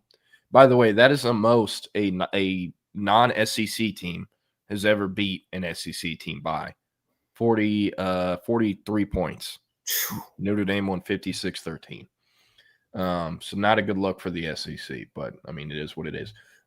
So Arkansas, they're on a bye this week. Woof, that's going to be a long week. Their next game is at Tennessee. Then they have A&M in Fayetteville. Then they have Auburn in Fayetteville. Then they have Mississippi State in Fayetteville. And then they go on a bye and play at LSU, at Texas, and their final game is Mizzou in Fayetteville. Man, yeah. So they're losing to LSU. They're losing to Texas. They will lose to A&M. They should lose to Tennessee. I mean, Auburn and Hugh Freeze, Jesus Christ. Yeah. That's a winnable game for them. So I don't know. It will be very interesting. But, hey, there's a coach opening. So you know what that means? It's hot board time. Shout out to our friends at hogsports.com, the Arkansas affiliate for 24/7 Sports. Trey Biddy, he is the publisher. He does a great job over there. And there isn't anyone more tapped in the Arkansas market than he is. So these are his names: John Summerall, Tulane head coach; Rhett Lashley, SMU head coach; Ryan Silverfield, Memphis head coach; Alex Golish, South Florida head coach; Dan Mullen, UNLV head coach, former TV analyst, former Florida coach, Mississippi State coach; Jamie Chadwell, who, by the way, Liberty is 1-4 right now. So yeah, that's bad. I think he might have missed his window to jump ship.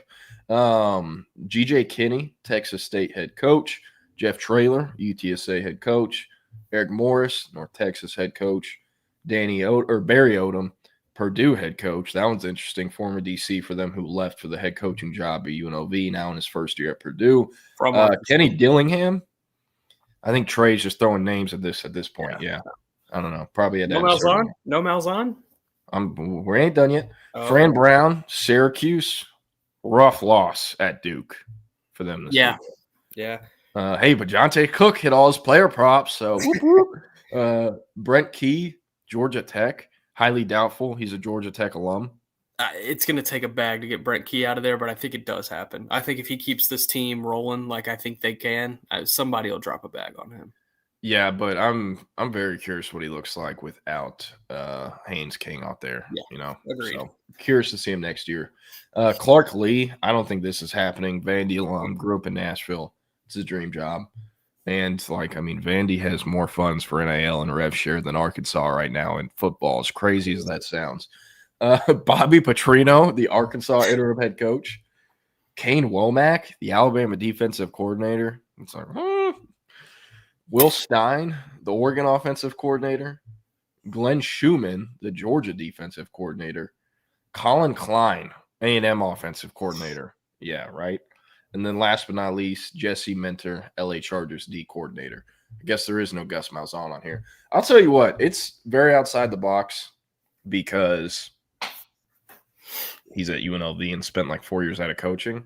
But Dan Mullen, I don't think would be a bad hire. Like with what Mississippi State is, where they're always going to be in the bottom quadrant of funding and just facilities, literally everything else, your recruiting hotbed, all that.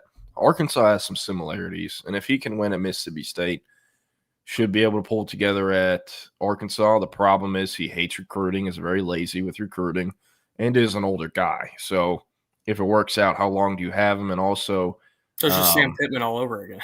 That's basically what you just explained. Yeah. And like recruiting at Mississippi State during the time period he did is way different than recruiting at Arkansas in the NIL era. It just is. So, yeah. Other things wanted to talk about. Oklahoma State. They may not have their head coach Mike Gundy anymore, and they may not have won versus Baylor. But you know what the Mike Gundy-less Oklahoma State Cowboys did? They covered against Baylor. 20.5, only lost by 18. Go Pokes, baby.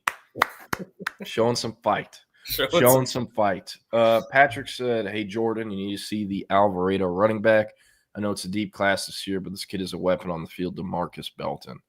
I'll check him out. Let me know what grade he's in. I assume 26. Hey, how about that Salina Panther Creek banger on Friday night? Just so much fun. Did not watch that, but saw it was a close game. I was driving during that time. While I was driving, Jermaine Bishop broke the record. Now the Houston all-time leading receiver. Some other records that are notable. Landon Williams-Callis, the Richmond Randall running back, 2027 or the 2027 class is number 2 overall running back prospect, eclipsed 5,000 yards on Thursday versus Iowa Colony. This kid fumbled Randall's first 2 possessions of the game, lost the ball. We're down 21-0 at half. They ended up winning 49-42, 342 rushing yards, a career high, and 6 touchdowns. Unreal. The nickname is Black Jesus. You love it more and more every week, you know. Jaquiz and James or Jason Rogers. He's his cousin. Texas, not in a very good spot, but with Landon, phenomenal player. Clipped 5,000 rushing yards, like I said. And he also is on pace to be the second all-time touchdown scorer in Texas high school football history. No one's ever going to break Jonathan Gray's record of 205 career touchdowns. And I mean, like the second place guy is at like 155, I think. So he should break that. And I mean, he scored 6 touchdowns in 3 different games this year. Landon Williams-Callis has. So in my Frisco ISD stinker of the week on Friday night, I saw a 5'9" running back that runs maybe like a 4.9. He's really not that fast, but he had 9 total touches for 324 yards. It was quite special. He had 7 carries for 267 yards, and then he had 2 receptions for, what would that be, 57 yards. It was unreal. It was one of the wildest performances I've seen. Legit question. You see me play basketball. You see me hoop on your ass. You know the athlete I am. Oh, okay. You swap me out for this running back. How many yards can I have in Frisco ISD on a Friday night? Like seriously. Yeah, you're probably getting. Is it your current shape, or like are we talking like prime shape Jordan Scruggs? Give me like 3 months to work out, get right, and not look like melted ice cream like I do now. You can go for 170. Okay. No, I like that. Yeah, Frisco ISD, they'd be shaking in their boots if they ever saw me coming. There are some really, really talented teams in Frisco ISD, and there are some really, really bad teams in Frisco ISD. Yeah. It's a large range. There's no average. It's just ass or great. Yes, basically. But, well, anyways, we're going to get out of here. If you tune in today, thanks for listening to us. Patrick, B. Valance, Jason, CB, Daryl G., David Keith Williams. Sorry we didn't answer any of your questions. We will get to them tomorrow. CB, of course, Longhorn Bear, Soul Scream, Rodney Smith. Appreciate y'all a ton. Y'all have a great Monday. Keep it cool. Stay in the AC. Up next, our friends at SEC Unfiltered break down all the action from around the league this past weekend. And then at 2 p.m., Chip and Zay will be back on the live stream, YouTube, Facebook, Twitter, Twitch. Wherever you get your live stream, as well as podcast platforms. So, but Nick and I will see you on Friday. I'll see you tomorrow. Y'all have a good one, and happy Monday. See ya.